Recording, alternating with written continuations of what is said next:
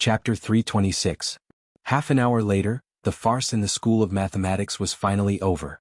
Li Zixuan also started his class, but Cheng Chimo's eyes seemed a little unfriendly. Wasn't that obvious? After being pranked by him, it would be strange if Cheng Chimo was friendly. If it weren't for the fact that they were in the wrong place, perhaps Cheng Chimo would have already rushed over to fight him. After such a delay, there was only half an hour left for the first class. However, Li Zixuan still managed to finish the monthly exam in this short time. This was mainly because the questions this time were really simple. Although there were many pitfalls in the questions, after Li Zixuan wrote down the correct answers, many people immediately realized that they had fallen into a pitfall. For the last question, we can analyze how much money Mr. Wang lost in the end based on the most basic relationship between gains and losses. First, let's analyze Boss Wang and his neighbor. Boss Wang first gave the neighbor a fake golden bean in exchange for 1,000 copper coins.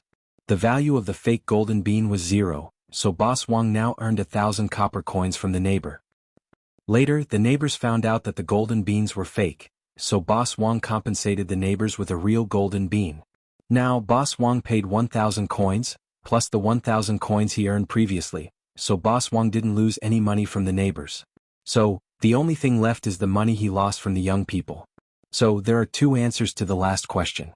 One is 970 coins and the other is 1,000 coins. Among all of you, only Meng Wenhao wrote down both correct answers, so I give him an extra point. Clang clang clang. Li Zixuan had just finished the last question when the drum and gong sounded. Okay, class dismissed. Li Zixuan didn't have the habit of dragging the class. After accurately throwing the chalk into the chalk box, he clapped his hands and directly walked out. Even though he had left, many students from other academies had come to watch the show out of admiration. The School of Mathematics was located in the southernmost part of the Imperial College. It was also the closest to the gate of the Imperial College. Today, the honor roll and the shame roll in front of the School of Mathematics were particularly eye-catching. Most of the students who came to school in the morning saw it when they entered the Imperial College, but because they were in a hurry to go to class, they didn't come to take a closer look. Now that class was over, a bunch of people came to watch the fun. Honor roll? Awesome. I heard that the School of Mathematics would have an honor roll, but I didn't expect them to really do it. It would be great if my name could be on it. Come on, if you go to the School of Mathematics with your grades, you'll definitely be on the shame roll. Bullsh *T. Prince Wei is on the roll. That's awesome. Yeah. I've always heard that Your Highness Duke of Wei is extremely intelligent. I didn't expect Your Highness to still be so impressive after going to the School of Mathematics. Exactly. Who is this Meng Wenhao? How come I've never heard of him? How did he got first? That is, Meng was Meng's was Meng Meng's Meng. Meng was Meng, Meng was Meng? You how Meng? You how you. Is that, Meng huh? Is that true? Injia, you must have remembered wrongly. When have I ever mocked others? Below the honor roll, a group of students pointed at the names on it and discussed. They could only express their admiration for the genius on it. TSK. Yinfu look. In less than a month, the School of Mathematics went from the bottom of the 6 imperial colleges to the center of everyone's attention. Li Sai is awesome. Yuan Shua and Chu Yinfu came later and could only watch from the periphery of the crowd. Yeah. But Li Sai's knowledge is also outstanding. Otherwise, the School of Mathematics wouldn't have stood out so quickly. I heard that Prince Wei was attracted to the School of Mathematics by Li Sai's self-created new mathematics. Chu Yinfu sighed as he looked up at the honor roll with his hands behind his back. What? Yinfu, are you thinking of going to the School of Mathematics too? Yuan Shua joked. Sigh. Chu Yinfu shook his head and sighed. I just don't want to stay in the Imperial College anymore. Yuan Shua, you should know about Professor Chui's matter, right? Yuan Shua was stunned and nodded. Yinfu, are you talking about today's headlines on Datong Daily? Chu Yinfu replied, yeah. But that's not all. It said that Professor Chui and the others secretly impeached Li Sai for disrupting the teaching order, abusing pinyin, and privately imparting miscellaneous knowledge. Li Sai's contributions to the Institute of Mathematics and the Imperial College are obvious to all. Yet, Academician Chui and the others have secretly impeached him for their own interests. They are indeed unethical. Moreover, after the Tang Dynasty Daily is published today, Academician Chui and the others will definitely have a bad reputation. I don't want to associate with them. Yuan Shua's expression turned serious. Yinfu's analysis makes sense. What should we do? Well, I have to go back and ask my father before making a decision. Imperial Physician Department. Madame Cui brought food to Professor Cui. Then, she carefully helped her husband up and brought the food over. "Oh master, come and eat." "Yes, thank you, madam." Cui Shanyo's heart warmed. He took the bowl and chopsticks with a smile and began to eat breakfast. His breakfast was also very simple. It was porridge, steamed buns, and a dish of oxalis, a variant of mustard which was first introduced into China from mud. Cui Shanyu took his time to enjoy the not-so-sumptuous breakfast. Madame Cui, who was watching from the side, was somewhat hesitant to speak. "Old master, oh, what's wrong? Madam, if you have something to say, just say it." Cui Shanyu frowned and asked. Madame Cui hesitated for a moment and said, "Old master, this morning in front of our house, there were many. Cui Shanyu's face darkened. "A lot of feces?" "Yes." Madame Cui nodded. Bang. Cui Shanyu fiercely threw the bowl of rice on the table beside the bed and said fiercely, "Outrageous, these people are simply too much. In a while you go to Wuho government and report to the officials. The next time these people come to cause trouble, I guarantee that they won't be able to return." "Yes, old master. On the way here I also heard a discussion about you, old master." Cui Shanyu suddenly had an ominous premonition. He hurriedly said, "What discussion? Say it quickly." This. "Old master, you should see it yourself. This is what I bought on the way here. Look at today's headlines." Madame Cui took out a newspaper from her bosom and handed it to Cui Shanyu awkwardly. Cui Shanyu's eyebrows jumped. He took the newspaper with a guilty conscience. He was very familiar with the distribution of the various sections of Datong Daily, so he skipped the front and went directly to the news section. He saw a very eye-catching headline. "Shocking news, a dignified Imperial College doctor actually ate shit?" Was there a hidden story behind this? How dare you bully me? Just as he finished reading the headline, Cui Shanyu felt a burst of anger attack his heart. His qi and blood surged. Adding to the fact that he had not recovered from his illness, it was equivalent to adding frost to snow. His body immediately could not bear it and he spat out a mouthful of old blood. Old master, are you all right? Someone come quickly." Chapter 327.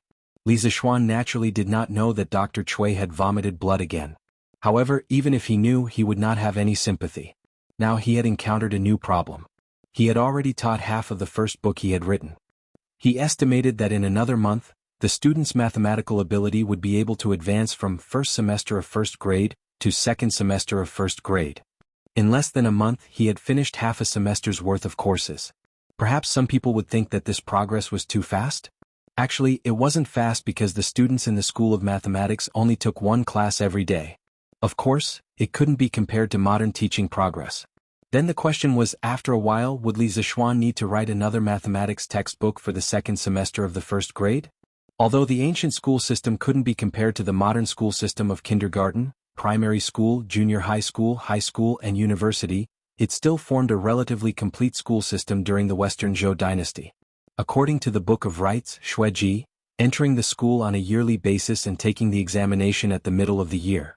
1 year to discern the deviations from the scriptures, 3 years to see the dedication to the work of music, 5 years to see the study of one's own teacher, 7 years to see the study of one's own friends, 9 years to see the understanding of one's own kind, standing strong and not opposing. This is called the Great Achievement. In other words, they would be admitted once every year and tested once every other year. 1 year of observation was to distinguish one's ambition, 3 years of observation was to see if one was attentive and close to classmates, 5 years of observation was to see if one was knowledgeable and close to teachers, and 7 years of observation was to see if one had independent opinions and the ability to choose friends. If all of these were achieved, it would be a small achievement, which meant that one had grasped the basic knowledge and skills. If one could comprehend by analogy and be strong and independent without violating the teachings of the teacher by 9 years, it would be a great achievement, which meant that one's studies had reached a mature level. During the Tang dynasty, the Imperial College began to clearly define the age of the students and the length of their studies. For example, the School of Law accepted students between the ages of 18 and 25, and the length of their studies was 6 years. The exams were divided into 3 categories: the weekly exam, the annual exam, and the graduation exam. The weekly exam was based on the courses learned within 10 days, and those who failed would be punished. The annual exam was based on the courses learned within a year, and those who failed would be retained. If one passed the graduation exam, one would be qualified to take the imperial examination, and those who failed would be expelled. Li Zishuan's school of mathematics used to have a similar system to the school of law, but ever since he came, the system of the school of mathematics had been changed beyond recognition. Li Zishuan dared to make such a change because although the ancient school system had been perfected since the Western Zhou dynasty, there were no clear and rigid rules regarding the teaching materials used by teachers except for some Confucian classics. This gave Li Zishuan a lot of autonomy in teaching. Alright, that's all for today's lesson. In the afternoon you guys should review the content I taught and do the questions I left behind. No plagiarism. If there's still time, let's preview the next chapter, Scores. We'll learn this tomorrow. Li Zishuan estimated that the class was about to end, so he decided to end the class early.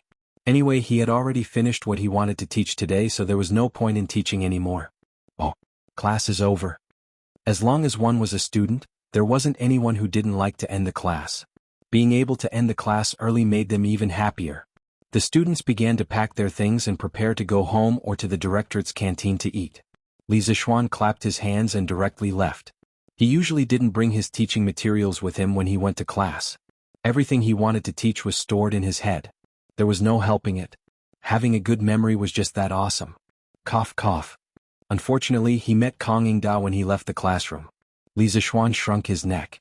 As a student he liked to end the class early, but as a teacher he was afraid that he would be caught by the principal if he ended the class early.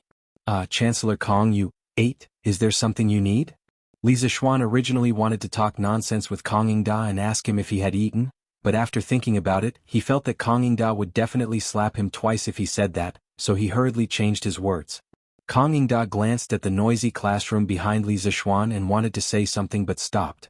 After a moment he turned around and said, "Li Sai, follow me." After saying that he took the lead and left.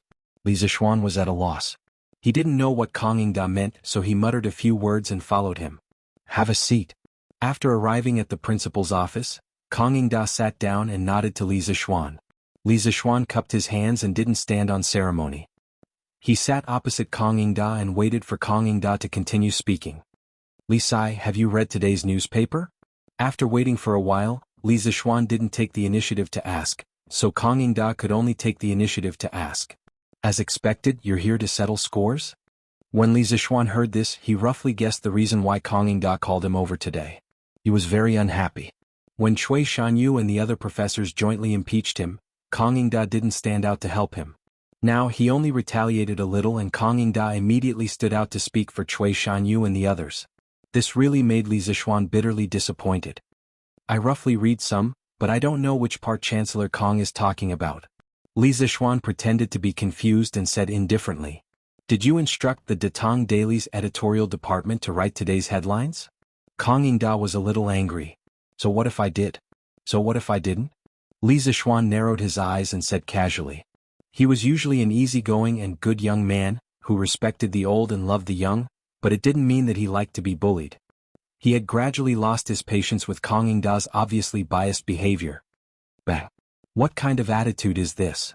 Kang Yingda slammed the table and suddenly stood up. He pointed at Li Zishuan and said angrily. Li Zishuan was not afraid at all. He looked at Kang Yingda without blinking. After a while, Kang Yingda took a few deep breaths and said with a slightly gentler tone, "I know that you are a little angry about what happened in the imperial court yesterday. Cui Shanyu has been dissatisfied with you for a long time and has complained about you to me many times. However, I naturally have a balance in my heart. I know that he was only blinded by greed, so I reprimanded him. I also didn't expect that he would work with the other 7 professors of the Imperial College to directly impeach you behind my back. I'm also very angry about his behavior. However, no matter what, Cui Shanyu and the others are still professors of the Imperial College. By writing this in the newspaper, not only will you ruin their reputation, you will also smear the reputation of the Imperial College. Do you know? Chancellor, your words are wrong." Li Zishuan refuted in a low voice. "Chancellor, maybe you didn't read today's headlines carefully. The news compared Professor Cui and the others to Go Jian, the king of you. How can you say that I am smearing the reputation of the Imperial College?" Although Kang Yingda's words were reasonable, Li Zishuan was not willing to be wronged by other people's reasons. He would still fight back when it was necessary. If one could only endure passively without fighting back, what was the difference between him and a salted fish?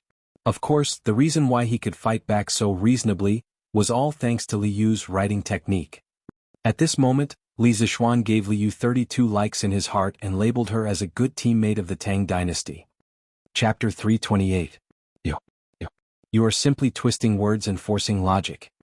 Hearing Li Zixuan's fallacious reasoning, Kang Yingda was so angry that his face turned red as he shouted angrily. Li Zixuan shook his head and didn't deny it. Anyway, he was very dissatisfied with old Kong today and couldn't be bothered to say more. Think about it carefully. No matter what, Cui Shanyu and the others are also professors of the Imperial College. I won't agree to you using the newspaper to ruin their reputation, and His Majesty won't forgive you. Kang Yingda looked at Li Zixuan's stubborn look and said angrily. Chancellor, you are wrong to say that. This headline is just speculation. It didn't clearly conclude that Professor Cui and the others ate shit. Even the Imperial censor has the right to listen to the news. Can't ordinary people express their own speculation? Seeing that Kang Yingda's words were getting more and more serious and was about to go to the top, Li Zixuan opened his mouth to explain. Previously, he was so angry at Cui Shanyou's impeachment that he let Liu put this matter on the newspaper. Now that he thought about it, his actions were indeed thoughtless and might arouse Li Er's suspicion. Fortunately, Liu's article was written in a more tactful way and could be used to avoid the edge. Don't play this game with me. You have to think of a way to salvage this matter. Kang Yingda had been in the field of education for most of his life, so how could he be fooled by this little word game? He glared at Li Zixuan and said angrily. Since things have come to this, what can I do? At most, Datang Daily won't record this matter in the future. Besides, Cui Shanyu and the others are all professors of the Imperial College. Did they consider the friendship of everyone working together at that time? Did they think that this would smear the reputation of the Imperial College? Li Zixuan said angrily. This matter is indeed their fault. This old man will criticize them later. Criticize? Li Zixuan sneered and raised his head. If it weren't for Cui Shanyou's accident this time, there would have been another battle of words in the Imperial Court yesterday. I wanted to fight all 8 of them alone. If I were to unfortunately lose, I would definitely lose all standing and reputation. I wonder what Chancellor Kong would say at that time? Could it be that it was also some superficial criticism? Since you can't be impartial, what's the point of saying more? Kang Yingda was rendered speechless. Chancellor Kong, when I first came to the Imperial College to teach, I only wanted to spread my master's new mathematics. I only wanted to leave a spark of my master's wisdom in the mortal world. I don't want to fight for fame and fortune with anyone. If Cui Shanyu and the others want the position of Minister of Works in the Imperial College, they can take it. Right now, I only want to teach the 44 students in my school of mathematics. You can do whatever you want as long as you don't provoke me. After Li Zixuan finished speaking, he flicked his sleeves and left, leaving behind a sentence in the air. Regardless of the wind and waves, it is better than taking a leisurely stroll.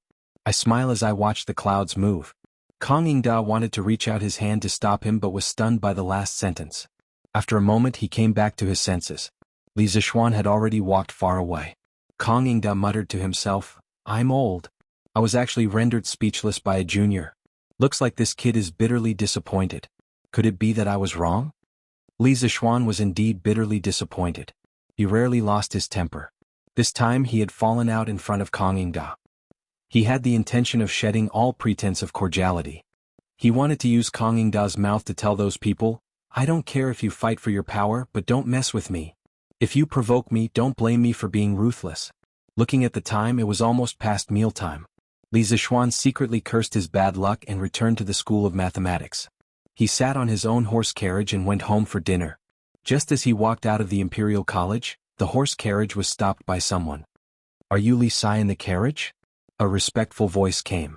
Li Zixuan was sure that he had never heard this voice before.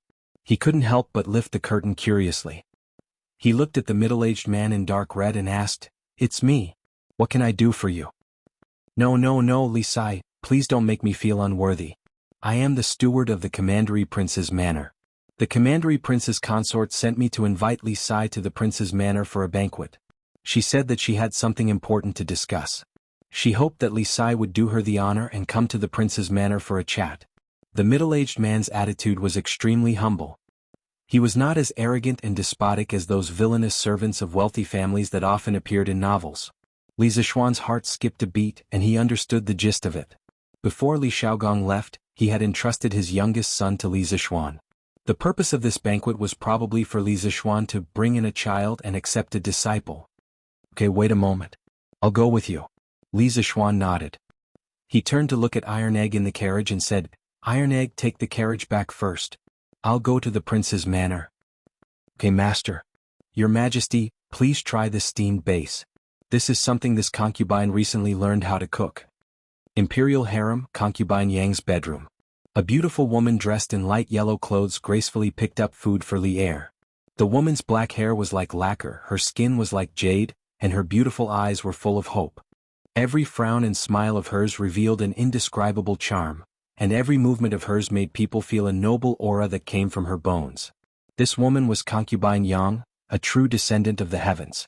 Concubine Yang was originally the princess of the Sui dynasty. During the Sui dynasty, the Yang clan was a noble family. They boasted that they originated from the Yang clan of Hong Nong.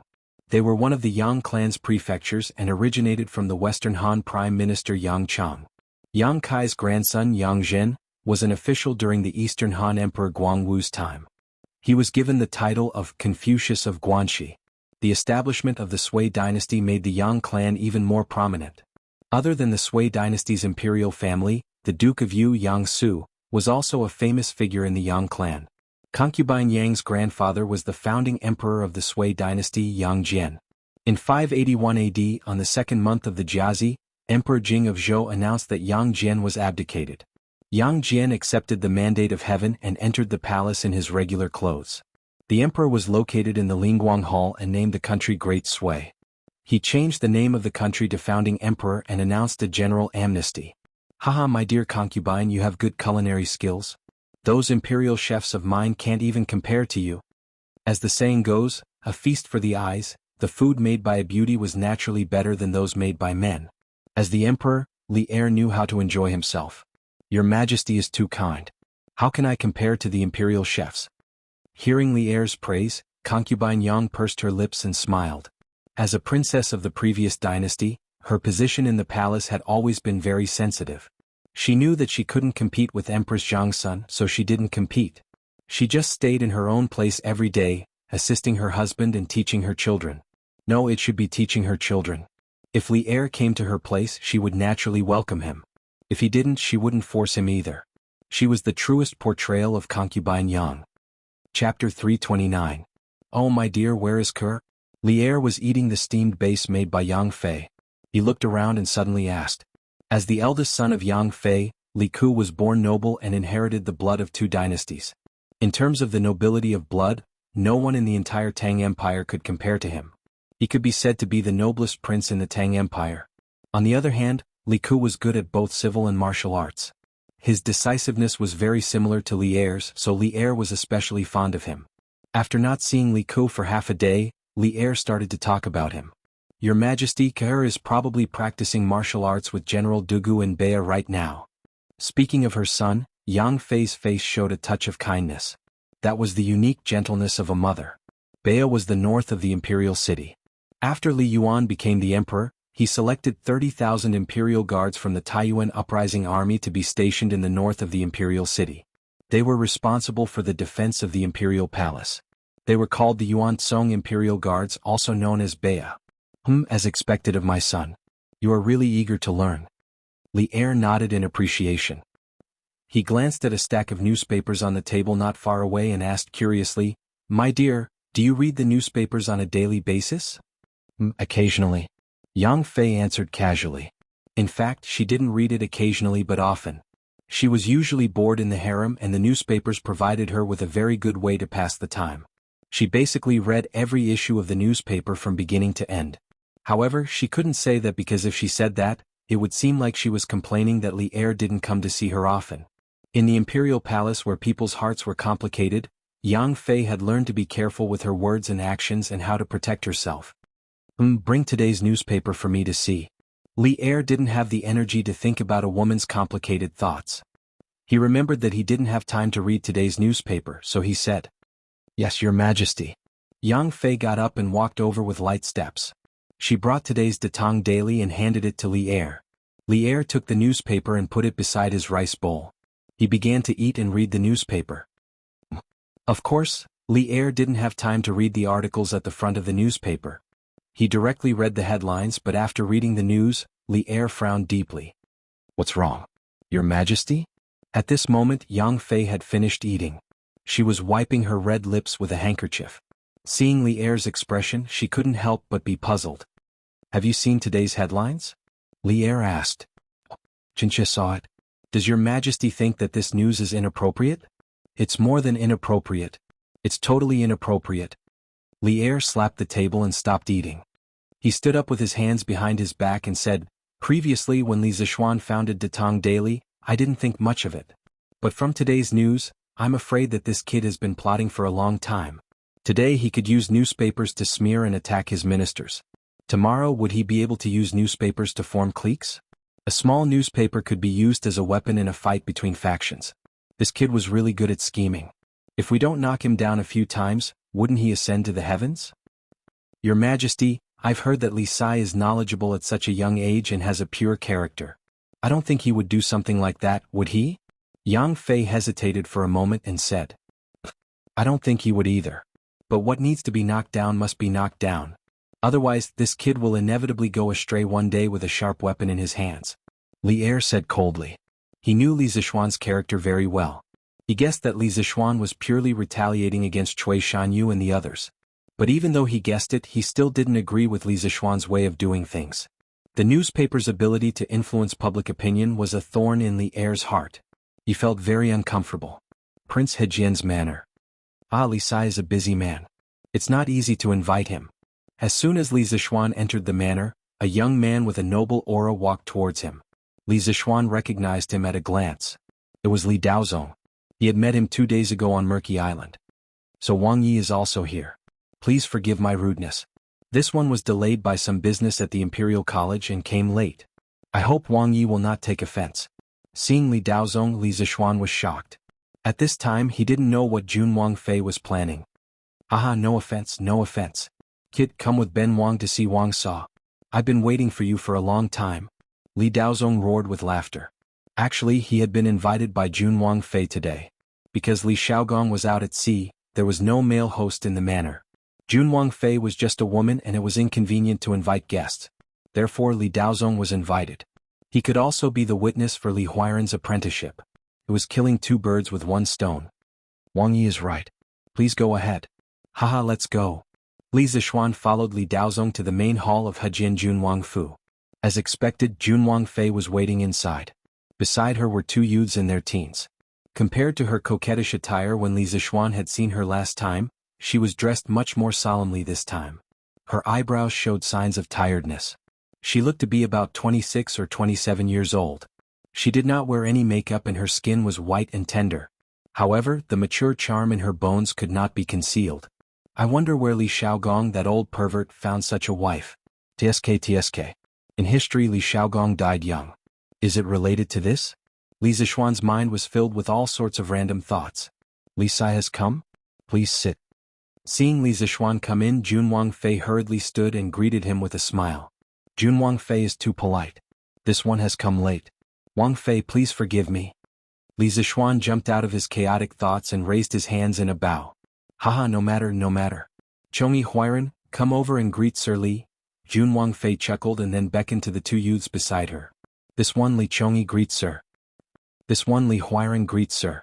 Regardless of whether these 2 were usually mischievous, under the threat of Jun Wang Fei's gaze, they showed the appearance of obedient children and went forward to bow to Li Zishuan. Shitzi, there is no need to be so courteous. Please rise. Li Zishuan felt very good inside. Usually he was the one who called himself a boy in front of others. Now it was others' turn to call themselves a boy in front of him. While Li Chongyi might be about the same age as him, and Li Huiran was only 2 or 3 years younger than him, the etiquette of a teacher could not be ignored. Thank you, sir. The 2 youths stood and said. This Fei speculates that Li Sai has not had time to eat. He is probably starving. This Fei will order the dishes to be served now. We can talk about other matters after the meal. How about it? Jun Wang Fei said with a smile. Aha, this boy is definitely hungry. Auntie Wang, just have the dishes be served. Li Daozong said with a smile. I will follow Wang Fei and Wang Ye's arrangements. Li Zishuan raised his hands and said with a smile. He was indeed a little hungry, but why did his words sound a little strange? Chapter 330. It was fortunate that my prince had Li Sai's help this time. When I found out that His Majesty was sending my prince out to sea, this consort was unable to eat or sleep in peace. Now that I have the compass and that detailed map, this consort feels a bit better. Li Sai is young, but not only is his family wealthy, he also holds a high position. This consort can't give you anything, so I can only offer you a toast to express my gratitude. Ajin Junwang Fu. Halfway through the banquet, Junwang Fei poured herself a cup and suddenly stood to raise her cup to Li Zishuan. At this moment, the seductive charm on her body disappeared without a trace. Instead, it was replaced by a heroic spirit that was bursting forth. You cannot. Junwang Fei's words are too much for this one. Junwang Yi and I feel like old friends at first sight. This one is a junior and should do what I do. Strong wine is harmful to the body. This one has received Junwang Fei's goodwill. This one should not drink this wine. Li Zishuan was shocked when he saw this because he had clearly seen that the wine in the cup was the strongest immortal drunken wine.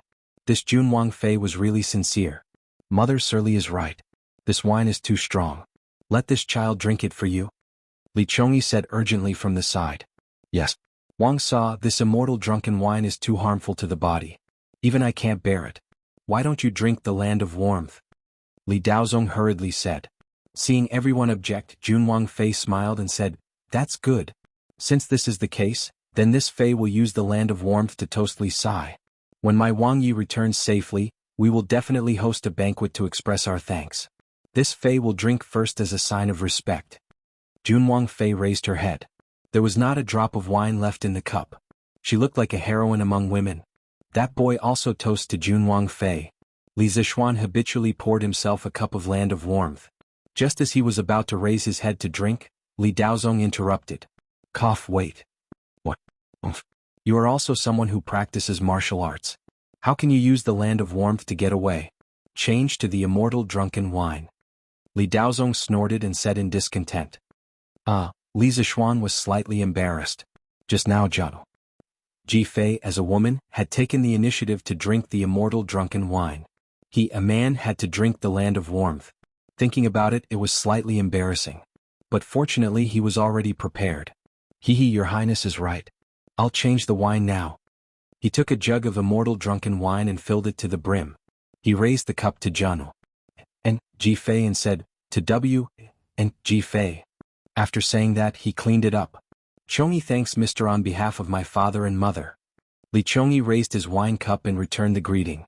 After saying that, he emptied the cup as well. Good. Then this prince will also toast to Li Sai. After all, I heard from my elder brother that you made a lot of contributions on this trip to sea. Li Daozong stood up and said. It's this little one who would like to propose a toast to your highness. Li Zishuan was helpless. Were they trying to get him drunk by toasting him one after another? However, he had made some progress in the method of using energy to boil wine that he had been researching recently. This was where his confidence came from. After drinking 2 cups of immortal drunken wine, the strong alcohol caused Li Zishuan to feel that his heart, liver, spleen, stomach and kidneys were all burning. He hurriedly circulated his physical energy and started to burn the alcohol in his body. Huiran, you should also toast to Mr. Li. Before your father W. Ji left, he specially entrusted you to Mr. Li. Jianghu and Ji Fei smiled slightly and said. Li Huiran had been carefully examining Li Zishuan from the moment he came in. He was slightly dissatisfied and thought, this person was only 2 or 3 years older than him. Why did he have to listen to him in the future? At this time, hearing his mother say this, Li Huiran could only suppress his doubts and displeasure and toast to Li Zishuan. Huiran toasts to Mr. Li. Li Zishuan looked sardonically at this guy. Li Huiran was still young and did not know how to disguise himself. Li Zishuan had detected his small eyes long ago. And good. No matter what, this was a Wang Fu, and he should leave some face for Li Huiran's Junwang Fei. But when he saw the cup of wine in front of him, his expression became slightly bitter. He usually did not drink, but today he had drunk such a large amount. So bitter. Today, I invited Li Sai to come in accordance with my W.G's wishes to entrust Huiran to Mr. Li. Come, take out the 6 rites. Jianghu and Ji Fei saw that the time was right and stated the main goal of today's banquet. As expected, it was similar to what Li Zishuan had guessed when he came. She had come to take in a child and take in a disciple. Yes, Wang Fei. A servant girl at the side bowed in acknowledgement and then went to the inner room to take out the 6 rites that had been prepared beforehand. The so-called 6 rites of cultivation included celery, which symbolized diligence and diligence, lotus seeds, which symbolized painstaking education, red beans, which symbolized good luck, jujube, which symbolized high school early, longan, which symbolized perfection, and skinny strips of meat, which symbolized a disciple's sincerity. Moments later, the rites were brought over. Jianghu. Ji-Fei solemnly handed the rites to Li Zixuan as she pulled Li Huiran over and said, "Huiran has been naughty since childhood. I hope that Mr. Li can teach him well in the future. Today the king of Jiangxia is also here and can be a witness." Huiran quickly offered tea to Mr. Li. "Yes, Mu Fei." Li Huiran took the cup of tea that the servant girl had prepared. He knelt on the ground facing Li Zixuan and offered the tea with both hands. Jianghu. Ji-Fei had probably taught him this before Li Zixuan had come. Offer tea to Mr. Li. No matter if it was sincere or not, at least this gesture was enough. Li Zixuan felt very good inside, and some of the anger he had suffered at Kong Yingda's place had dissipated.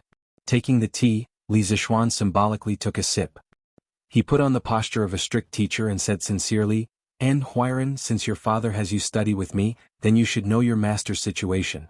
I currently have 44 disciples, and they are all studying at the Imperial College.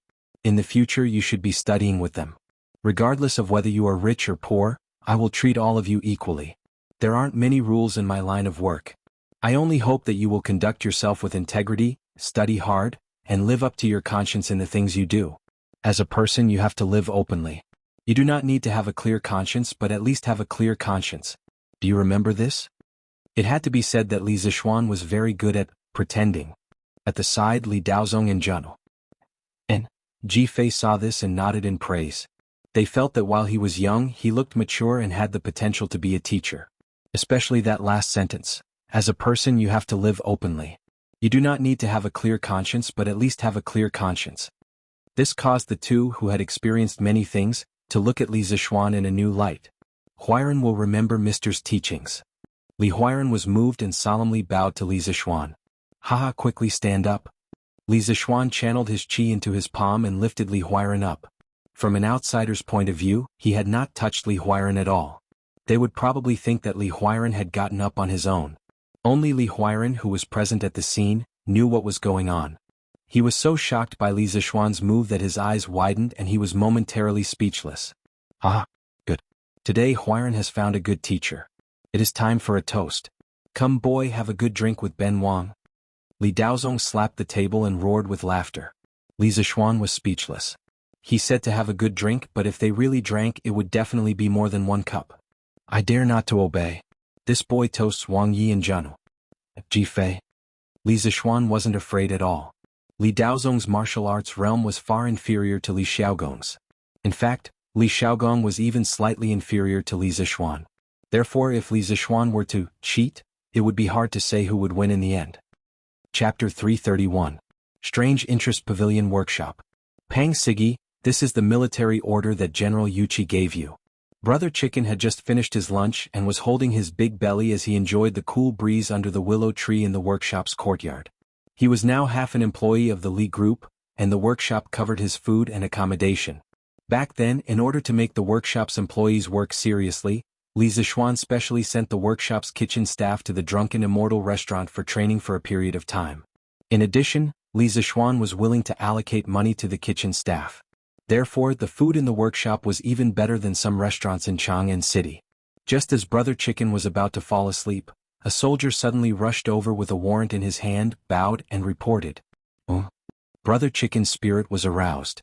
He opened his half-closed eyes and jumped up. He took the military order and opened it to see what was written on it. The family servants of the Imperial College's professors, Cui Shanyu, Lu Yinyu, Zheng Zhanli, and the other 8 professors, recently came to the Right Marquis Mansion to report a case. They claim that there has been a lot of children's feces in front of their house recently. The 8 professors unanimously believe that someone is causing trouble and hope that the Right Marquis Mansion can send Wu Marquis to arrest the culprit. This general will send you to investigate this case. Within 3 days you must give this general a result. Ah? The case actually came. Sai Xiongda Xiong'er, call 5 brothers and prepare to investigate the case. After Brother Chicken finished reading the military order, he somewhat reluctantly shouted at the 2 soldiers who were also napping not far away. To be honest, after being idle for so long, Not only did Brother Chicken's belly get fat, his spirit also became somewhat lazy. If it wasn't for Yuchi Jingda personally giving him the military order today, he really wanted to live his life comfortably like this for the rest of his life. Coming. When the two soldiers heard the sound, they quickly trotted over. The two of them had shifty looks and looked like a pair of brothers. Oh no, if they stood together with Brother Chicken they would be three brothers. Boss, if we leave, what about the workshop and strange interest culture's safety? Xiong Air looked at the place where he was resting with some reluctance and mumbled. Damn, you're so smart. Do you think I don't know what you're thinking? Brother Chicken slapped Xiong Air in the face and glared at Xiong Air saying, Go, quickly call someone for me. Lousy will go to the backyard and inform old Ma. Yes, boss. Xiong Air rubbed his head. He wasn't angry and laughed. Godfather Ma. Brother Chicken eagerly went to the editorial department of Datang Daily in the backyard, found Ma Zhou, and greeted him with a smile. Is something the matter with Pang Sigi? Ma Zhou was sorting out the news materials collected from all over Chang'an. Hearing Pang Feiji's words, he stopped writing and looked at Pang Feiji. Of course, he chose to ignore the nickname given to him by Brother Chicken. Otherwise, if he were to investigate further, wouldn't he be sulking every day? Old Ma, this Pang has just received General Yuchi's order to investigate a case in the next few days. But old Ma, you don't have to worry. This Pang will leave behind some brothers to guard the workshop and strange culture. Brother Chicken said with a big smile. What case? A light flashed in Ma Zhou's eyes as he asked subconsciously. But after a moment he realized his slip of the tongue and coughed dryly. Ahem, this Ma misspoke. If it's not convenient for Pang Sigi to tell, then just pretend that this Ma didn't say anything. Brother Chicken's face stiffened. According to the rules of the Right Marquis House, any case could not be told to outsiders. If caught, they would be charged with leaking military information. But Ma Zhou was an exception. During the time he was in the workshop, Ma Zhou gave him a lot of convenience. Moreover, this case in Brother Chicken's eyes should be a trivial case. Revealing a bit to Ma Zhou shouldn't be considered leaking secrets. Thinking of this, Brother Chicken quickly waved his hand and said, Convenient. It's also not a big case. There's no harm in telling old Ma. As he said this, Brother Chicken roughly told Ma Zhou about the military order that had just been sent by the messenger. Ma Zhou had just casually asked, but he didn't expect to hear about such a case. The usually calm and wise Ma Zhou immediately deduced a shocking truth in his heart when he linked it to the recent events in Chang'an City. His face darkened as he scanned the surroundings. Then he pulled Brother Chicken and whispered, Pang Sigi, come with me. Let's talk in private. Huh? Oh, Brother Chicken was stunned and puzzled. After a moment he saw that Ma Zhou had already walked far away. He quickly followed him. Datang Daily Editorial Department, Back Office Study. Ma Zhou and Pang Feiji sat down one after another. Mayu, why did you ask me to come over? Seeing that Ma Zhou walked over with a mysterious look and even locked the doors and windows after entering the room, Brother Chicken couldn't help but feel his chrysanthemum tightened. No, his heart tightened. He secretly thought to himself that he had never heard of Ma Zhou having homosexual fetishes. What did this mean? What? He had followed him? Or, after a fierce mental struggle, Brother Chicken finally mustered up the courage to ask. Ma Zhou didn't know how to read minds and didn't know Brother Chicken's dirty thoughts. If he knew, he would definitely spit blood on Brother Chicken's face. Even if I wanted to find Uncle Rabbit, I wouldn't find someone like you. Pang Sigi, have you heard about the recent eating shit incident of the Imperial College's 8 professors? Ma Zhou looked up and asked softly. I've heard about it. This incident has spread like wildfire in the city. I didn't think that these professors would act sanctimonious on the surface, but in fact, cough. Then Pang Sigi, have you ever thought about why General Yuchi would give this case to you alone since there are dozens of Sigi in the Right Marquis household? Ma Zhou didn't care about Brother Chicken's nonsense. He directly interrupted and asked in a serious voice. Is there any other explanation? Brother Chicken finally understood that Ma Zhou didn't call him over to mess with him. However, after hearing Ma Zhou's profound words, he was suddenly dumbfounded and asked blankly. Ma Zhou rolled his eyes. Why was this guy's brain so slow? Of course there is an explanation. Pang Sigi, think about it. When the eating shit incident of Professor Chui and the others broke out, who did they have a conflict with? Also, why did they get caught up in the eating shit incident in just 2 short days? Ma Zhou had no choice but to guide him step by step. After being together for so long, Brother Chicken already knew that Ma Zhou was like a think tank in the Li group. Now that Ma Zhou said this, he definitely wasn't shooting at random. He frowned and pondered seriously for a moment. Then he suddenly said, I understand now. Is it Little Fishy who is playing tricks behind the scenes? Could it be that Professor Chui and Little Fishy had a conflict before? That shouldn't be. Why have I never heard of it before? Ma Zhou had originally heard Brother Chicken say that he understood. In his heart he was still thinking that this guy wasn't completely stupid. In the end, when he heard his last sentence, Ma Zhou was so angry that he almost vomited blood. He really wanted to smash Brother Chicken's head to see if it was filled with a lump of iron. Chapter 332. Ahem, what I want to say is that the matter with Cui Shanyu and the others should be related to Lord Ju. In the study, Ma Zhou resisted the urge to slap Pang Feiji to death and directly made things clear. Otherwise, with this guy's IQ, he would not be able to guess correctly even if the sky turned dark. But how could Lord Ju go to someone else's door and shit? And shit so much? Brother Chicken seemed to have discovered something incredible and was stupefied as he muttered. Get lost. What kind of status does Lord Ju have? Why would he personally do such a thing? The refined Ma Zhou was angered by Brother Chicken's repeated words and could not help but curse. Oh, I understand. It was also the first time Brother Chicken saw Ma Zhou angry. He could not help but shrink his neck and quickly said, Master Ma, what you mean is that Lord Ju sent people to do these cases? Hearing Brother Chicken say, I understand, Ma Zhou could not help but tremble. He was really worried that this joker would say some bizarre answer. Fortunately, Brother Chicken's thoughts did not go astray and he guessed the correct answer. Yes, although this is only my guess, it should not be far from the truth. Cui Shanyu and the others jointly impeached Lord Ju. Lord Ju is young and impetuous after all. He was not willing to be wronged for no reason, so he sent people to punish Cui Shanyu and the others. As for today's headline on Datong Daily, I did not agree to publish it, but Lord Ju insisted on doing it, so I could only risk my life to accompany him. Therefore, all the signs indicate that Cui Shanyu and the others' reputation today is very likely to be caused by Lord Ju. Moreover, I think that General Yuchi may have also guessed this point, so he sent you to take charge of this case. On one hand, it is to give the 8 professors an explanation on the surface. On the other hand, it is probably to make things convenient for Lord Ju. Ma Zhou's eyes shone with a wise and far-sighted divine light. He no longer tried to guide Chicken Bro in order and directly told him all his guesses. The main reason was that Ma Zhou had completely lost patience with Chicken Bro's IQ. Oh, so it's like this. Then why didn't General Yuchi tell me directly? Nonsense. How could he say such things out loud? Wouldn't that give people something to hold against us? Oh, I understand. Thank you for your guidance, old Ma. Hearing Ma Zhou say this, only then did Brother Chicken completely understand the ins and outs of this matter, as well as Yuchi Jingda's deep intentions. He couldn't help but rejoice that he had come to the rear yamen to find Ma Zhou. Otherwise, if he had stupidly gone to investigate, it would have been fine if he hadn't found anything, but if he had found the truth, not only would he have offended Li Zishuan, even more seriously, he would have angered Yuchi Jingda. As a subordinate, it was taboo for him to not be able to grasp his superior's thoughts. Haha, you're welcome. Pang Sigi, go and investigate the case. Ma Zhou waved his hand. He didn't want to see Brother Chicken anymore. Yes. Then old Ma, I'll take my leave first. Brother Chicken stood up excitedly and cupped his hands to bid farewell. Your Highness?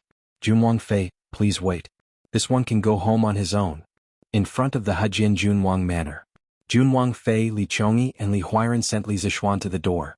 If one looked carefully, one would find that Li Zishuan was missing from the crowd, and Li Zishuan's face was actually slightly red. The reason was quite interesting. During the banquet, Li Zishuan had secretly used his vital energy to burn the alcohol. Not long after, Li Daozong had discovered it.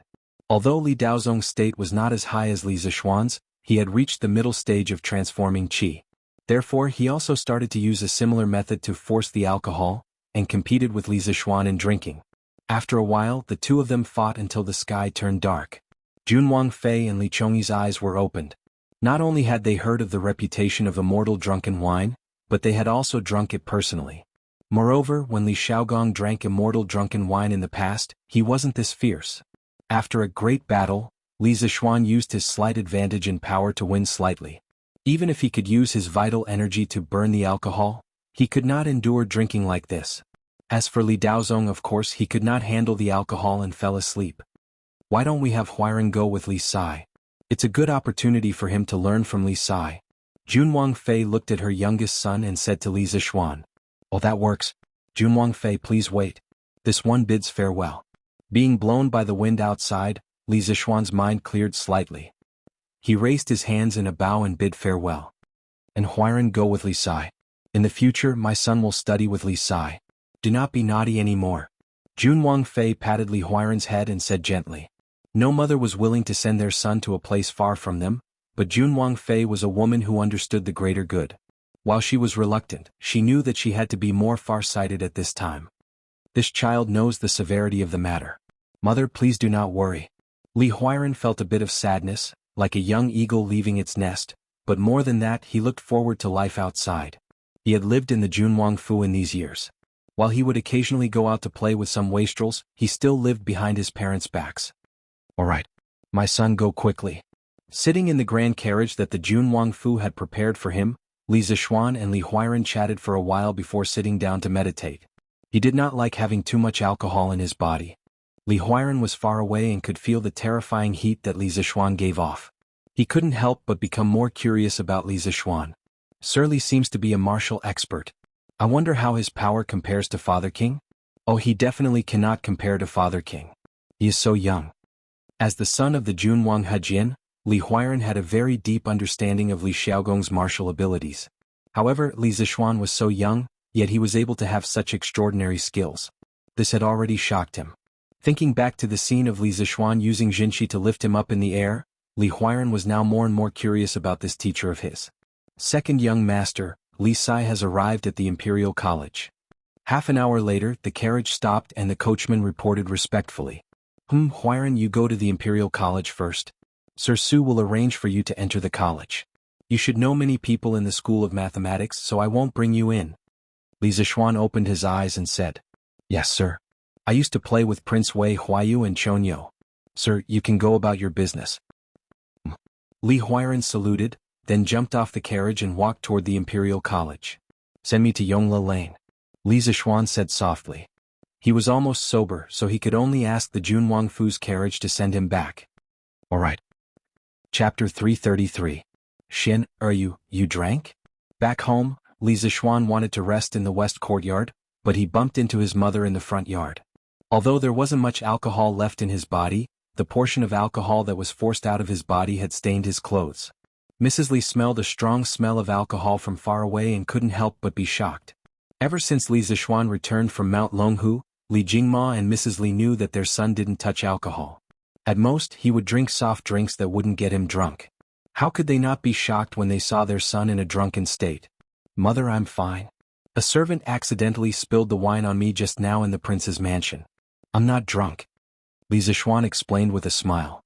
Mrs. Li saw that her son's words were clear and his thoughts weren't in a mess. She sighed in relief and smiled. "Haha, that's good. Xin, go do your thing. Your father and I have to arrange for people to buy some things for your wedding in the afternoon. In a few days our Shen'er will be married." "Okay, I'll go then."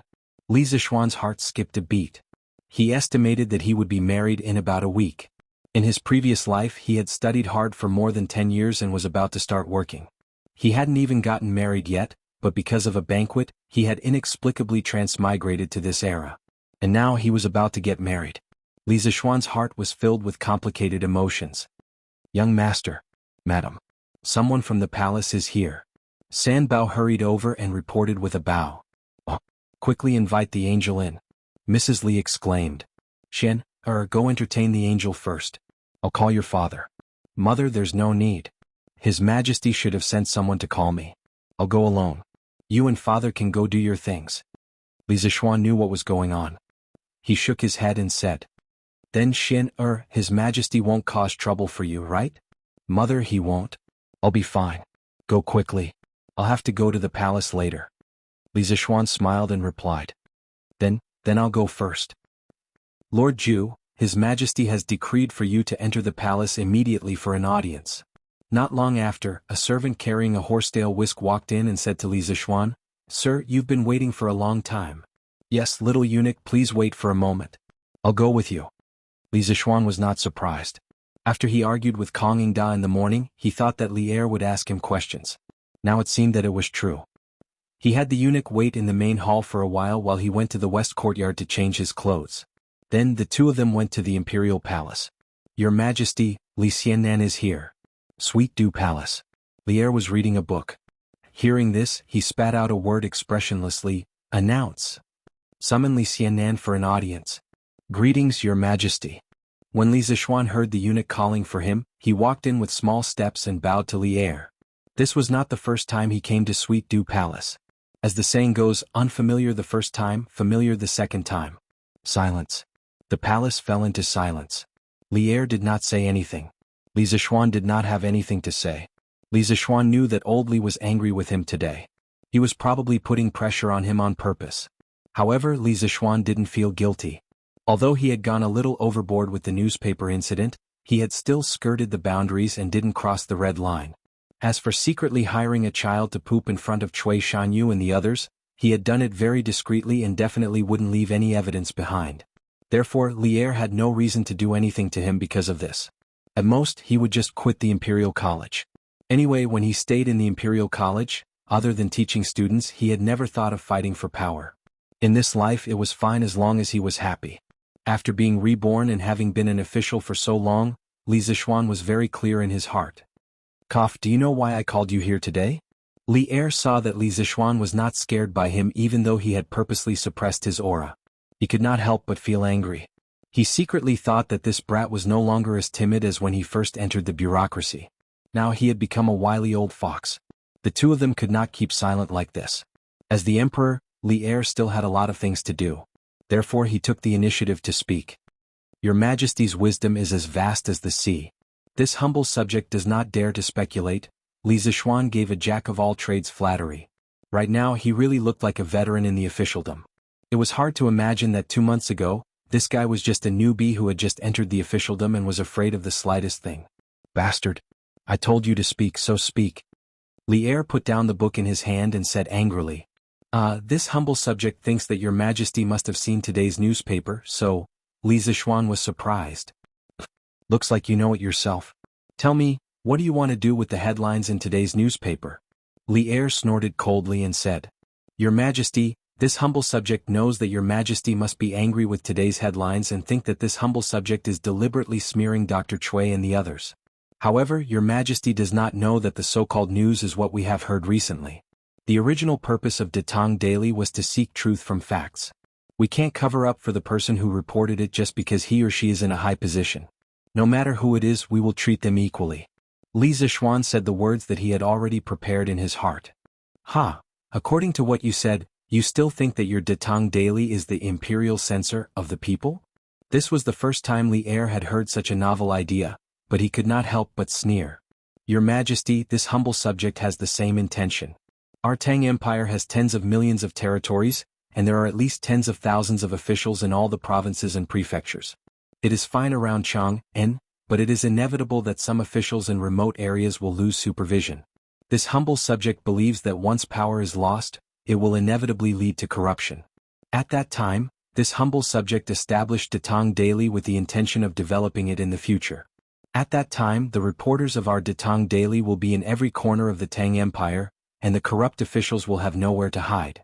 This is also a disguised way of rectifying the governance of the officials for the imperial court. Li Zishuan saw that he had succeeded in diverting the topic, so he quickly continued to persuade him. Li Er frowned and fell into deep thought. In the early days of the Tang Empire, it did spend a lot of effort to rectify the governance of the officials. Therefore, the governance of the officials in the Tang Empire was still considered clean, and there were no major cases of corruption. However, Li Er was a very far-sighted monarch. He knew that the reason why the previous dynasties fell was mostly because the governance of the officials in the country was too corrupt at the end of the dynasty. And Li Zishuan's words seemed to give him a new idea to solve the problem of official corruption, which made him seriously consider the feasibility of this method. Chapter 334. Once power is lost, it will inevitably lead to corruption. In the Sweet Dew Palace. Li Er muttered to himself twice and suddenly sneered. You make it sound nice. Your newspaper can supervise my officials, but who will supervise your newspaper?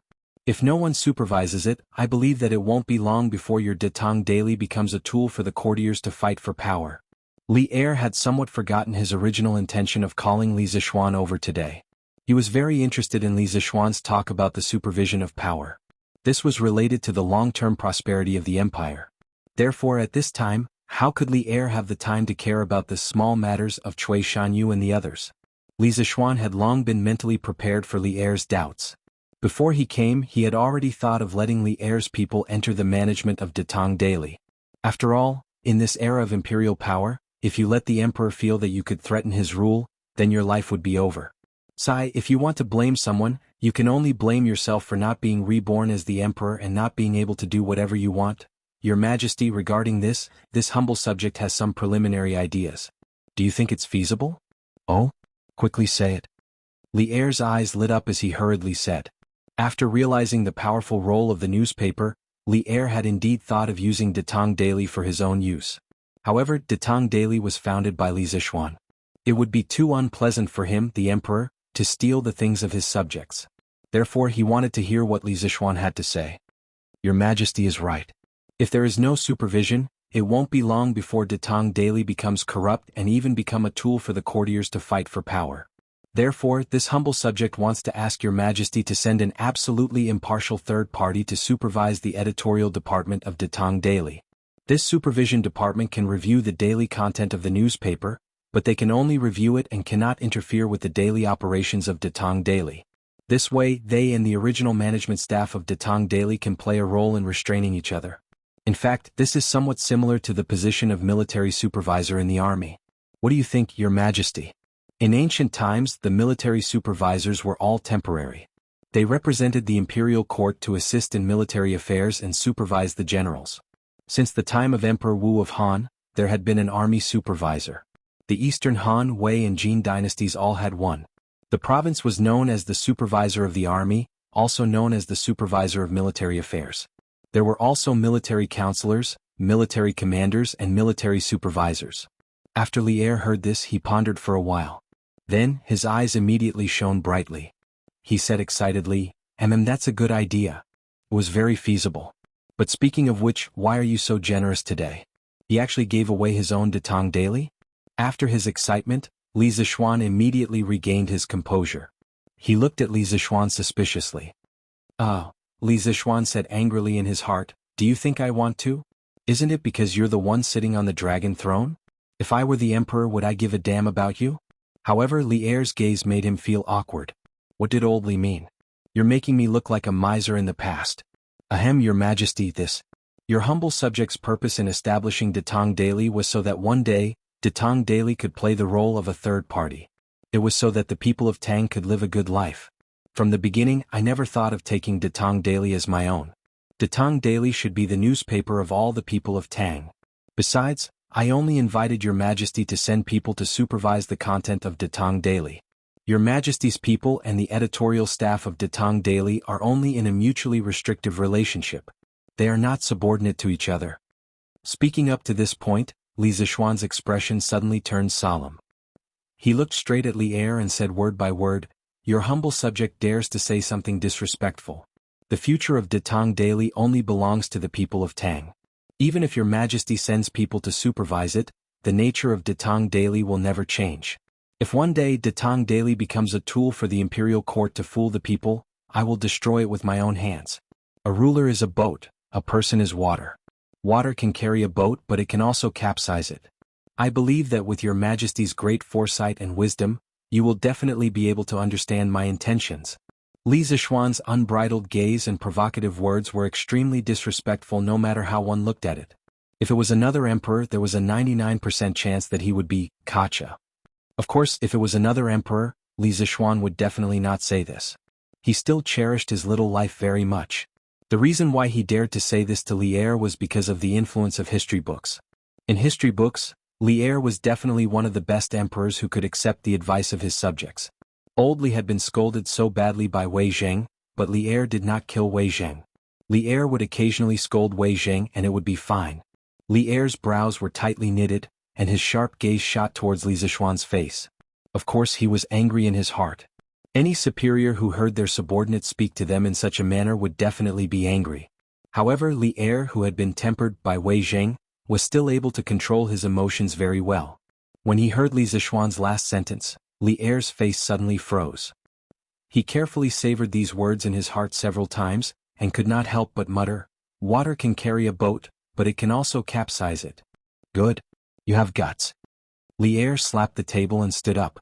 His expression constantly changed from anger to excitement, and then from excitement to inexplicable complexity. He stood with his hands behind his back and looked at Li Zishuan. "I didn't expect this. I didn't expect this. You are usually so calculative, greedy for life and timid, but now you can actually speak such great principles for the country, for the people, and for the common people. Not bad, not bad." Jin's heart is comforted. The illusion of water can carry a boat, but it can also capsize it, was first seen in the Warring States period's Wang Zhipian, written by the philosopher Sun Zi. Commoners are in charge and then the noblemen are in charge. There is a saying, "The monarch is the boat, the commoners are the water can carry the boat and the water can capsize it." In the third year of Jingguan, Wei Jing also quoted a similar point in Jingguan Important Political Figures. Your subject also heard an ancient saying, "The monarch is the boat, the people," to avoid the taboo of the Tang dynasty's Li Shimin people, are the water. Water can carry a boat but it can also capsize it. Therefore at this time, Li Zishuan's words made Li Er look at him in a new light. Li Er's words sounded like he was praising him, but Li Zishuan was so angry that he almost vomited blood. When did this young master become calculative, greedy for life, afraid of death and overcautious? Cough cough, Your Majesty, in fact, I have always been so noble and upright. You have misunderstood me. Li Zishuan vomited blood and said. Chapter 335. Happy birthday to Leader Ghost Rider. Inside the Hall of Nectar. Li Er looked at the lazy and shameless kid in front of him. His expression was a bit absent-minded. He thought to himself, this kid is living more happily every day than I, the Emperor. Daring, careful, optimistic, and knowing when to advance and retreat. He is a good seedling. Scram. I still don't know what kind of character you have. Li Er scolded with a smile and sat back on the throne. He leaned against the back of the chair and stared at Li Zishuan. He asked, "Then who do you think can take on the responsibility of supervising Datong daily?" This question was not easy to answer. Earlier, Li Zishuan had said that the supervision department sent by the court was to form a mutually restrictive relationship with Datong Daily's management staff. If he told Li Er who should come over at this time, wouldn't he be suspected of embezzlement? "I think that Your Majesty should send someone with good character, fair and upright, and who can accept new things and new ideas like newspapers to supervise. The purpose of supervision is definitely not to make trouble for people out of thin air, and it is definitely not to hinder the development of Datong Daily. So, the person in charge of supervision must first agree with the newspaper as a new form of carrying culture. Otherwise, Datong Daily will definitely die in endless internal strife. As for who is more suitable to be in charge of this matter, Your Majesty must already have a candidate in mind. I do not dare to speak rashly." Li Zishuan pushed the question back. He was not stupid enough to jump into the hole that Li Er had dug for him. "You stinking brat, you are getting more and more slippery." Li Er couldn't help but laugh and scold him. Then he thought seriously and said, "You were right. The purpose of supervision is not to hinder the development of Datong Daily. I never planned on letting Datong Daily perish. How about this, let Qingqian take on the responsibility of supervision. What do you think?" What could it be? Was too damn good. Hearing this, Li Zishuan was delighted. To be able to get this result was already beyond his expectations. With his relationship with Li Qingqian, letting him be the army supervisor of Datong Daily TSK, wouldn't that be, this is a matter of great importance. Your Majesty can make the final decision. I have no objections. Li Zishuan said shamelessly. Even though he was a prostitute, he still wanted to pretend to be innocent. The corner of Li Er's mouth twitched. Damn it, you've already made so many requests just now, and now you still have the face to say that it's all up to me with no objections. Can you be a little more shameless? Then it's settled. Li Er made the final decision and slapped the table. He had made this decision after careful consideration. On the one hand, Li Zishuan had taken the initiative to ask the imperial court to send someone to monitor Datong Daily. This greatly exceeded Li Er's expectations. Although he had no intention of interfering with the internal affairs of Datong Daily, since Li Zishuan had brought it up, Li Er would definitely not reject this opportunity. The newspaper's powerful ability to control public opinion moved him very much. With the newspaper, Li Er felt that he would have a greater chance of success in weakening the aristocratic families. As the saying goes, return a favor for a peach. Since Li Zishuan was so tactful, Li Er naturally had to make things easier for him. On the other hand, what Li Zishuan had said just now was very reasonable. If he sent a conservative and corrupt scholar to monitor Datong daily, then Datong daily would probably be finished in no time. Li Er definitely did not want to see this result. Li Qingqian and Li Zishuan had a good personal relationship, and they were relatively open-minded. They would not affect the daily operations of Datong daily. Moreover, Li Qingqian was the empire's crown prince, so Li Er did not have to worry about his position. This could be said to be killing two birds with one stone. Your Majesty is wise. Li Zishuan flattered with satisfaction. Datong daily was founded by him. In the end, he could not bear to see Datong daily being destroyed because of Li Er's incompetence. Li Qingxian's participation would minimize the impact on Datong daily. You brat. Li Er pointed at Li Zishuan and scolded meaningfully with a smile. You brat, have you become timid again? Where did your courage go? Li Zishuan secretly curled his lips and thought, I can't beat you now, so of course I have to admit defeat. Only those who have strength can act pretentiously. If I still act pretentiously without strength, then I'll be a fool. Wait until I'm fully developed in the future, then I'll come back and act pretentiously in front of you. Pa. Li Er slapped the dragon table and said in a bad mood, Don't think that I don't know what you're thinking. I'm not Han Gaozu.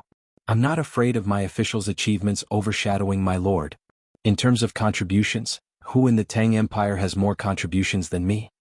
Li Er was a little talkative today. Perhaps he really treated Li Zishuan as a junior. His expression was a little complicated as he reminisced. When I was 19, I followed my father to rebel against the Sui dynasty from Jianghu. I commanded the 3 right armies and directly attacked Chang'an. After that, I led an army of 100,000 to attack the eastern capital Luoyang and defeated the Sui general Duanda. The next year, I defeated Shuiju, defeated Song Jinggang, Lu Wuzhou, destroyed Wang Shichong of Hunan and Dou Jianda of Hebei. I heavily injured Lu Haida and Su Yuanlang of Shandong. Within a year, I destroyed the rest of the powers in the Tang Empire. In terms of military contributions, who can compare to me? After I ascended the throne, the medicine master and the others have been living in seclusion and have even withdrawn from the court. I know that they are worried that I'll be like Han Gaozu and turn against them once the world is settled. They are worried that they will be like Han Xian, Peng Yu, and Ing Bu, and end up being killed because of their contributions. Ah, laughable. Extremely laughable. You all look down on me too much. The entire world is mine. Why would I care about your little contributions? Right now, I have only conquered the land of Tang, but my goal is to conquer all the countries of Zhou and Zhou. For Qingqian, for my descendants, I will establish a foundation for eternity. At a time like this, how could I be as short-sighted as the boorish Liu Bang and get rid of the donkey after it has outlived its usefulness? All of you will follow me to establish a foundation for eternity. I will ensure that your descendants will have eternal peace. As long as I live, I will not kill any of you who have contributed greatly. Li Er's words were as heavy as 1,000 pounds. This was a promise, a powerful oath. From these words, Li Zishuan could hear the glint of a blade and the shadow of a sword. He could hear the decisiveness to kill. He could hear the wild and unrestrained years of Li Er's early years. He could hear Li Er's great breadth of mind and boldness. At this moment, he could not help but admit that Li Er was truly a wise and magnanimous emperor. Looking at the long river of China's history, Li Er was one of the few emperors who treated his subjects well. No wonder so many valiant generals and ministers were willing to die for Li Er. Old Li's charisma was truly great. At this moment, Li Zishuan really wanted to say, Boss, you are so generous. Your Majesty is wise. I am sincerely convinced. Li Zishuan sincerely praised. Being born in such an era was perhaps a great misfortune for those restless youths who were unwilling to be left out. This was because if they wanted to jump, they had to rebel. If they wanted to rebel, they had to surpass Li Er, this mountain that was too high to climb. Oh no, it should be Mount Everest. But being born in such an era for a youth like Li Zishuan who loved stability, it was a great fortune. The emperor was wise, the ministers were virtuous, and the country was strong. There was no need to worry about the survival of the country or the invasion of other races. There was also no need to worry about angering the emperor over a small matter. He only needed to leisurely do what he wanted to do and at the same time push the wheels of the era forward. Chapter 336. We know that you sometimes like to deliberately hide your abilities, and you still have many skills that you haven't used. Hearing Li Zishuan's sincere praise, Li Er didn't show any joy on his face. He looked at Li Zishuan for a long time, and Li Zishuan thought that there were flowers on his face. Finally, Li Er opened his mouth and continued, "Therefore we want to tell you today, don't be afraid of the slightest thing, and don't be afraid of making too many contributions and arousing our suspicions. Kid, don't worry and do it boldly. Whatever abilities you have, use them all. As long as you can make contributions, we will dare to reward you. With we here, no one can steal your contributions, and there is no such thing as a high merit shocking the emperor. We can tolerate millions of people in Tang, so why can't we tolerate you? Our goal is to surpass the Qin Emperor and Emperor Wu of Han, and achieve unparalleled hegemony.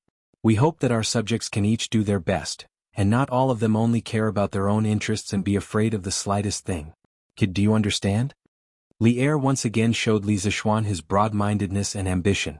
After hearing this, Li Zishuan couldn't help but admire Li Er's foresight. He was indeed a little afraid of the slightest thing, and he deliberately hid his abilities. He was afraid that the fruits of his hard work would be taken away by others, so he didn't seriously promote the road of commercialization of the telegraph machine.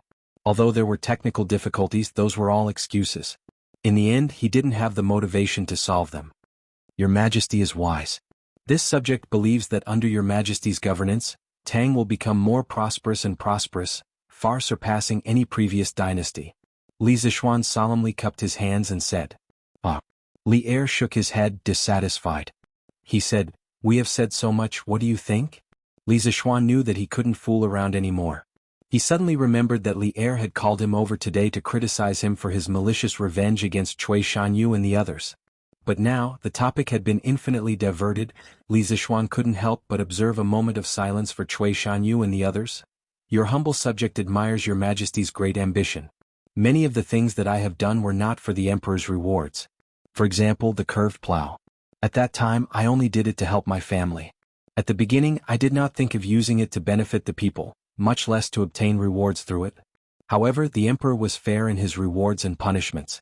In a few short months, I went from a commoner to a fifth-level official in the Imperial College. I even received a hereditary title. In just a few months, I have walked the path that many people have walked for their entire lives." This subject thought that the higher the rank of an official and the higher the rank of nobility, the happier this subject would be. But that's not the case. "Ever since I was promoted to the Imperial College, I have been working hard every day for the students' studies. Even so, I was still jointly impeached by Professor Cui and the others. The 3 crimes that the 8 professors accused me of are still vivid in my mind. The conversation I had with Chancellor Kong this morning also made me feel extremely disappointed. I have followed my master in the mountains for 8 years. Apart from martial arts, I have only learned 30% of my master's knowledge. Even so, it is enough for me to benefit for the rest of my life. When I first joined the Imperial College, I only wanted to spread one of the pieces of knowledge that I had learned from my master, the new type of mathematics. I didn't expect to be impeached so soon after I was promoted to the Imperial College's official position. Therefore, I only want to leave behind a spark of my master's wisdom in the world. I don't want to participate in the fight for fame and profit and intrigue. I don't want the position of the Imperial College's official." Hearing this, Li Zishuan remembered that he had called Li Zishuan over today to fight for justice for Cui Shanyu and the others. He didn't expect that the topic would be so far away. Apart from embarrassment, he was more angry in his heart. Did he say so much to Li Zishuan just now for nothing? "Bastard. Just a few impeachments and you want to resign and go home? Look at how useless you are. If Priest Spirit Void was still alive, he would definitely be ashamed of you. How could he accomplish great things if he was timid and cowardly when he had the ability to do so? We have said so much to you just now. Didn't you listen at all? Besides, we haven't reached a conclusion on the 3 crimes that Cui Shanyu impeached you for. What are you so anxious for? Do you think we have wronged you?" Li Zishuan slapped the dragon table and berated angrily. "Your Majesty misunderstands. The reason why I resigned from the Imperial College's official position is that I want to focus on cultivating a group of engineering talents in the future and pass down all the knowledge that I have learned from my master. Being in a high position will only cause me to be immersed in the vortex of power and intrigue with others, unable to extricate myself. I have wasted my good years for nothing." Li Zishuan calmly cupped his hands and replied. Although his heart had turned cold toward Kong Yingda, he had never given up on spreading modern science to the children of the Great Tang and creating interesting modern products. His dream was to be able to enjoy the convenience that modern technology brought to his life in the Great Tang. It would be best if he could stay at home and chat online or play games. Of course, this was rather far away and could only be dreamed about. What is engineering? Li Zishuan sternly asked. Your Majesty, this child has learned mathematics, physics, chemistry, mechanics, electricity, electromagnetism, and so on from my master. This subject calls all of this knowledge engineering. This lowly subject wishes to leave the Imperial College for another important reason. Other than mathematics, the Imperial College does not have any corresponding subjects. Moreover, in the eyes of some of the great Confucians, these subjects will definitely be classified as miscellaneous studies. This subject will not judge which is superior between miscellaneous studies and Confucianism, and this subject does not wish to instigate a war between the schools. 3 years from now, the outcome will naturally become clear. Thus, this subject wishes to distance himself from this whirlpool and focus on his studies. I wish to carry forward my master's engineering and comfort his soul in heaven. Li Zishuan solemnly replied. Li Zishuan's expression relaxed. He nodded and asked, "What is the use of this engineering you speak of?" Li Zishuan thought for a moment before replying. Your Majesty, engineering is actually the study of engineering. As the saying goes, to do a good job, a worker must first sharpen his tools. Engineering is a whetstone. With it, we will be able to do things more efficiently. Just like the curved plow that this subject built, with it, the farmers can plow the land more quickly and with less effort. This subject believes that in less than 3 years, this subject will be able to train this group of engineering talents and bring about a world-shaking transformation to our great Tang. At that time, there will be even faster transportation than carriages. We might be able to travel from Chang until Luoyang and back in a single day. There will be even faster ways to send messages, and sending messages across 1,000 li will no longer be a dream. There would be even sharper weapons and tougher armors. And so on and so forth. Chapter 337. Faster means of transportation, faster means of communication, sharper weapons, tougher armor. Li Er was captivated by Li Zishuan's description of the future of engineering. He couldn't help but mutter to himself. A moment later, he regained his senses and asked excitedly, "Telepathy from 1,000 miles away? Are you talking about the telegraph machine that you made previously?" Li Er, who had experienced hundreds of battles, was most interested in the telegraph machine that Li Zishuan invented. He understood the importance of the telegraph machine in war. In his plan, he had to send troops to the Turkic Khaganate within 3 years. At that time, if there was a telegraph machine that could transmit telepathy from 1,000 miles away, the elusive Turkic Khaganate wolf cavalry would have nowhere to hide in the vast grasslands.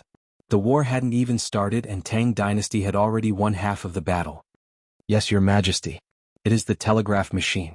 Li Zishuan had already made up his mind to nurture a group of talents to improve the telegraph machine into a more advanced telephone machine. At the same time, he would also develop a derivative product, the radio. Of course, before this, he had to lead the talents that he was nurturing to improve Tang dynasty's electronics industry. Yes, that's right. Li Zishuan wanted to bring Tang dynasty into the era of electricity. As for the steam engine, he didn't need it now. He would talk about it when he needed it. Brat, didn't you say that there were still some technical problems that needed to be overcome before the telegraph machine could be used? Li Er said unhappily. He felt that he had been tricked by this daring little bastard in front of him. Replying to Your Majesty, this subject did say that. However, this subject also explained that the reason why the telegraph machine couldn't be used was because Tang dynasty didn't have enough talents in this field. The technical foundation in this field is too weak. That's why this subject wants to nurture a group of talents to strengthen Tang dynasty's technical foundation in this field. At that time, this group of talents wouldn't just bring the telegraph machine to Tang dynasty. They would also bring many things that Your Majesty couldn't even imagine. Li Zishuan saw Li Er's expression and knew what old Li was thinking. He quickly explained. "Oh, then how do you plan to nurture these talents? Tell me about it." Upon hearing this, Li Zishuan was moved. He looked at Li Zishuan and asked, "Your Majesty, I intend to build an academy and establish a school for the people. I intend to establish my heart for the heavens and earth, establish my life for the people, inherit the supreme arts of the past saints, and establish peace for all ages." This subject wants the seeds of engineering to set the entire Great Tang ablaze. Li Zishuan straightened his back and said heroically, "Establishing a heart for the heavens and earth, establishing a life for the people, inheriting the lost arts for the past saints, establishing peace for all ages. Hee hee, you brat, you really talk big."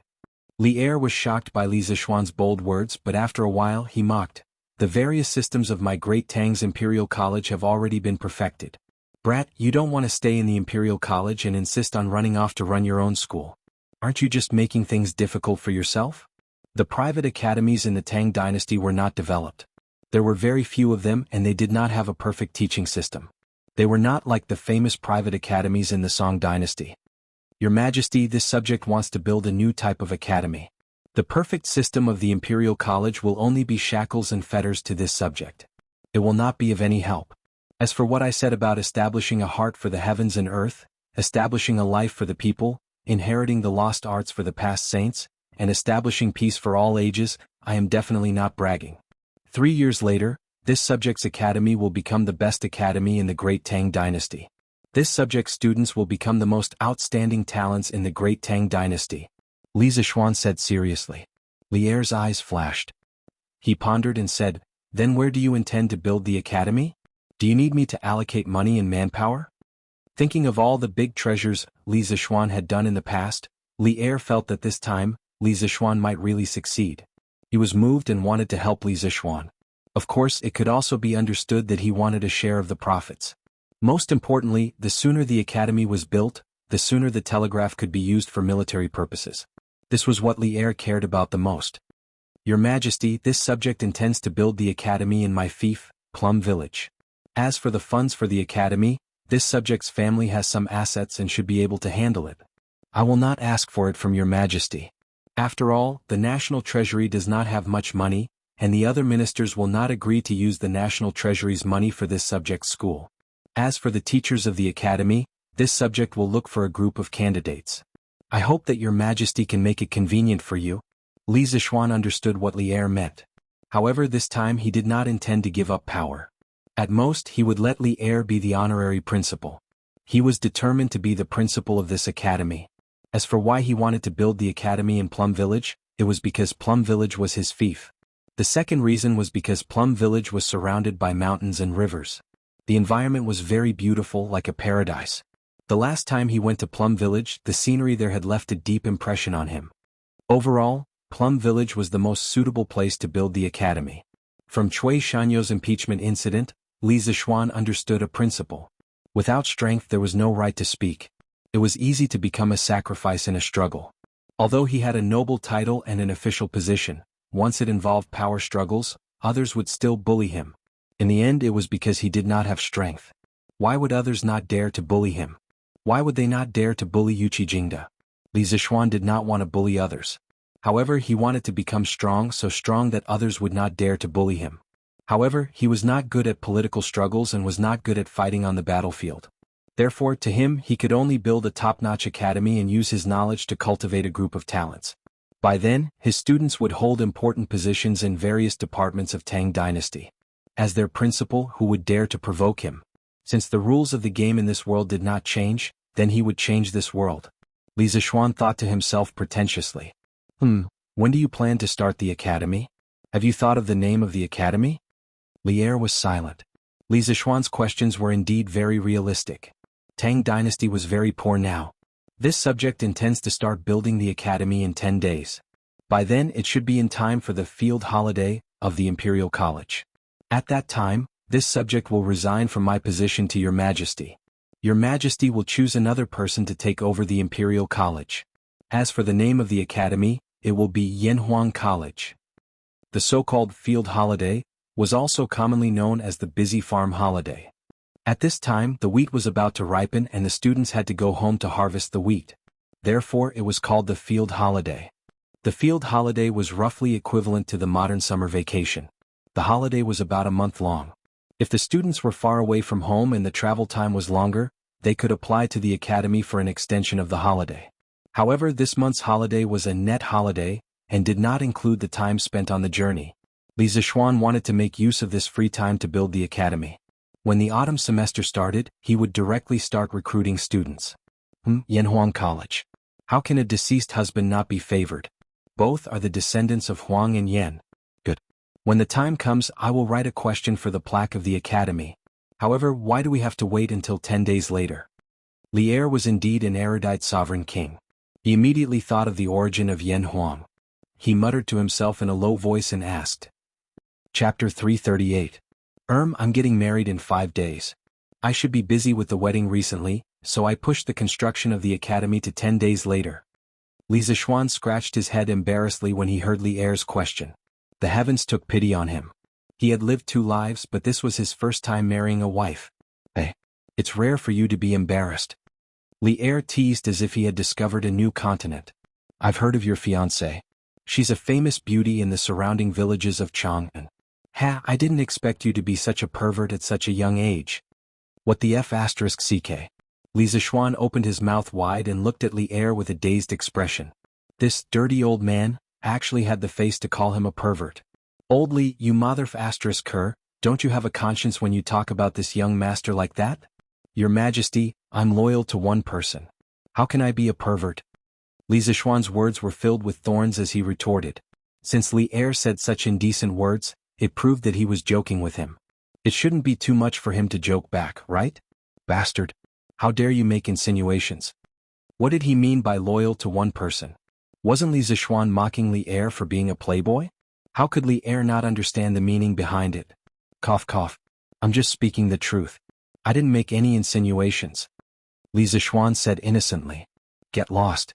There's nothing for you to do here. Li Er waved his hand helplessly. He didn't want to see Li Zixuan anymore. Your Majesty, I still have one more thing.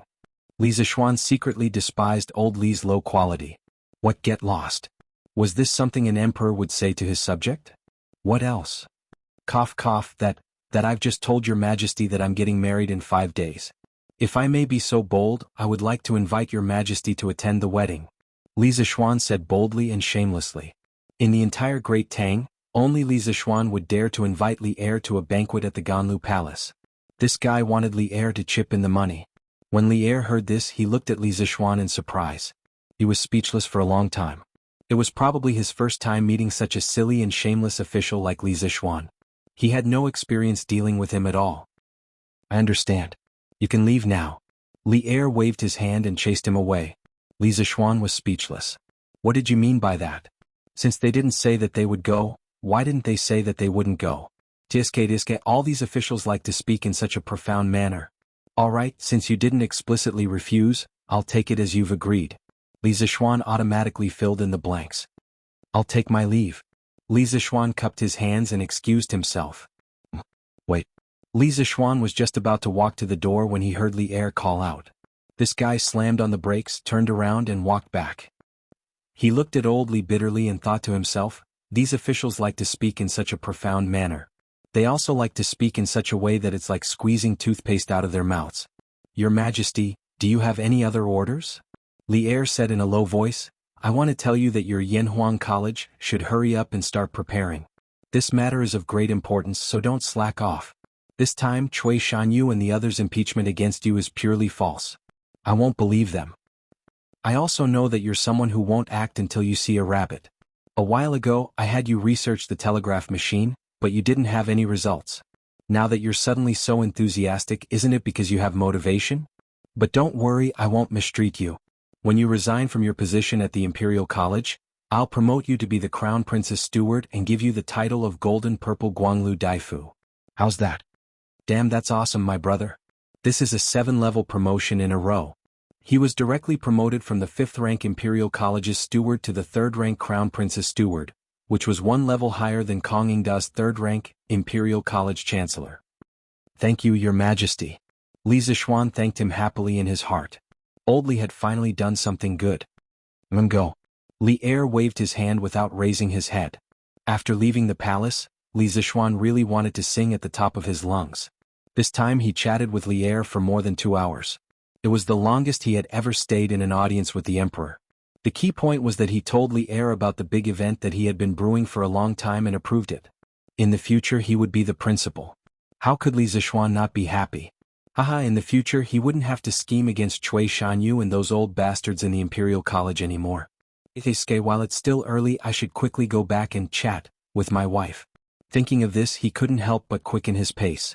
On the other side, in order to investigate the case, Chicken Bro brought 2 little brothers to Cui Shanyu's house for a field inspection. Needless to say, this guy was really good at acting. Seeing him squatting on the ground, he kept gesturing at some poop. But at this moment he was really cursing in his heart. It was too smelly. If not for Madame Cui watching at the side, he would definitely have quit long ago. Pang Sigi, how is it? Have you found out who the culprit is? Seeing Chicken Bro measuring the poop, Madame Chui hurriedly came over to ask. The pile of poop in front of her house had seriously affected her life. Chicken Bro pretended to analyze. Cough cough, according to the clues I found, this pile of poop was probably pulled down this morning. There are a total of 40 people who shit and all of them are children. Madame Chui, these results of the investigation, I will truthfully report it to the higher-ups. Please believe that our Wu-Ho government will definitely help you find the culprit. Cough cough. In fact, any random person would be able to find out what Chicken Bro had said. This guy was deliberately pretending to be garlic. He knew in his heart who was behind this, but he definitely couldn't say it out loud. Therefore, he could only pretend to be very hard-working and loafing. Great, thank you, Pang Sigi. After my husband recovers from his illness, he will definitely thank Pang Sigi. Madame Chui came over and thanked Chicken Bro. Chicken Bro's face did not show any expression, but his heart was curling his lips. Recover from his illness? He was afraid that Chui Shanyu's illness would not be cured. Anyway, he felt that Chui Shanyu was definitely not Li Zishuan's opponent. You're welcome. This is my duty. Then Madame Chui will take our leave first. The other victims of the doctors still need this official to understand the situation. Chicken Bro cupped his hands. He could not stay here any longer. It was too smelly. But Madame Chui did not think so. In her opinion, Chicken Bro was dedicated. After looking at this house, he immediately went to inspect the next one. He was too dedicated. Then Pang Sigi has worked hard. Take care. Chicken Bro pretended to but in his heart, he almost burst out laughing. Chapter 339. Father, how much money can our family take out right now? Li Zishuan didn't know that Chicken Bro was wiping his butt behind his back. Oh no, it should be wiping the buttocks of those kids he hired. After dinner in the evening, he called his parents to the study and planned to tell them about the matters regarding the academy. What's wrong? You don't have enough money? Li Jingma asked in surprise. Ever since Li Zishuan started his own business, his monthly income had exceeded even that of the head of the family. How could Li Jingma not be surprised that his son was asking for money? That's right. Xian, did you run into some trouble recently? Madame Li asked with concern. Under normal circumstances, the concerns of parents were always different. Haha, mother, I didn't run into any trouble.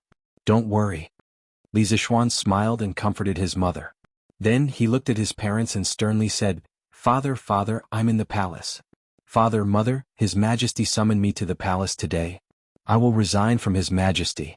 I will no longer serve in the Imperial College. What? Li Jingma and Mrs. Li's eyes widened upon hearing this, and they exclaimed in unison. Xian, did you do something wrong? Is that why His Majesty is having you resign? Li Jingma asked. His son had been conferred a noble title at the age of 14 and was a minister of the Imperial College. This was something that Li Jingma and Madame Li were proud of every morning. How could Li Jingma sit still when he heard that his son had resigned? Father, it's nothing. This child doesn't want to be a minister of the Imperial College anymore. This child wants to. Bastard. Before Li Zishuan could finish his explanation, Li Jingmo roared and interrupted him. You're about to start a family, so why are you still so fickle? Father told you long ago that being a minister of the Imperial College is a matter of great importance. His Majesty is willing to let you take on this responsibility because he values you. How can you be so greedy for fun and not know what's good for you? Hurry and apologize to His Majesty. Just say that you were confused this afternoon. Father. Stop. It's not what you think. Li Zishuan saw that his father was getting more and more ridiculous, so he quickly interrupted him. I am resigning from His Majesty mainly so that I can focus on my studies in the future and bring my master's knowledge to greater heights. Father, mother, 2 days ago, Chui Shanyu and the others from the Imperial College impeached me. The two of you must have heard about it, right? I'm still young, but I'm already in a high position in the Imperial College. It's inevitable that some people won't agree with me and then they'll come and pick on me. Although I'm not afraid of them, I'm not willing to spend all my time scheming against them. It's too much of a waste of time. This Chui Shanyu is truly abominable. He can't compare to my Xianer in terms of knowledge, so he's trying to pull you down from your horse using underhanded means. When I return, I'll instruct the servants in the manner that if they meet Chui Shanyu in the future, they're to ruthlessly spit in his face. Mother will reward you with 100 copper coins for every mouthful you spit out. After hearing this, Mrs. Li said somewhat sullenly. Li Zishuan sweated profusely. Sure enough, he was his mother's biological son. His idea was more or less the same, just that he did it more harshly. Both mother and son were rich and willful. Cough cough. Li Jingma wanted to say something but hesitated. At such a crucial moment, even if he had a different opinion, he didn't dare to voice it out. Otherwise he would definitely suffer. He could only cough dryly and change the topic. Oh no, he changed the topic back. Xin, since you've already resigned, how are you going to focus on your studies? Father, I intend to invest my own money and build an academy. It'll be dedicated to imparting the knowledge that my master left behind. It'll also be a way to comfort my master's soul in heaven. His Majesty has already agreed. Li Zishuan replied. At the mention of spiritual master Ling Su, Li Jingma's expression immediately became solemn. The reason why their family could still be reunited was entirely due to spiritual master Ling Su's help back then. However, when he thought about how his son had actually jumped out of the Imperial College to set up an academy for himself, Li Jingma couldn't help but frown. Xin, you're really muddle-headed. What future does this academy have? How can it compare to the Imperial College? At this time, academies were not popular. Perhaps there would be private academies in 2s and 3s among the people, but they were only places where a few like-minded poor scholars gathered to discuss the Tao. They were not like some of the later government-run academies, which were specifically used to teach and educate people. The earliest government-run academies in China started in the 6th year of the Kaiyuan era of the Tang dynasty. Emperor Xuanzong of the Tang dynasty opened the Lijiang Academy in the eastern capital of Luoyang. It wasn't until the Song dynasty that academies truly began to flourish.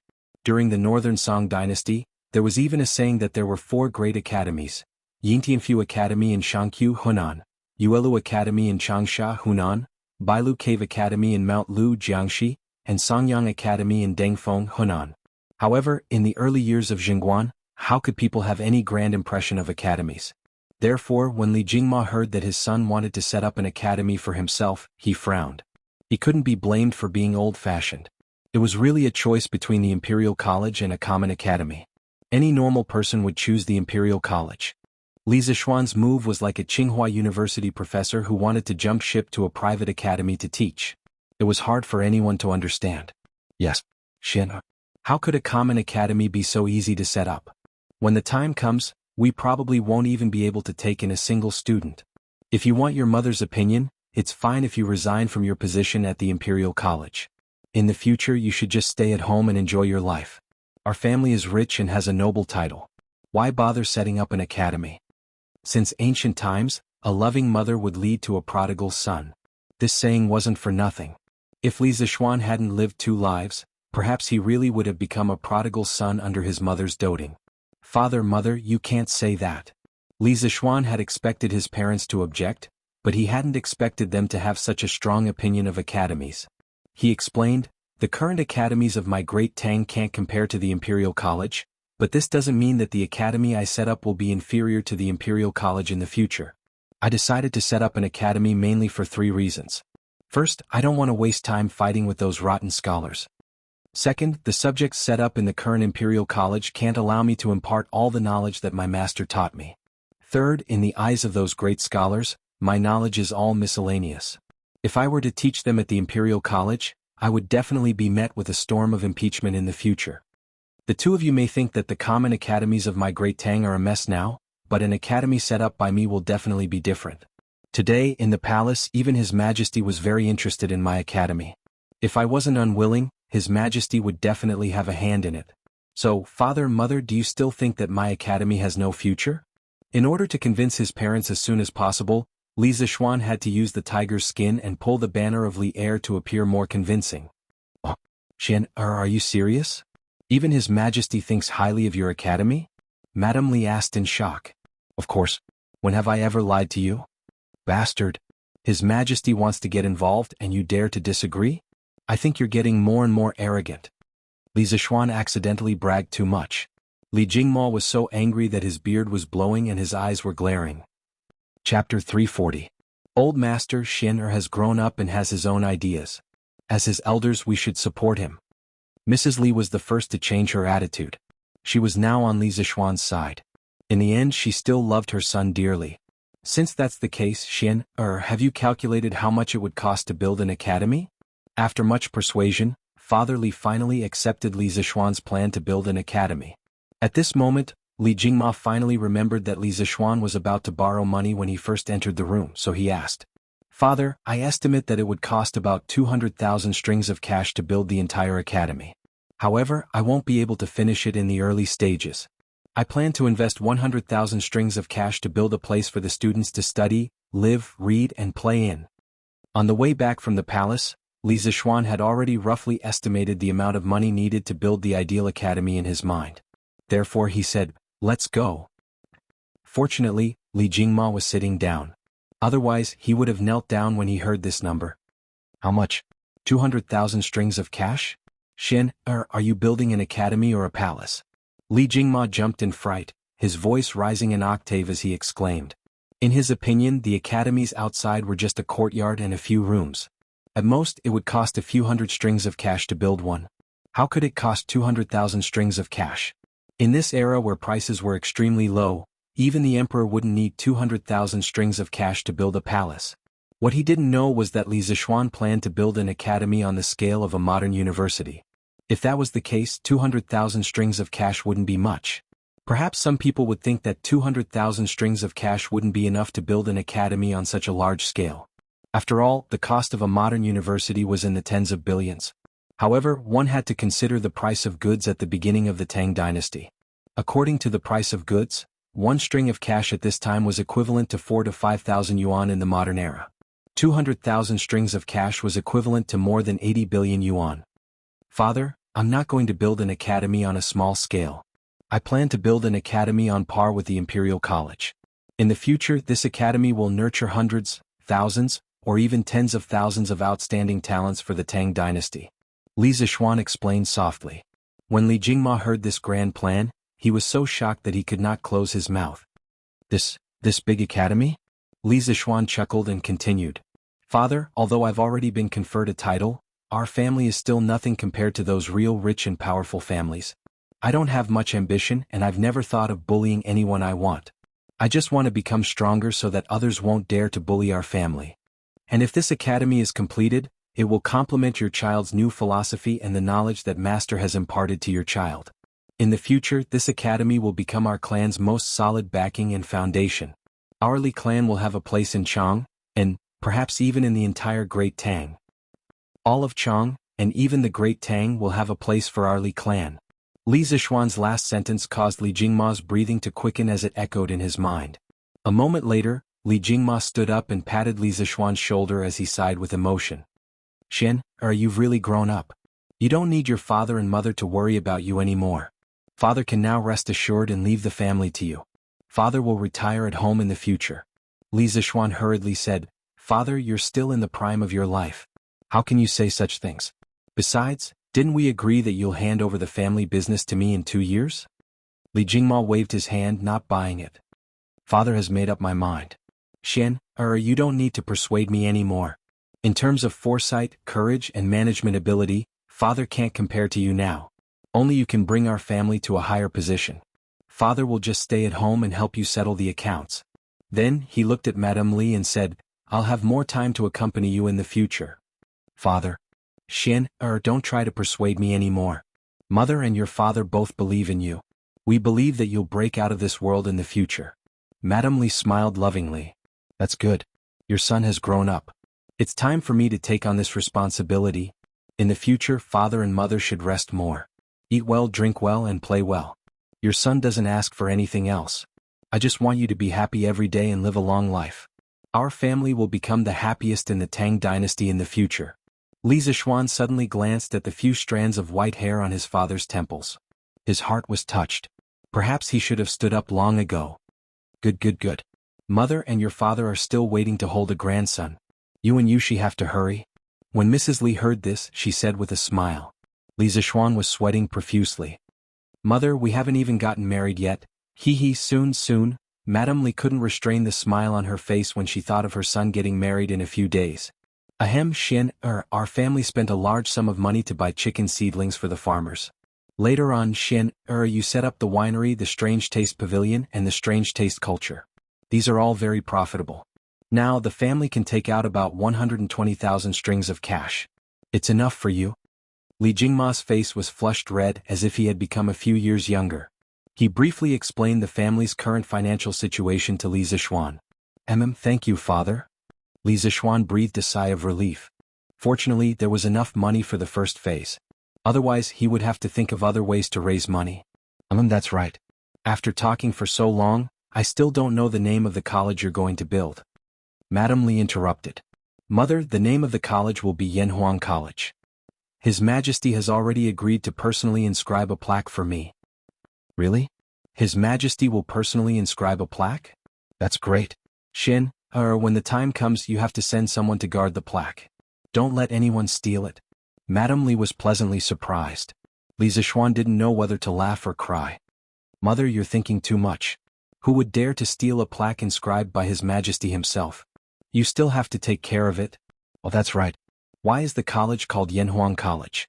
What does Yanhuang mean? Madam Li was puzzled. Descendants of Yanhuang first came from the Guoyu Zhou Wuxia. The emperor was blessed by the heavens. He was bestowed with the surname, Si, and the name Wuxia. His surname was lost and he died without power. He had no descendants and was buried in the name of Li. How could a deceased husband not be favored? They were all descendants of Huang and Yan. However, terms such as descendants of Yanhuang and descendants of the Yellow Emperor were rarely used in ancient times. The reason probably had to do with the fact that the ancient China people had a weaker sense of nationality. They revered the two emperors of Yan and Huang more because of their culture than their bloodline. The term descendants of Yanhuang had a smaller scope of reference. Ancient China was a dynastic country, not a nation-state in the modern sense. At the end of the Qing dynasty, the concept of descendants of Yanhuang spread more widely along with the construction of China's nationalism. The early revolutionaries who rebelled against the Manchus at the end of the Qing dynasty used the slogan descendants of Yanhuang, descendants of the Yellow Emperor, to gain the support of the Han people. The radical revolutionaries believed that descendants of Yanhuang, only Han people. The moderate reformists believed that all of China are descendants of the Yellow Emperor. Therefore, it was understandable that Madam Li didn't know about the concept of descendants of Yanhuang. Chapter 341. Without a master, the descendants will be annihilated. How can a dead husband not be loved? Both are descendants of Huang and Yan. Xian'er used these two words as the name of the academy. Are you trying to say that we are all descendants of Yan and Huang? Li Jingma thought for a moment and figured out where the descendants of Yan and Huang came from. Although he was just a merchant, ever since he had some success in business and settled down, he began to read up on history and classics in his free time. Thus, he was more knowledgeable than Li Zishuan when it came to the 4 books and 5 classics. Li Zishuan was still in a state of confusion when he heard his mother's question. When he gave the name of the academy, he thought that everyone would know that it was descendants of Yan and Huang. However, looking at his mother's state, it was clearly not like that. When he heard his father mention a literary phrase, Li Zishuan heaved a sigh of relief. He was really lucky. Fortunately, he didn't know which book recorded something similar. Otherwise, wouldn't he have to work hard to cover up his lie? Yes, that's what it means. Father, you are really knowledgeable. The Yan and Huang emperors are the ancestors of the Han people. I think that people of the Central Plains can all be called descendants of Yan and Huang. In the future, the enrollment requirements for my academy are that no matter rich or poor, as long as you are a descendant of Yan and Huang, you can enroll. Once you enroll, you must remember that you are a descendant of Yan and Huang and never forget your roots. Li Zishuan obviously didn't read the Mandarin, but since his father took the initiative to explain it for him, there was no reason for him not to agree. Then let's leave it at that for now. Xian'er, your mother and I will go back to rest first. Li Jingma was very pleased to be praised for being knowledgeable by his son, who seemed to be very high up in the Imperial College. He laughed and pulled his wife's hand, preparing to go back to sleep. All right, father, don't go yet. I forgot to tell you and my mother something. Li Zishuan hurriedly stretched out his hand and said, What is it? Li Jingma asked casually. He had just passed on the responsibility of being the head of the family to his son and was now without an official position. He was even more relaxed than Li Zishuan. Today, His Majesty also told me that when I resign in 10 days, His Majesty will promote me to be the Crown Prince again and confer me the title of Jinziguang Lu Daifu. Li Zishuan said. What? Crown Prince Jianshi? Dr. Jinzi Guanglu? Li Jingma was no longer calm. He originally thought that after Li Zishuan resigned from the Imperial College, he would only have the title of Baron in name.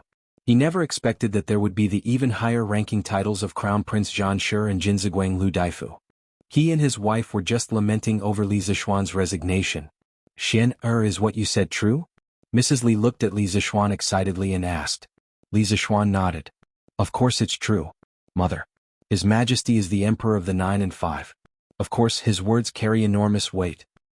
Why didn't you say so earlier? You made us worry about your future for nothing." Li Jingma couldn't bring himself to be happy. He said angrily. Father, I forgot just now." Forgot? Li Jingma was almost angered to death. He pointed at Li Zishuan and was about to scold him again when Mrs. Li hurriedly stopped him. All right, old master, Xian is going to be promoted. What are you still dissatisfied with? Let's go, it's getting late. It's time to rest." Li Jingma snorted and flicked his sleeves. He then turned around and followed his wife to rest. Li Zishuan wiped the cold sweat off his forehead. If he had known earlier, he wouldn't have said it. The next day, Li Zishuan arrived at the Imperial College's School of Mathematics early in the morning. Counting the days, he had less than 5 days left at the School of Mathematics.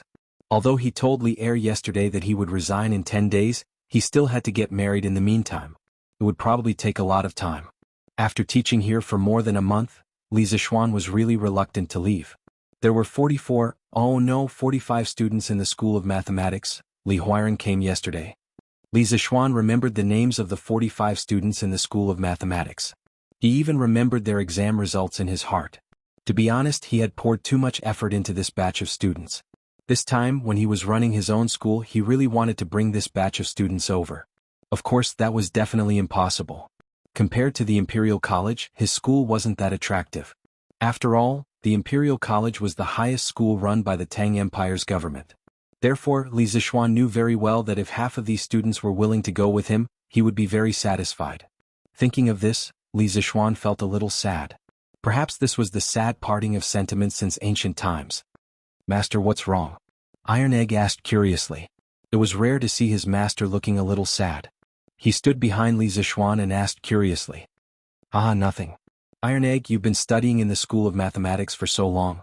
What do you think of it? Li Zishuan asked lightly. It's pretty good. The schoolmates here are all very friendly and many of them are very strong. Iron Egg thought for a while and answered. Li Zishuan nodded. Iron Egg was right. The most important feature of the School of Mathematics now was that there were many experts. It could be said that the students in the School of Mathematics could basically dominate a region in the field of mathematics. Iron Egg, you should cherish your time in the School of Mathematics these days. Li Zishuan patted Iron Egg's shoulder and then turned to enter the classroom. He saw that there were already a few students not far away who were walking towards them. As his personal disciple, Iron Egg would of course follow him to Yanhuang College in the future. That was why he said that. What? Master? Iron Egg was dumbfounded. He hurriedly chased after Li Zishuan and asked. Hey Chimo, I brought 2 persimmons today. This is the Qingzhou lotus persimmon. It's very sweet. Do you want one? During the break in the morning, Wang Ming ran to Ching Chimo's seat with 2 big yellow persimmons in his hands and said with a sneaky smile. This guy's voice was relatively loud. The rest of the students in the classroom immediately looked over. When Ching Chimo heard this, he immediately thought of the prank that Wang Ming played on him in the classroom yesterday. His face turned red, white, purple, and black. He endured it and finally couldn't take it anymore. He said furiously, Damn. Come on my ass. Wang Ming, King deserve a beating. Before he finished speaking, Ching Chimo's big fist greeted Wang Ming's body. Oh, damn. Ching Chimo, how can you be so ungrateful? I kindly gave you persimmons to eat. It's fine if you don't want to eat them, but why are you hitting me? Ching Chimo's fist was dodged by Wang Ming. However, Wang Ming deliberately pretended to be in pain and cried out in grievance. This guy was really a drama queen when it came to acting. Eat your mother's persimmons. From now on, you're not allowed to mention persimmons in front of me. Ching Chimo was even more furious. This guy was now traumatized by persimmons. This bunch of clowns. Li Zishuan, who was sitting in the RV outside the classroom, curled his lips and shook his head when he heard the commotion in the classroom. Chapter 342. Is Li Sai inside? Just as Li Zishuan was lamenting about the idiots in the Institute of Mathematics, an aged voice came from outside the carriage. If one listened carefully, they could tell that it was Kong Yingda. Chancellor? Is something the matter? Li Zixuan pulled open the curtains and jumped down from the carriage. He stood in front of Kong Yingda and asked indifferently. Not sure if it was an illusion, Li Zixuan felt that there were more wrinkles at the corner of Kong Yingda's eyes. Li Sai, can I have a word with you? Have a word with you? Li Zixuan felt that this sentence was very familiar. In his previous life, there would often be rows and rows of fellow Taoist, can I have a word with you? Email, 110***9@qq.com, Divine replies. Cough cough, I didn't expect Kong Yingda to be an old hand and need a word with me. This Chancellor class is going to start soon, I'm afraid it's not very convenient. Even an old hand can't affect my class. Even though Li Zixuan had some opinions about Kong Yingda, he wasn't purposely evading this time. He was about to jump out of the directorate and establish his own school, thus he cherished the last chance to teach the students. It won't take long, I'll leave after I'm done. Kong Yingda frowned. According to his understanding of this fellow in front of him, he didn't believe that Li Zixuan would love to teach. Sai, I reckon this fellow still hates me in his heart. Kong Yingda thought. All right then. Chancellor, go take a seat. Li Zixuan saw that he couldn't evade and could only agree. He turned his head and instructed San Bao, go to the classroom and let the students study by themselves after class, I'll be right there. Yes, young master. San Bao responded and ran off. Kong Yingda looked at Li Zixuan in astonishment, not understanding why this fellow was suddenly so dedicated. Li Sai, Chancellor, you better not call me Sai, just call me Little Xian. I have already submitted my resignation to His Majesty yesterday. 10 days from now, I will no longer be an official of the directorate. Inside the carriage, Kong Yingda and Li Zixuan sat opposite each other. Just as he was about to speak, Li Zixuan interrupted him. Kong Yingda was shocked. What? You resigned from the directorate? Li Zixuan poured a cup of warm tea for old Kong and nodded. Yes, that's right. You. Kong Yingda's expression suddenly became very complicated. There was regret, anger, and a trace of regret. After a long while, Kong Yingda finally opened his mouth. Are you quitting in a fit of pique? What I said yesterday may be unfair, but it's not as if there's no room for negotiation. Why are you acting like this? I'm already so old, and I was planning to recommend you to His Majesty for the position of Chancellor in a few years. I didn't expect you to. In truth, the conversation yesterday had nothing to do with right or wrong. It was just a matter of different standpoints. As the Chancellor, Kong Yingda naturally had to consider the reputation of the directorate first, followed by personal honor and disgrace. Although Li Zixuan understood, he could not accept it. Just as he had said before, he did not need to wrong himself for other people's reasons. Many thanks for Chancellor's favor, but those who walk different paths cannot make plans together. In the eyes of many people, what this child has learned does not belong to the orthodox Confucian school. If he continues to stay in the directorate, he will definitely be accused of privately imparting miscellaneous knowledge. Perhaps only by leaving the directorate can this child's knowledge be put to greater use.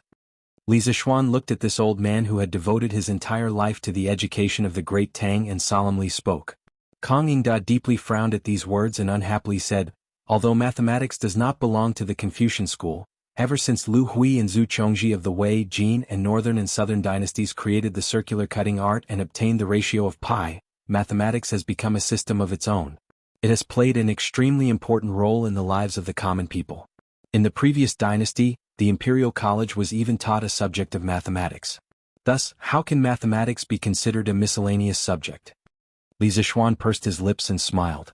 Haha, Chancellor, you're right to think this way, but in the eyes of many people, all other learning besides Confucianism is a miscellaneous subject. Kong Yingda froze in his seat, momentarily speechless. He knew that Li Zixuan was speaking the truth. Confucianism had dominated for nearly 1,000 years, and many disciples of the Confucian school boasted that they were a cut above the rest. Kong Yingda more or less understood this. Unlike other great Confucians, Kong Yingda had always been very tolerant of different schools of thought. Throughout Kong Yingda's life, he had always strived to eliminate sectarian views within the Confucian school, to abandon the regional prejudice between northern and southern schools, to accommodate the 100 schools and to fuse the north and south. But when faced with the bad habits of the Confucian school, Kong Yingda could only express his helplessness. You say that you want to jump out of the Imperial College, but have you thought about where you want to go? What plans does His Majesty have for you? Kong Yingda asked.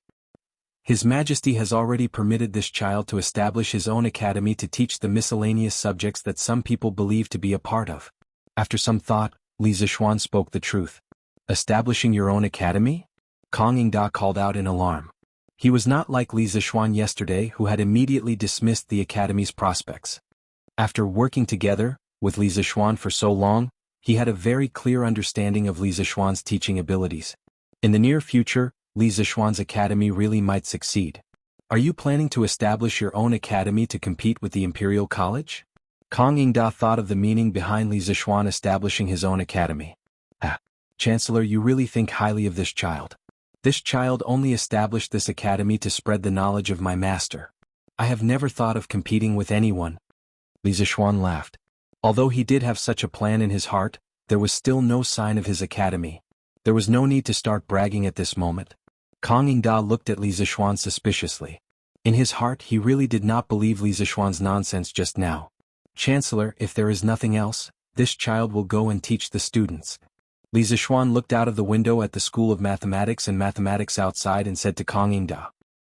Then you go. This old man hopes that no matter where you are, you must stick to your heart. Whether it is miscellaneous subjects or Confucian studies, as long as you think it is useful to the students, you can teach it well.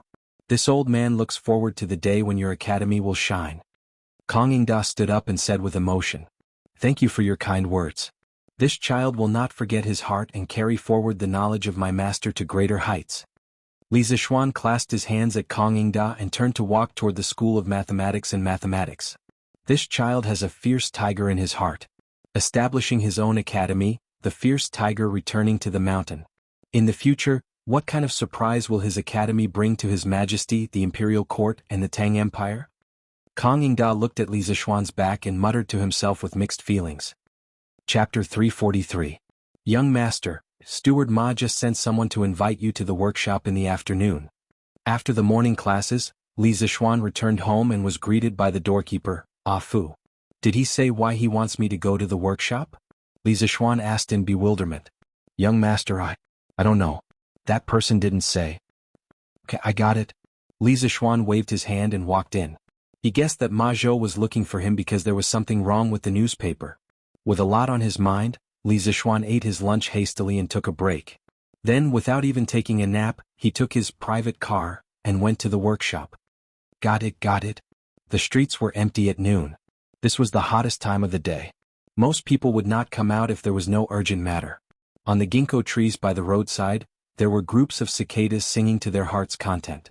They seemed to be telling the story of the summer heat. Li Zishuan did not feel the heat in the carriage. There were many ice cubes in his carriage and he was even holding a cup of iced tea in his hand. At this time, the superiority of the rich was reflected. After arriving at the workshop, Li Zishuan went straight to the back office, Datang Daily's editorial department. He saw Ma Zhou instructing a few people to organize the manuscripts. Li Zishuan walked forward and shouted, Brother Ma. Hey Lord Zhu, you're here so soon? Ma Zhou turned around and said in surprise. He thought that Li Zishuan would definitely wait until evening on such a hot day. Yes, I heard that you had something to do here, so I came over. What's wrong? Brother Ma, why are you looking for me? Li Zishuan looked around and found that there was nothing unusual in the editorial department. He asked curiously. Oh Lord Zhu, you're Li Xianan, right? Ma Zhou was about to explain when he was interrupted by a slightly old voice. Li Zishuan looked up and saw an old man in his 70s or 80s walk out of a house next door. The old man had a head full of white hair, and his tawny face looked as if it had been soaked in water. His eyes were so narrow that he had to exert a great deal of effort to keep them open. In this era where medical technology was extremely backward, it was really rare to be able to live to such an old age. Li Zishuan knew the room where the old man came out. It was the office for the grand secretaries who came to help compile the Tang dictionary. But he had never seen this old man before. That's right. How should I address you, sir? Li Zishuan bowed respectfully. The ancients were 20 years old, 30 years old, 40 years old, 50 years old, 50 years old, 50 years old, 60 years old, and 70 years old. Old people usually had a higher social status, and the imperial court would also have some government orders to support the elderly. Regardless of the identity of the old man in front of him, just his age alone was worthy of respect. After all, to be able to live to such an old age, he had already surpassed 99% of the people in Tang dynasty. I'm Li Gang. The old man walked to Ma Zhou's side and answered with his hands behind his back.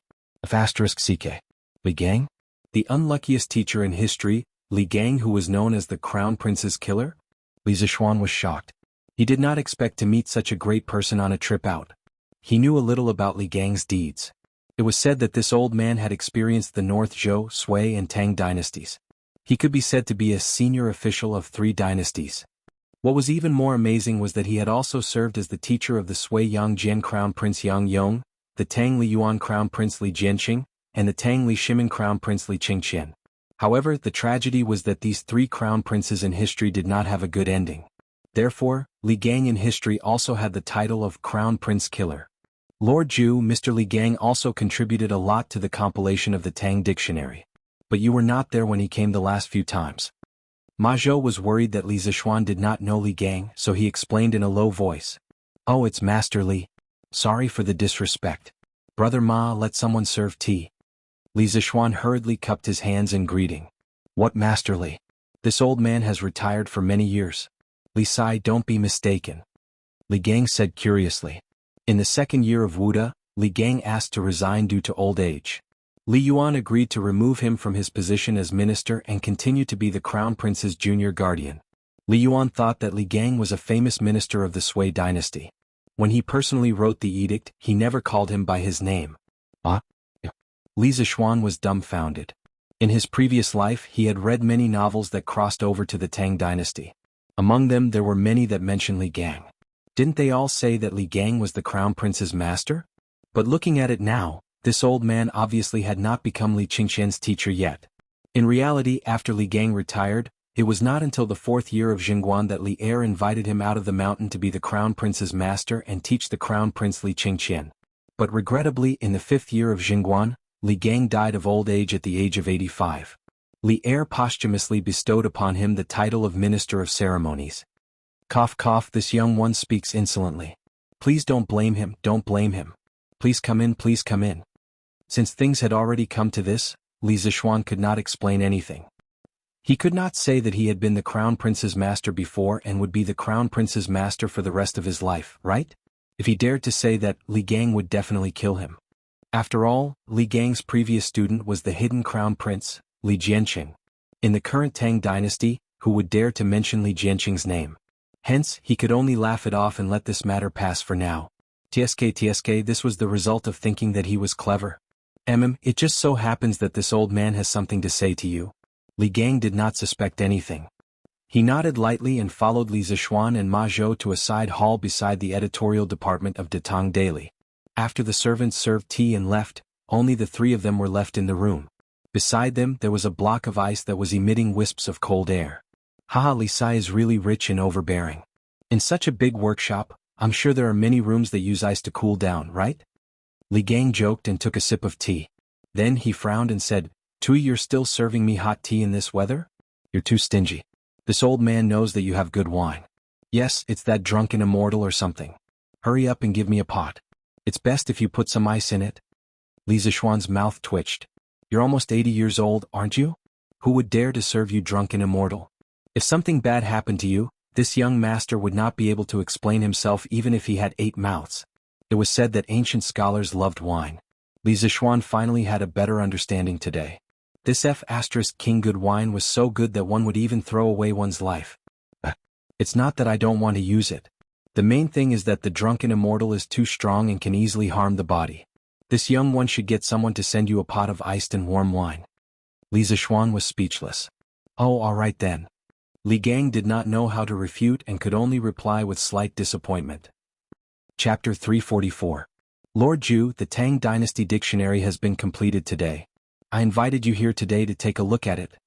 In the side hall next to the editorial department of Datong Daily, Ma Zhou took out a thick stack of manuscripts and handed them to Li Zishuan.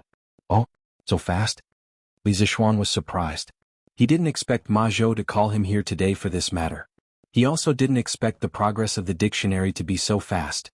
This is all thanks to old Mr. Li's help. Old Mr. Li is well versed in ancient and modern history and is full of wisdom. This Ma is not as good as you. The scholars sent by King Wei and Crown Prince are also not as good as you. Since old Mr. Li came, our compilation speed has increased by more than 10%. This has shortened the time by a lot. Ma Zhou respectfully saluted Li Gang and praised him. Haha, Steward Ma is too modest.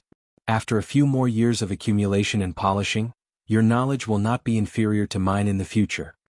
Li Gang nodded to Ma Zhou with a smile, then looked at Li Zishuan and said, I really didn't expect that such a small workshop would have such an amazing talent like Steward Ma. Li Sai is really capable.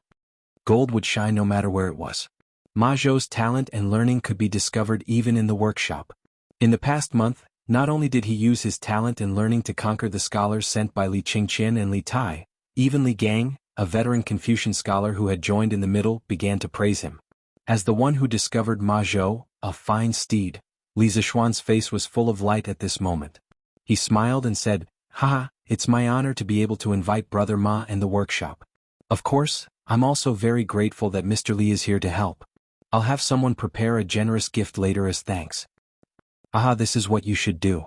When the time comes, remember to send this old man a few jars of good wine. And this gentle home is not bad. It's soft and mellow with a lingering aftertaste. When the time comes, give this old man 2 jars. Li Gang obviously knew that Li Zishuan was rich and overbearing. Hearing this, he chuckled and did not refuse. Ah, since old Mr. Li likes it, then I'll definitely get someone to send you 2 more jars. You're a pretty good student. Here, why don't you take a look at this newly compiled dictionary first, and then we'll talk after you've read it. Li Gang pointed at the dictionary in Li Zishuan's hand and laughed. Yes, that's exactly what I was thinking. Li Zishuan had been itching for a long time. Now that he heard Li Gang's words, he didn't stand on ceremony and started to read the dictionary of Tang Dynasty. This dictionary of Tang Dynasty was obviously a newly completed manuscript.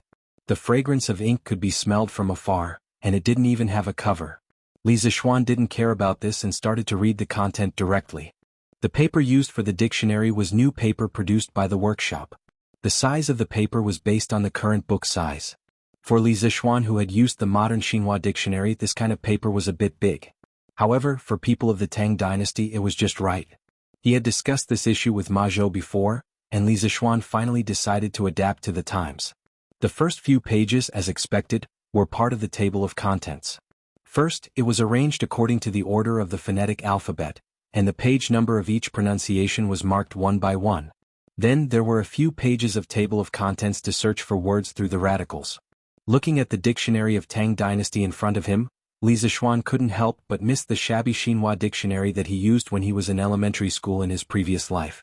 Stroking the glossy paper of the dictionary, he had an idea and wanted to search for a word in the dictionary of Tang Dynasty.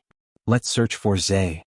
Although he hadn't used the dictionary since he graduated from elementary school, he still remembered how to search for a word in the dictionary. After a while, he found the page where Zhe was located and saw the words written on it. Zhe is pronounced as Zhe, which refers to the place where water gathers. It also means grace and benevolence. The detailed explanation is as follows. 1.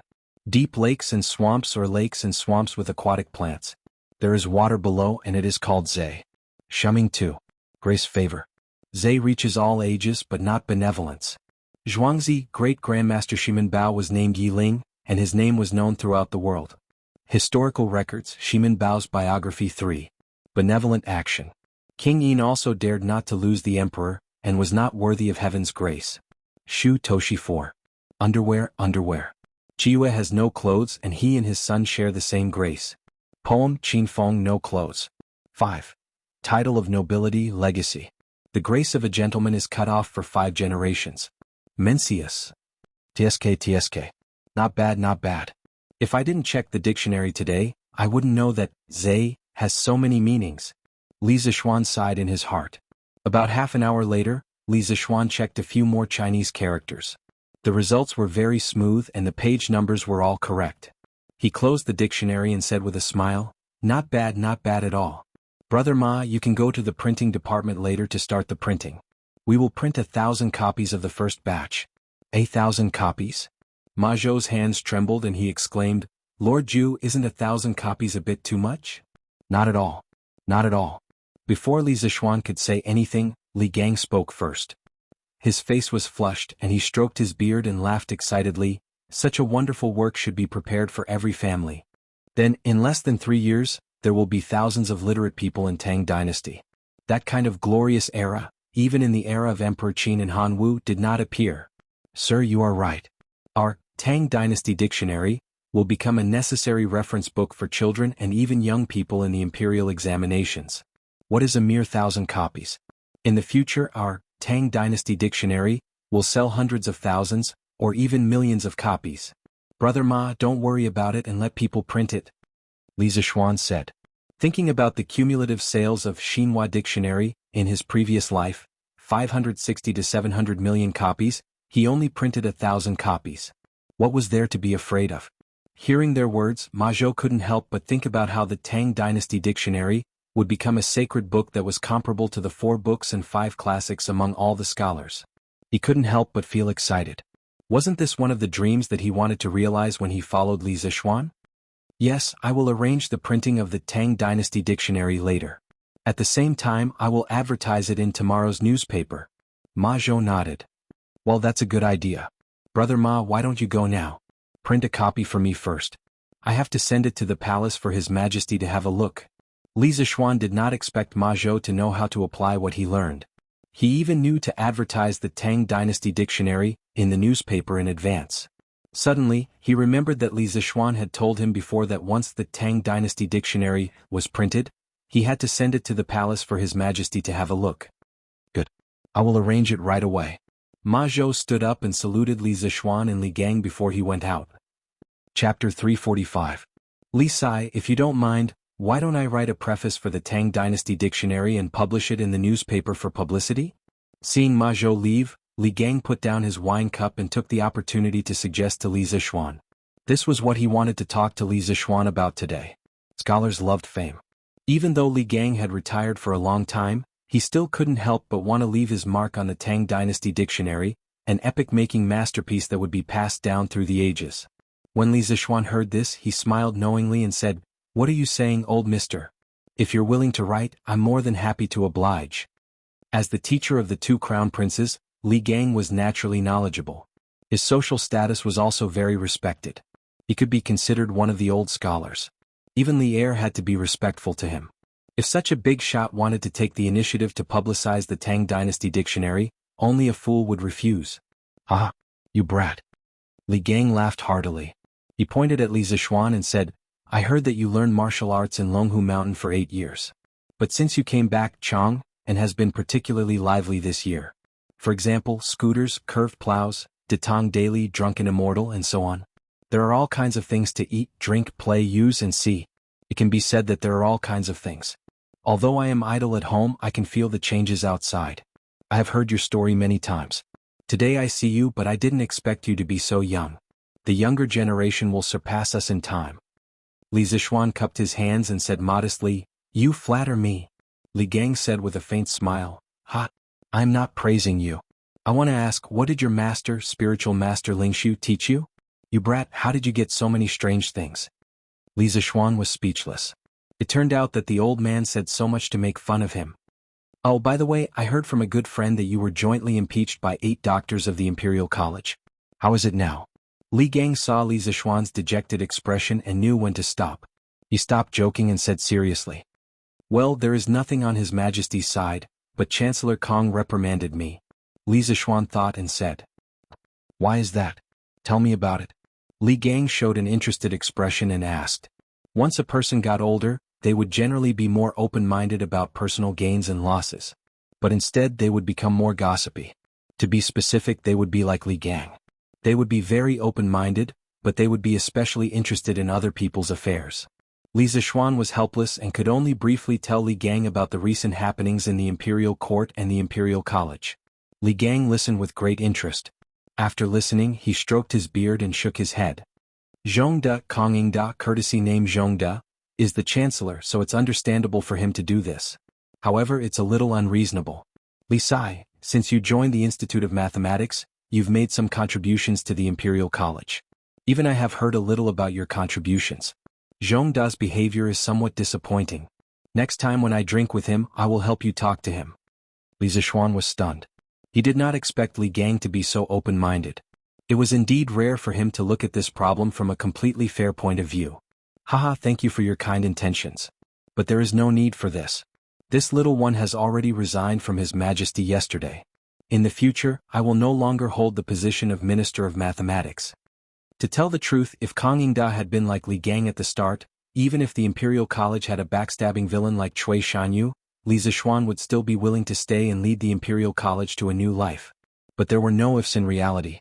Now that he had decided to set up his own school, there was no point in talking about this. What? Li Gang's eyes widened and he cried out in disbelief. Then he said somewhat bitterly, "Foolish. Foolish. How can you give up on your students because of a momentary dispute? Don't you plan on continuing the knowledge that your master passed on to you?" General Yuchi, this subordinate, brought people to investigate the houses of the 8 victims yesterday and found that almost all of it was the feces of the waiters. Moreover, according to the descriptions of the servants of these families, the feces should have all been taken before 5 in the morning. At that time, everyone was still dreaming. East of the Imperial Palace, right Marquis Wei Manor. Chicken Bro bowed and handed over a page of the dossier. Oh. Then did you bring people to ambush and capture people in those places in advance this morning? Yuchi Jingda sat at the head of the table and didn't take the file. He just glanced at it casually and then asked in a rough voice. Replying to General, this subordinate brought people to ambush near the houses of the 8 doctors at 5 in the morning this morning. In the end, we didn't find anything strange until dawn. This subordinate reckons that they should not come again. Brother Chicken felt even more pressure. He didn't know if Yuchi Jingda would punish him for incompetence because of this. His forehead was so nervous that sweat seeped out. Off. He didn't know if he was hallucinating, but Brother Chicken vaguely heard the sound of exhalation. Then he heard Yuchi Jingda say, "Huh? Then did you go door to door nearby and ask if any child came out and took a dump in front of the houses of Dr. Cui and the others 2 days ago?" Replying to General, this subordinate has checked, but basically every family said with certainty that their child definitely didn't go out in the morning. Brother Chicken was fully prepared and hurriedly answered. Li Zixuan had allocated a lot of activity funds back this time. In the houses where the 8 doctors lived, all the families with children were basically hired by Li Zixuan. At this time, who would jump out to admit their guilt? The atmosphere in the hall became very oppressive for a moment. Just as Brother Chicken thought that he would definitely be punished this time and muttered in his heart that Ma Zhou's previous analysis was too deceptive, Yuchi Jingda finally spoke. "Oh. Since that's the case, then this case will end like this. Go file the file and inform the 8 doctors. Tell them the results of Wu Houwei's investigation. It's not that we don't want to help them investigate, but that the murderer is too cunning and no longer appears. Wu Houfu still has many other things to do. We can't keep wasting time on this." Brother Chicken heard this and was instantly pleasantly surprised. He hurriedly said, "Yes, General." After saying that, he prepared to go to Wu Houfu's archive. "Wait," Yuchi Jingda called out. "What other instructions does General have? This time you did very well. Alright, you can go now."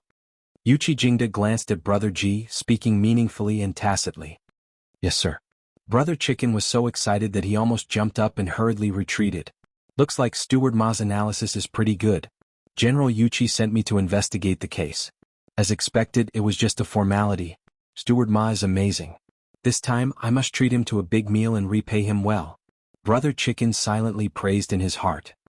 Chapter 346. That's how it is.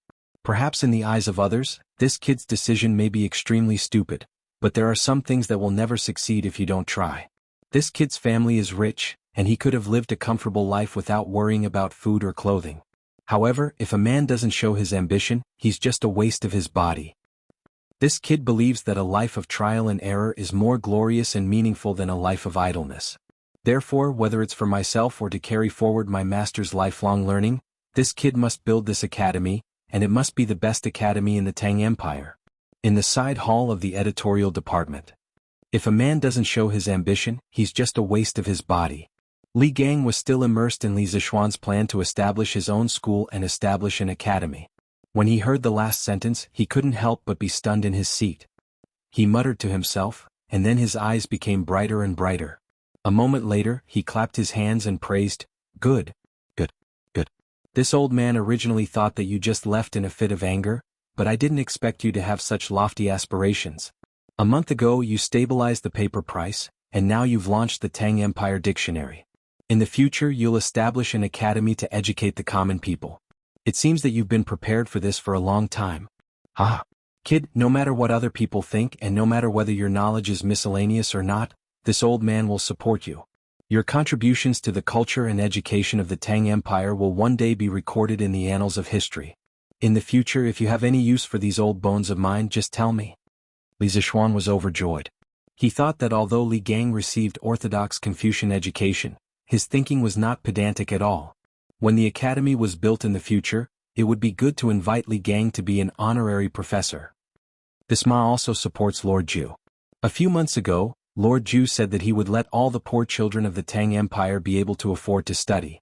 At that time no one believed him, but now, our strange culture is infinitely close to this goal.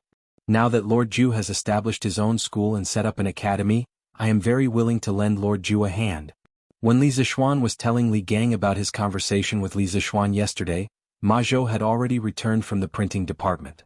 Therefore he knew the whole story from beginning to end. At this time he stood on Li Zixuan's side without hesitation. Thank you for your understanding. Thank you for your support, Brother Ma.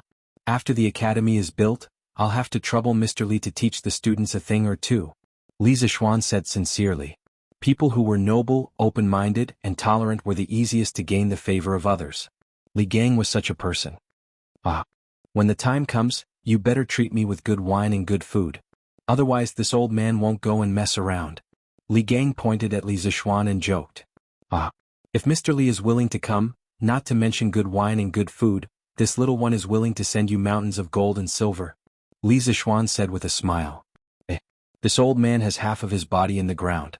I don't want your mountains of gold and silver. Li Gang scolded with a smile. Here, Mr. Li, this is a new carriage developed by our workshop. The interior is spacious and the facilities are complete. You won't feel the slightest bump in it. Your house is quite far from here. Why don't you take this carriage home? In the evening, Li Zixuan and Ma Zhou sent Li Gang to the front yard of the workshop. Said with a smile. Li Gang's house was in Jianghu Square, located in the southeast corner of Chang'an City. It was about 10 miles away from Yi Square where the workshop was located. When Li Gang went back he brought 4 jars of wine with him. Li Zixuan certainly wouldn't let an old man in his 70s or 80s travel so far alone. TSK. When it comes to enjoyment, no one in the whole Great Tang can compare with you. This old man will be disrespectful to refuse. Otherwise, with my old arms and legs, it will take a lot of effort to get home. Li Gang lifted the curtain and looked at the luxurious interior of the carriage. He turned and pointed at Li Zixuan and joked with a smile. You flatter me. One should work hard to earn so much money in one's life.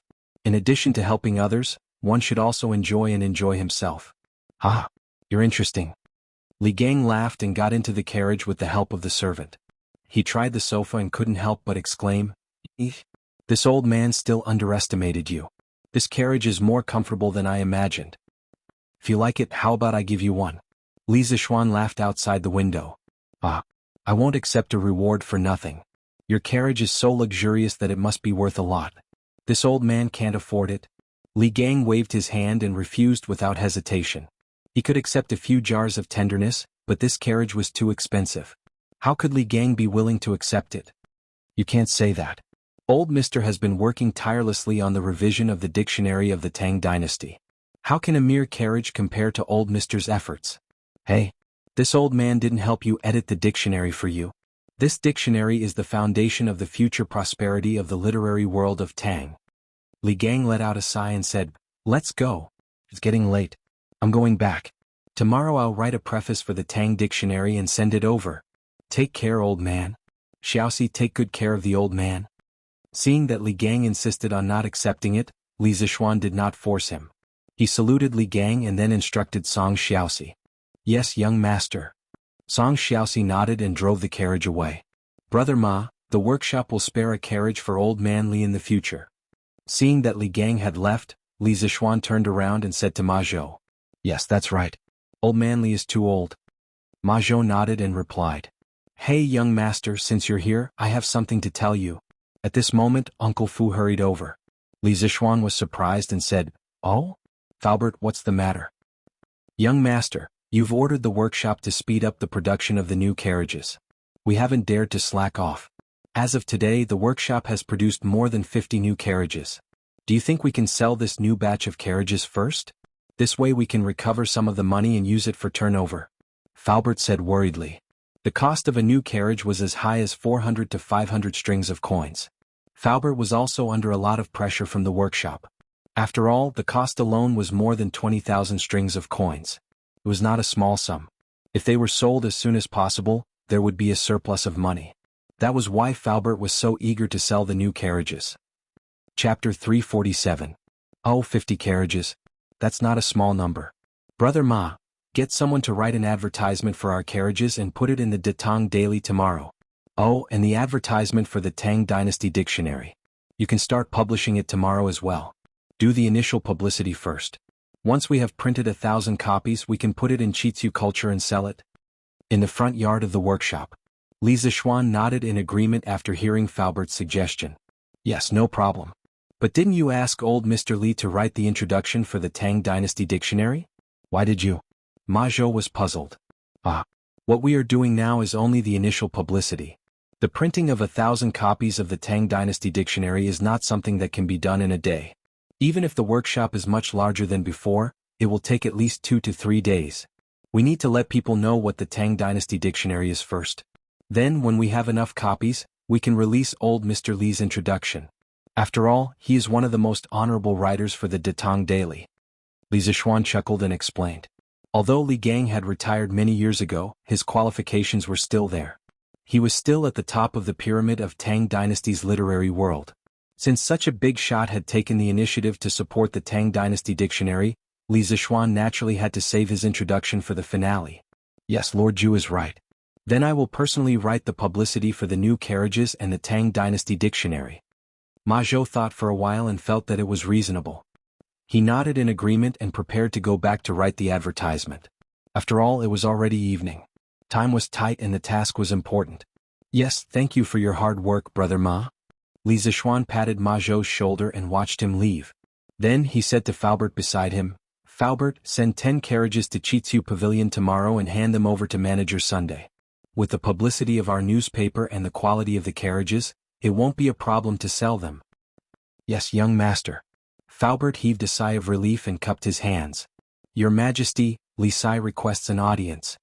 Within the Suite Du Hall. With great difficulty he finally finished dealing with today's memorials. Li Er stretched his body tiredly and moved his wrists. Suddenly an eunuch came in and reported with a bow. Oh? This brat actually took the initiative to look for me? Li Er felt that the sun must have risen from the west today. He had met Li Zixuan so many times. Which time was it not because something had happened that he asked someone to call Li Zixuan over? From the beginning to the end, Li Zixuan had never taken the initiative to enter the palace to look for him. Summon him in. Li Zixuan put down the red brush in his hand and leaned against the dragon throne. He closed his eyes and rested, calmly waiting for Li Zixuan to come in. A moment later, Li Zixuan walked in with a thick book in his arms. After greeting each other, Li Zixuan looked at the book in Li Zixuan's hands and curiously asked, What is it? What book are you holding in your arms? Are you here today to present a book to me? Your Majesty is wise. I am here today to present a book to you. Li Zixuan smiled. Oh, what book? Quickly present it to me. A book that you have personally come to deliver must be extraordinary. Li Er was energized and said excitedly. Zhao Song, who was beside Li Er, hurriedly went to take the book and presented it to Li Er with both hands. Li Er took the dictionary with one hand. It was slightly heavy in his hand.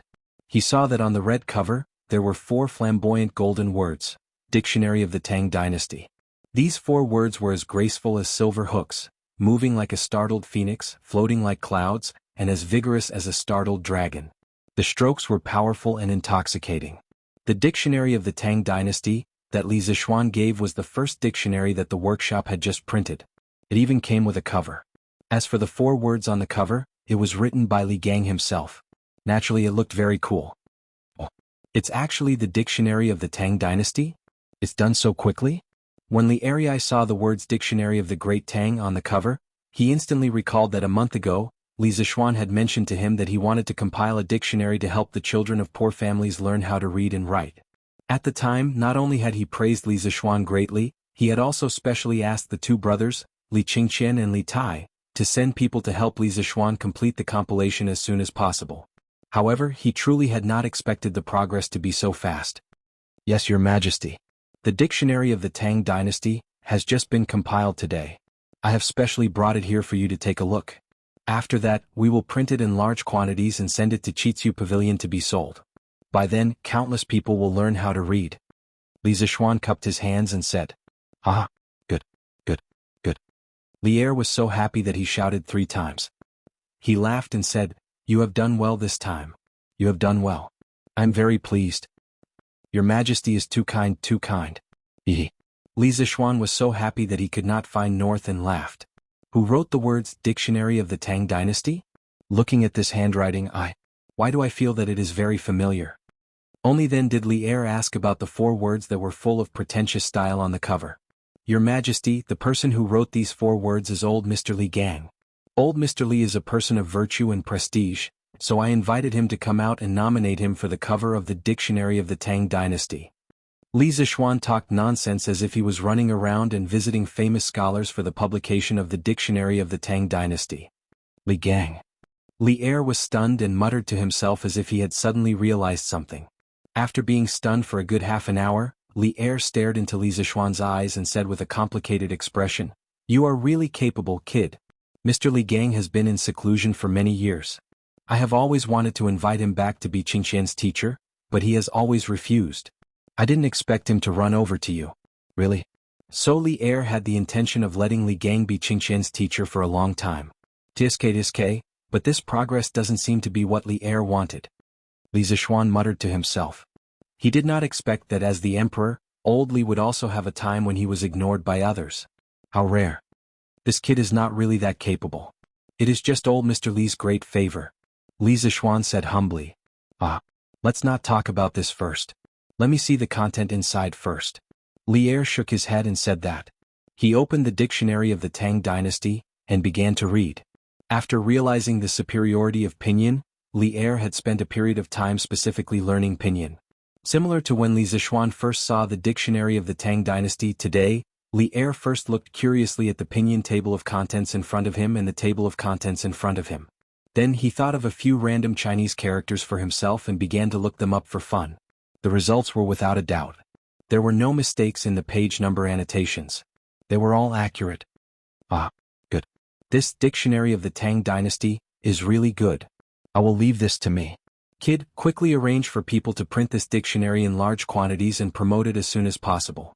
When the time comes, I will reward you handsomely. Chapter 348.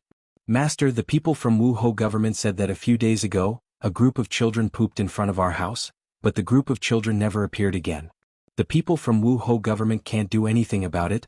They told us to look for them after we have new clues. Imperial Medical Department. After 2 days of care, Cui Shanyo's complexion was much better, no longer as pale as before.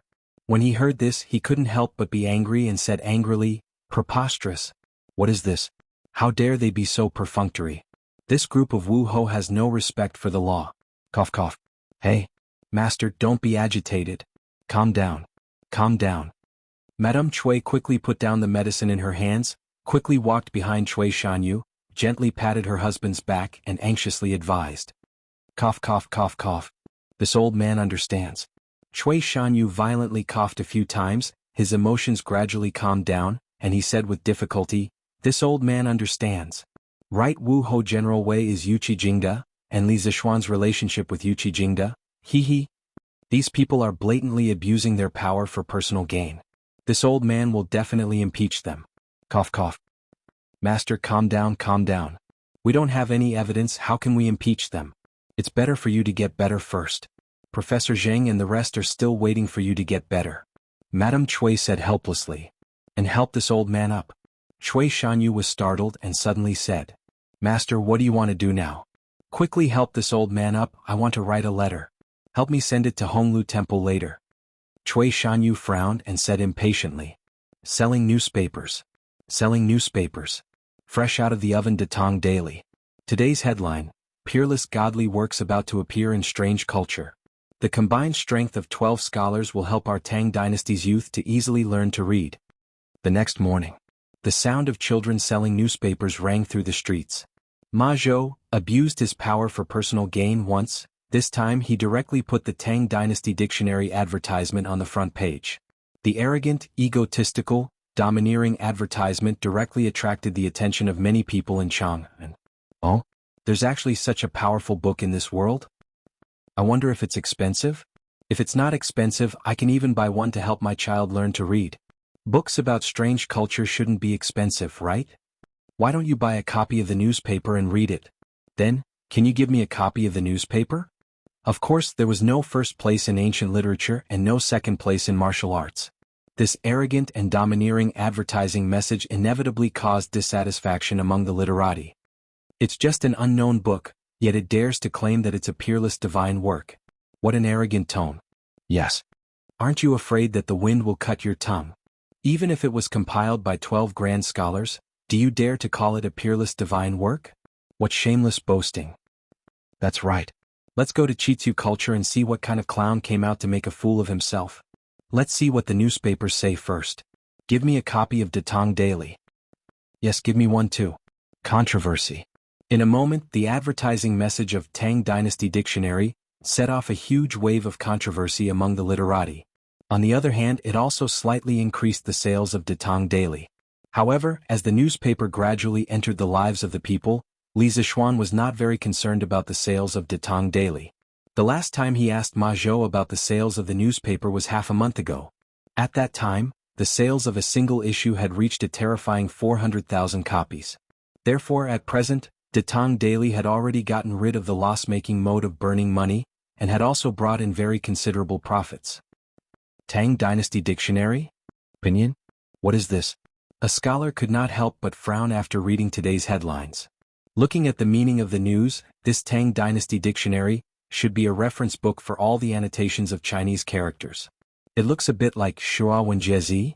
And this pinyin, can it really be so magical that it can teach people to read and pronounce words? Why haven't I heard of it before? A short and fat scholar asked his friend beside him. I don't think so. The newspaper must be bragging. The man shook his head and curled his lips. Boss, what are they talking about? Not far away, next to a small stall selling cooking pancakes, a gray-clothed peasant woman asked while rolling dough. Just now, the kid who sold the newspaper said that Chitsu culture published a book that can teach people to read. I guess that group of scholars is talking about this. The black-faced man said with a smile. Although he said so, his hand that was turning the cooking pancakes in the pot did not stop, perfectly showing what it meant to do two things at once. Chitsu culture? Isn't that the bookstore opened by Li Xiannan? Darling, do you think we should also buy one for our Gua to learn to read? The gray-clothed woman suddenly asked excitedly. Yes. Books from Chitsu culture have always been cheap. This book can teach people to read, then buy it. Gua's mother, don't be busy here. I will do it alone. Go to Chitsu culture and see if they sell it. There will definitely be a lot of people fighting for it. If you can get it, buy one for our Gua. It's much cheaper than hiring a teacher. The black-faced man wiped the sweat on his forehead with his sleeve and waved his hand. Boss, can you do it alone? The gray-clothed woman was quite tempted, but she still hesitated. Nonsense. Of course I can. Go quickly. The black-faced man waved his hand impatiently. Then I will go, boss. Yo, Brother Liao, are you eating while reading the newspaper? Shicity, a breakfast shop. A skinny middle-aged man walked in and greeted Liao Shifan when he saw him eating breakfast. Oh, Brother Zhang. Ah, Brother Feng, didn't you go to sea with the Imperial Court's fleet a few days ago? It's boring for me to eat alone. I just want to read today's Datong Daily. Liao Shifan looked up and smiled. Ah, I see. But Brother Liao, didn't you also get a few big ships? Why didn't you go to sea with them? The man with the surname Zhang ordered a bowl of porridge and a basket of buns from the shopkeeper, sat opposite Liao Shifan and asked. Sigh. This Liao's old arms and legs often have problems. Brother Feng is much stronger than me, so I won't follow you blindly. I'll just send a housekeeper to follow you. Liao Shifan sighed and explained. Actually, these were all excuses. The main reason was that he was used to living a rich life and was afraid of death. Oh, Brother Liao is right. The sea is too bumpy and it is indeed torturous. Brother Liao, look. The latest generation of carriage developed by Chitsu Pavilion. Don't touch me. It is officially on sale today. It is spacious, fast and definitely not bumpy. The top 10 will enjoy a special price, only 999 strings of cash. What kind of carriage is this? It is actually so expensive? Chapter 349. Carriage? Let me see. Liao Shifan grabbed the newspaper and quickly looked at where Zhang was pointing. After a while he excitedly slapped his thigh and shouted, "Ha! That's the carriage. That's the carriage. I didn't expect it to be on sale after so long. No way. Brother Zhang, you can eat slowly here. I have to go to the Curious Pavilion to line up now. Hey. Brother Liao, wait. Why do you sound like you want to buy that carriage?" Zhang reached out to stop him and said in disbelief. In his opinion, a carriage selling for 500 to 600 strings of coins was already unbelievable. But this time, the Curious Pavilion was selling it for 999 strings of coins. That was close to 1,000 strings of coins. Were they crazy about money? Could it be that the carriage was made of gold? But what he didn't expect was that Liao Shifan actually wanted to buy such an expensive carriage. Moreover, it looked like he was afraid that he wouldn't be able to get it. This made him doubt his life. Could it be that after not seeing him for a few days, his good friend had become so rich? 1,000 strings of coins wasn't money anymore? That's right. If I can't get such a good carriage, I'll regret it for the rest of my life, Liao Shifan said eagerly. But this carriage is selling for 999 strings of coins. Brother Liao, don't you think it's expensive? Hey, I don't have time to explain it to you now.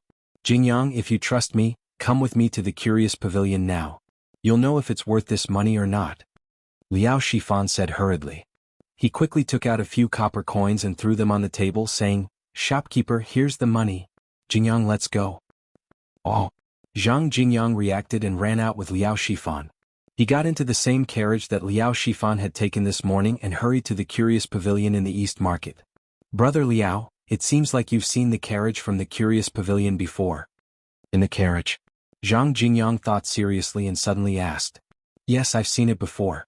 When this carriage first appeared, this Liao was fortunate enough to see it.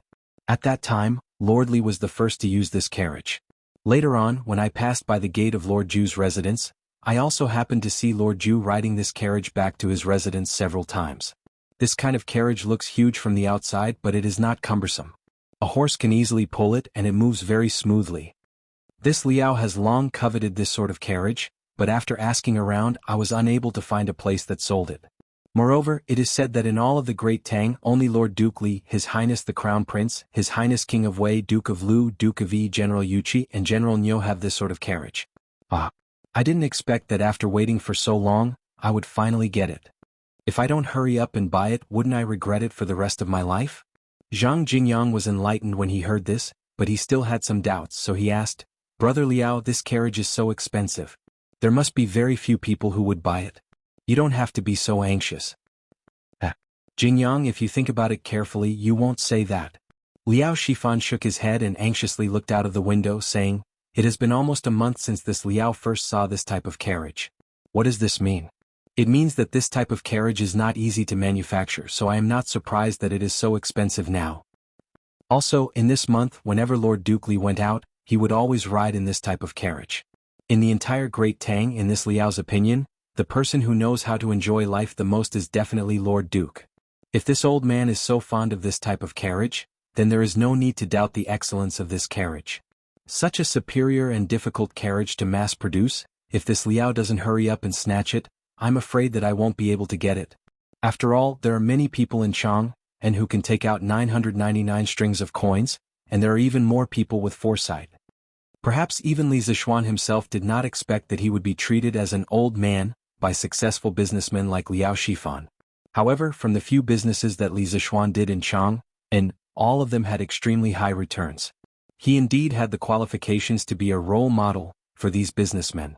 Hearing this, Jingyang's eyebrows twitched.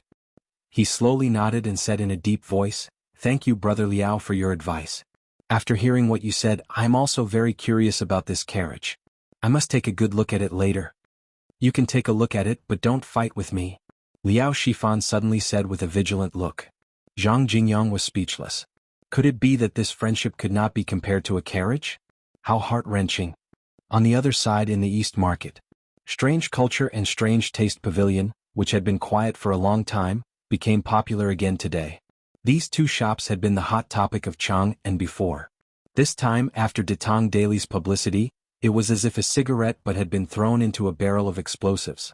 The effect of gathering popularity immediately exploded. Even before opening time, there was already a long line in front of the two stores. There were fewer people in front of the Odd Taste Pavilion. After all, carriages were still considered a luxury item for the people of Great Tang. On the other hand, there was a sea of people in front of the Odd Taste Pavilion, and there were several long lines. The people in the queue gathered in twos and threes, pointing at the advertisements in the newspapers and discussing with each other. For a moment it was very lively. Fortunately, we are not too late and we have membership cards so we can line up at the members' channel.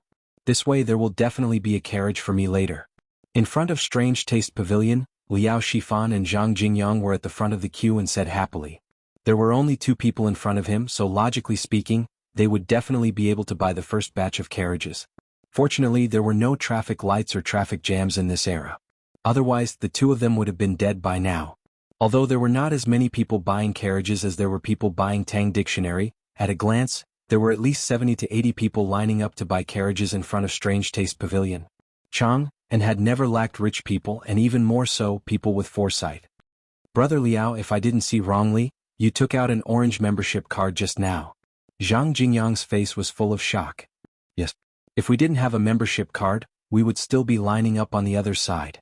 Liao Shifan did not feel that something was wrong at all, and he answered casually. But a card costs 100 strings of coins, isn't that a bit expensive? It's not expensive at all. For us it's totally worth it. Think about it, an orange membership card only costs 100 strings of coins, but with this card, not only can we save time in the members channel, we can also get a 30% discount on all the goods in Strange Taste Pavilion. Just this time we can save nearly 300 strings of coins by buying a carriage. Do you think this membership card is worth it? Is it expensive? Liao Shifan slowly analyzed. Chapter 350. It's open. It's open. The door is open. Let's go in and have a look at the Tang Dynasty Dictionary. How dare it call itself a masterpiece? The door of Chitsu culture was the first to open. Sun Huayuan, dressed in a purple-red gown, walked out happily and saluted the crowd. My friends, you must be here today to have a look at the Tang Dynasty Dictionary out of curiosity. I won't beat around the bush. You can go in and have a look at the new Tang Dynasty Dictionary in your order. Today's Tang Dynasty Dictionary is only for viewing but not for sale. 2 days later, Chitsu Culture will sell 1,000 copies of the Tang Dynasty Dictionary. If you need it, remember to come and buy it. What? It's not for sale today? Why not? Yes. Why did you bring us here if you don't want to sell it? Some people in the crowd who had come early to buy the Tang Dynasty Dictionary couldn't help complaining to Sun Huayuan. Most of them had heard about the magic of pinyin from the supervisors of the Imperial College, so they didn't have much doubt about the function of the Tang Dynasty Dictionary. Today they just wanted to buy the dictionary. Everyone, please calm down and listen to this old man's explanation. Sun Huayuan was prepared for this.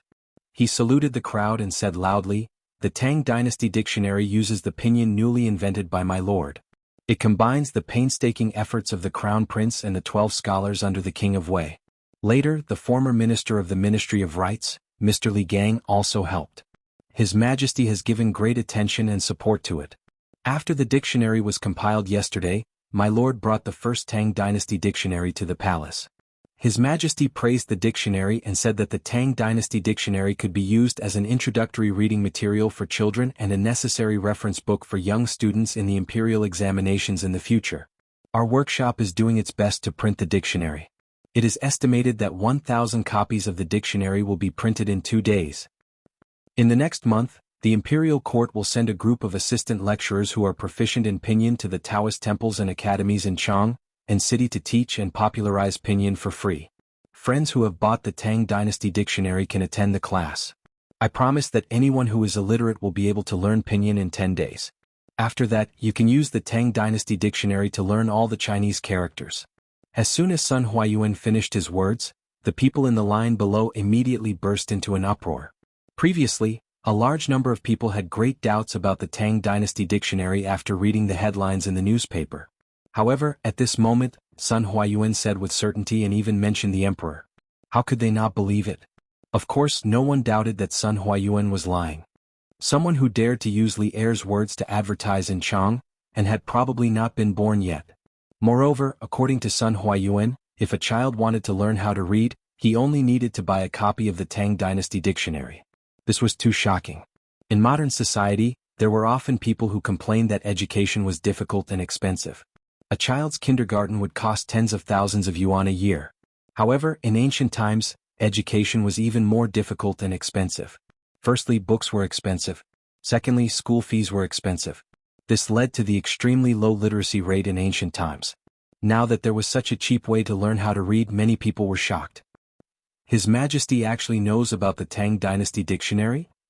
His Majesty personally designated the Tang Dynasty Dictionary as a necessary reference book for the imperial examinations? According to Shopkeeper's son, my child only needs to attend 10 days of pinyin lessons and he can use the Tang Dynasty Dictionary to learn all the Chinese characters. Isn't this too worth it? Shopkeeper's son, is this pinyin really that useful? A burly man roared and asked. Sun Huayuan smiled and nodded at him. Of course. The Imperial College was the first to popularize pinyin. Now, almost all the students in the Imperial College have learned pinyin. Whether it's useful or not, you may not believe me, but you can go and ask the students in the Imperial College. I know this. The child next door to my house is in the Imperial College's 4-gate school. I heard from that child that pinyin is very easy to learn. He learned it in 5 days. After learning it, he can directly use pinyin to learn all the Chinese characters. A middle-aged man with a full beard spoke enthusiastically. Meng Laosi, you idiot, are you trying to trick people again? Bullsh *t. When have I, Meng Laosi, ever lied to anyone? If you don't believe me, then so be it. If you don't buy it, then I'll buy it. Ahem. All right, now let's enter the store in order to take a look at our new Tang Dynasty Dictionary. In order to celebrate the completion of the Tang Dynasty Dictionary, all the books in Chitsu store will be 10% off today. Of course, this discount does not stack with the membership card discount. Everyone please. Sun Huayuan looked at Chitsu store on the other side and anxiously interrupted the noise of the crowd. Good. Today's trip was not in vain. Ah, yes. The crowd burst into cheers. Sun Huayuan smiled and shook his head. He called a servant over and instructed him to look after the store carefully. Then he walked quickly to Chitsu store. There were many big bosses waiting for him to open the store. Hey, shopkeeper's son is finally here. Yeah, we've been waiting for so long. When Sun Huayuan came over, the rich businessmen in front of the line could not help but complain. They were all queuing up to buy things, but Chitsu's store opened first. This inevitably made them unhappy. Ah, Old Master Wu, Old Master Liao, please forgive me. I really can't split myself up. Most of the people in front of him were old acquaintances. Sun Huayuan bowed apologetically and greeted them. Haha, open the door quickly. Let us see the same model as Old Master Li's car. This old man has been eyeing it for a long time. Yes, shopkeeper's son, hurry up.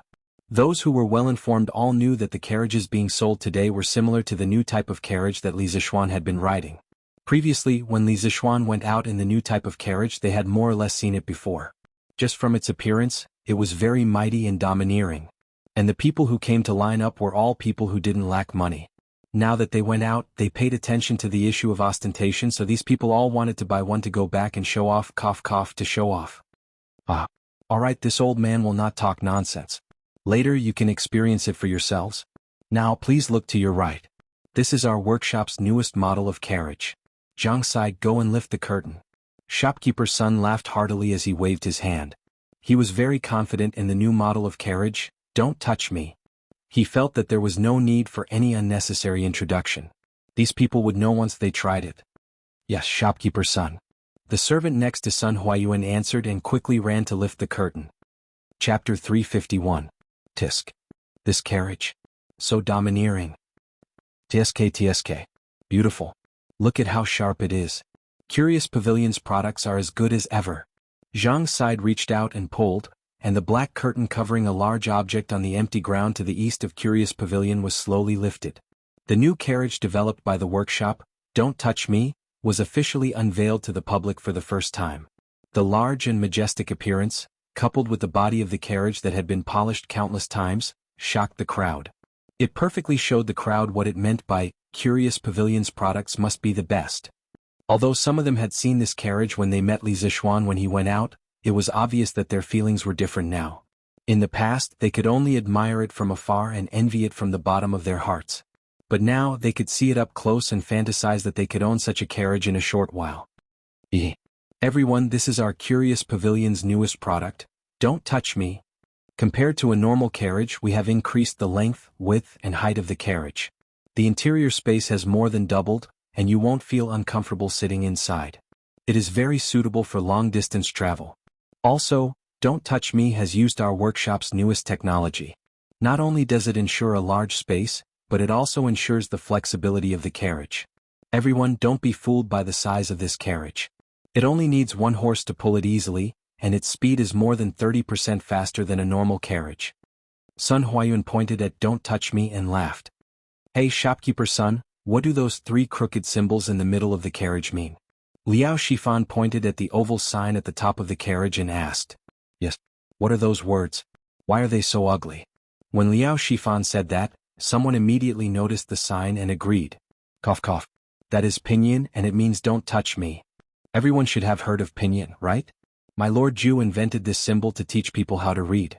If you are interested, you can go to Curious Pavilion to take a look at our newly completed Tang Dynasty Dictionary. Sun Huayuan coughed and explained. At the same time, he cleverly advertised the Tang Dynasty Dictionary among the rich.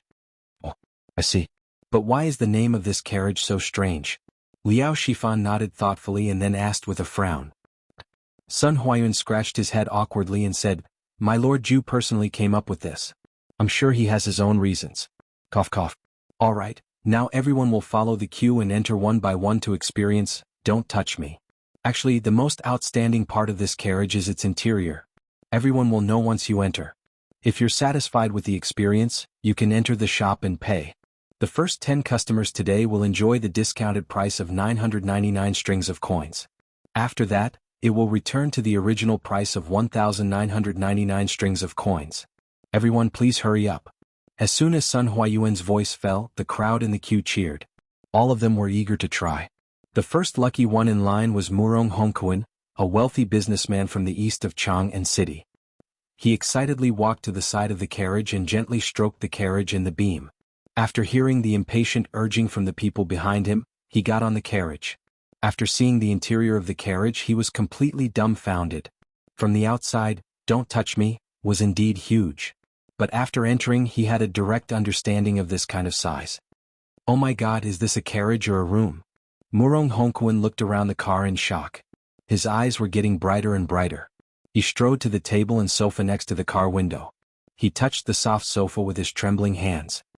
His lips were trembling a little as he said, Hiss? What is this stool made of? Why is it so soft? How comfortable would it be if I sat on it? After hesitating for a moment, he carefully sat on it. At first, he didn't dare to use too much strength, fearing that he would break it.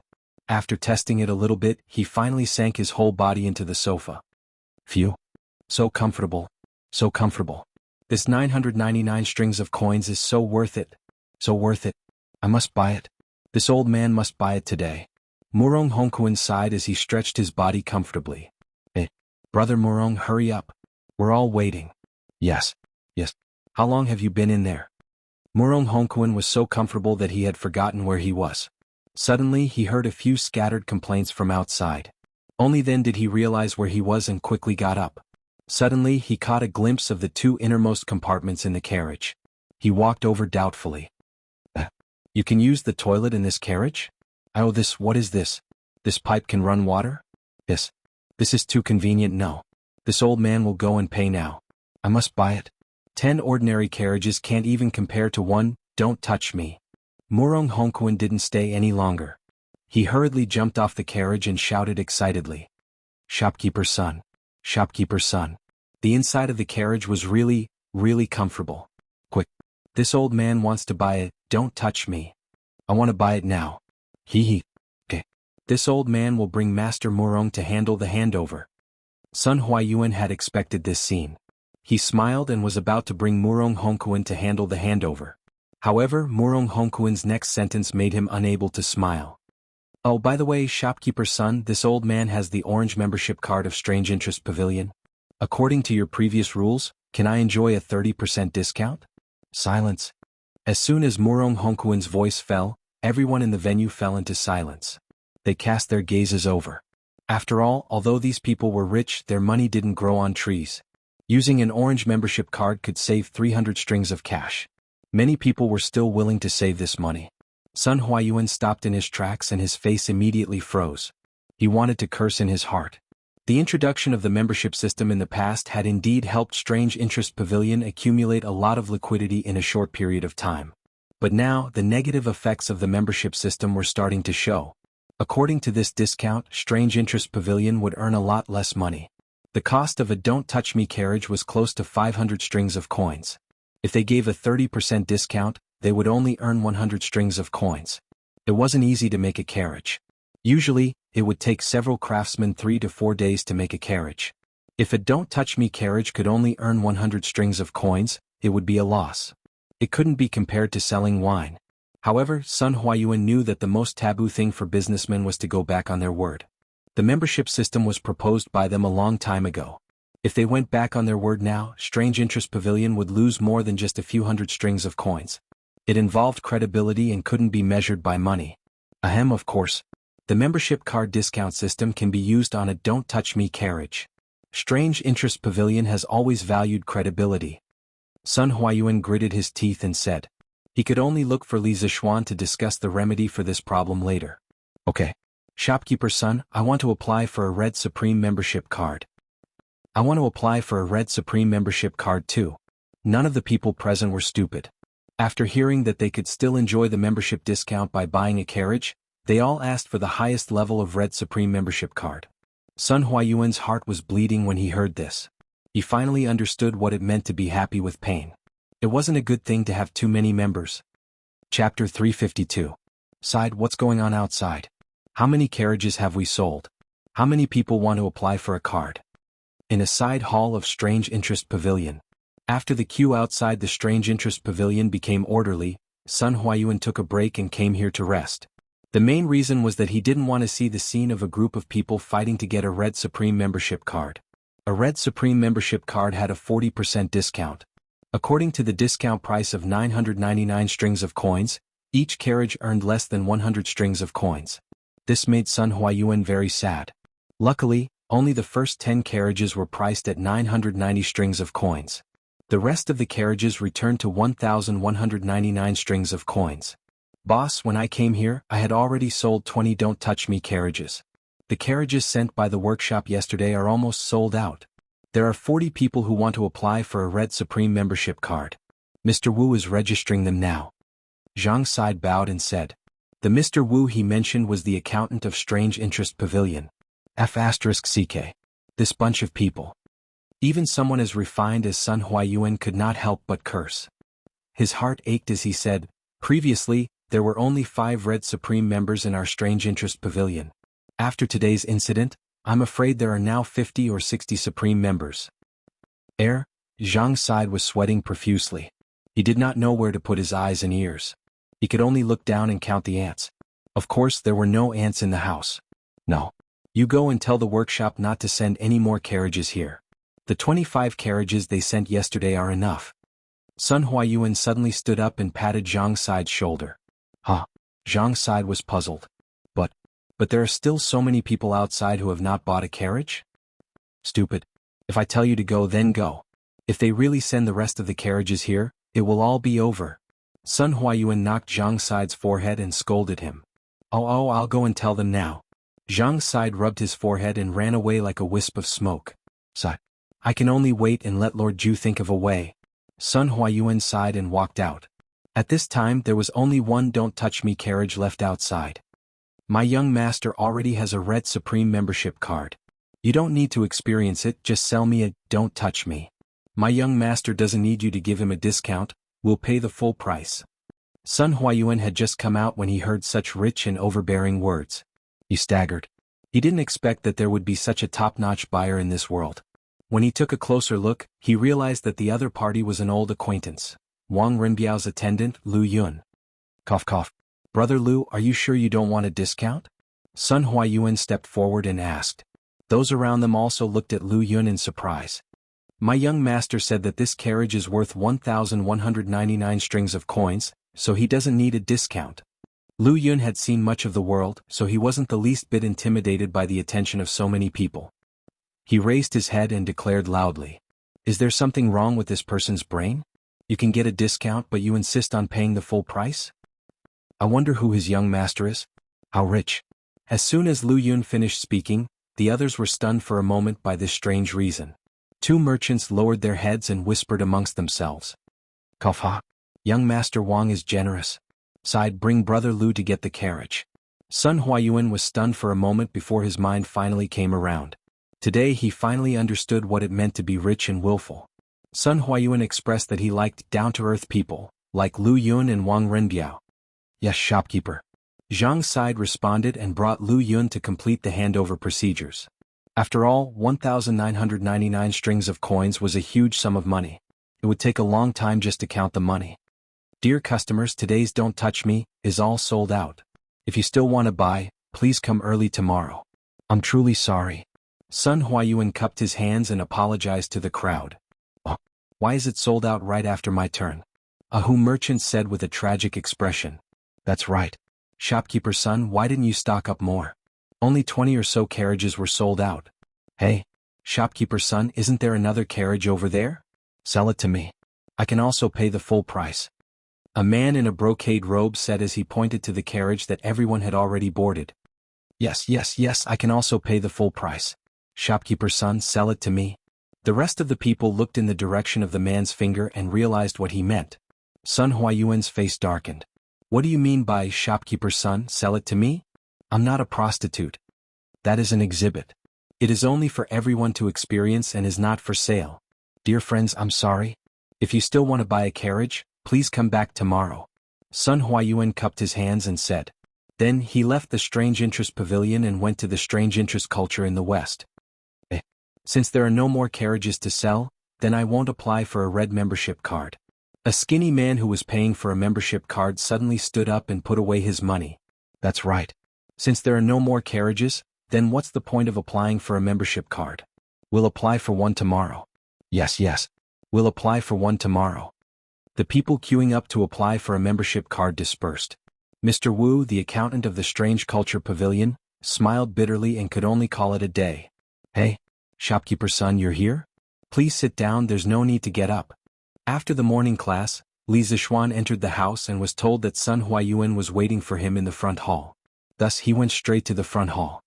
Thank you, Lord Zhu. Sun Huayuan cupped his hands and forced a smile. Although Li Zixuan wasn't good at reading people's expressions, he could still see the reluctance in Sun Huayuan's smile. He couldn't help but ask, Shopkeeper son, is the response to the Tang Dynasty dictionary and the new carriages not good? Sun Huayuan was startled and understood that Li Zixuan had misunderstood. He hurriedly said, No. The response to the Tang Dynasty dictionary and the new carriages is very good. I'm here today because I have something to discuss with you, Lord Zhu. When he said that, Li Zixuan was even more curious. Since the Tang Dynasty dictionary and the new carriages are very good, then what is there to worry about? Please speak, shopkeeper son. I'm all ears. Lord Zhu, it's like this. Today, our Strange Culture Pavilion. Sun Huayuan chose his words carefully and told Li Zixuan about the explosive increase in the number of supreme members in front of the Strange Culture Pavilion this morning, which led to the Strange Culture Pavilion's heavy losses. I was wondering what it was. So it's this. Shopkeeper son, you're overthinking it. There's no need to worry about this at all. When Li Zixuan heard this, he laughed and said without a care. Chapter 353. What does Lord Zhu mean? Li Residence, Main Hall. After hearing Li Zixuan's words, Sun Huayuan frowned and asked. I understand Manager Sun's meaning. In the past, our Chichu Pavilion scooters and plows were easy to make and cheap. Even if those customers with membership cards were able to enjoy a discount, compared to the value of the card itself, Manager Sun, you might feel that the small amount of profit we are giving away is not worth mentioning. Now that we are developing a new type of carriage, the manufacturing process is relatively tedious. Each one takes a long time and the price is very high.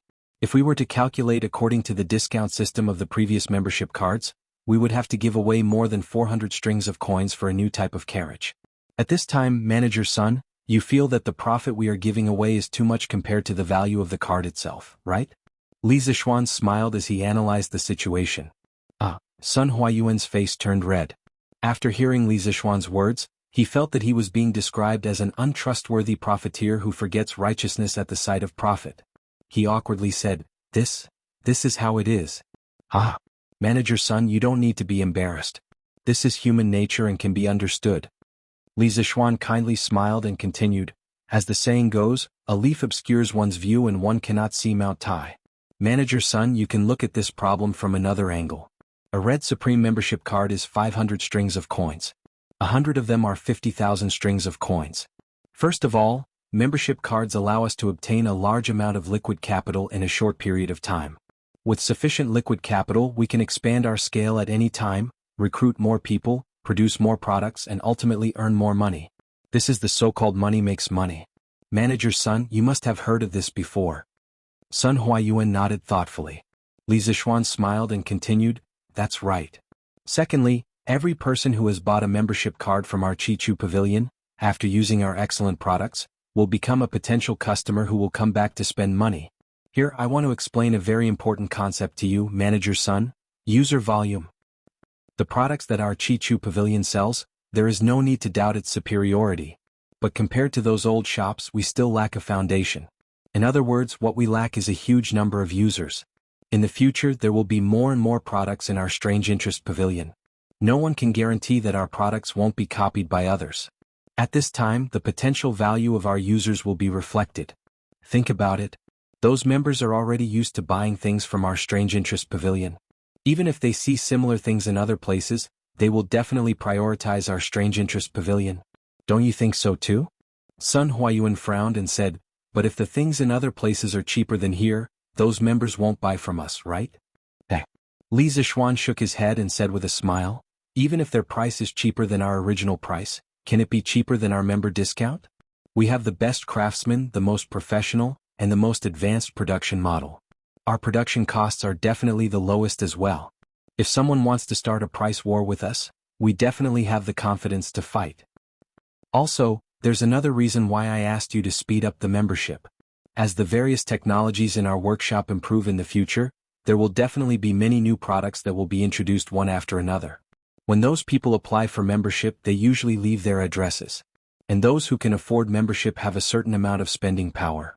Every time we can send flyers to those members' addresses. They have used our Strange Interest Pavilion's products before, so they will definitely understand the quality of our products. There is a high possibility that they will buy our new products. This way we can quickly turn the workshop's technology into money without any additional promotion. Modern society was an era where users were king. Many new brands such as Didi Chuxing, Are You Hungry, OFO, and so on, gathered a large number of users in a short period of time by constantly throwing money at them. Then, based on this large number of users, they accurately promoted relevant business information and established an effective business model to achieve long-term profits. This kind of behavior was the so-called internet thinking. The Tang dynasty didn't have computers, nor did it have the internet. Communication wasn't as developed as the modern era. If Li Zishuan were to use this kind of internet thinking, he would only get himself killed. That's why Feng Yu could use a portion of the profits to accumulate users. But he had his own bottom line. No matter if it's the early or later stages, he cannot lose money. He must protect his own interests first. If not, it will be easy for him to break the cash flow chain. Now, Feng Yu was focusing on cash and users. Currently, Strange Interest Pavilion's member discount system was only giving out 30 to 40% of the profits. Feng Yu was still making money. When the user base increases, he will show his capitalist side. It was just like some takeout platforms in the modern era.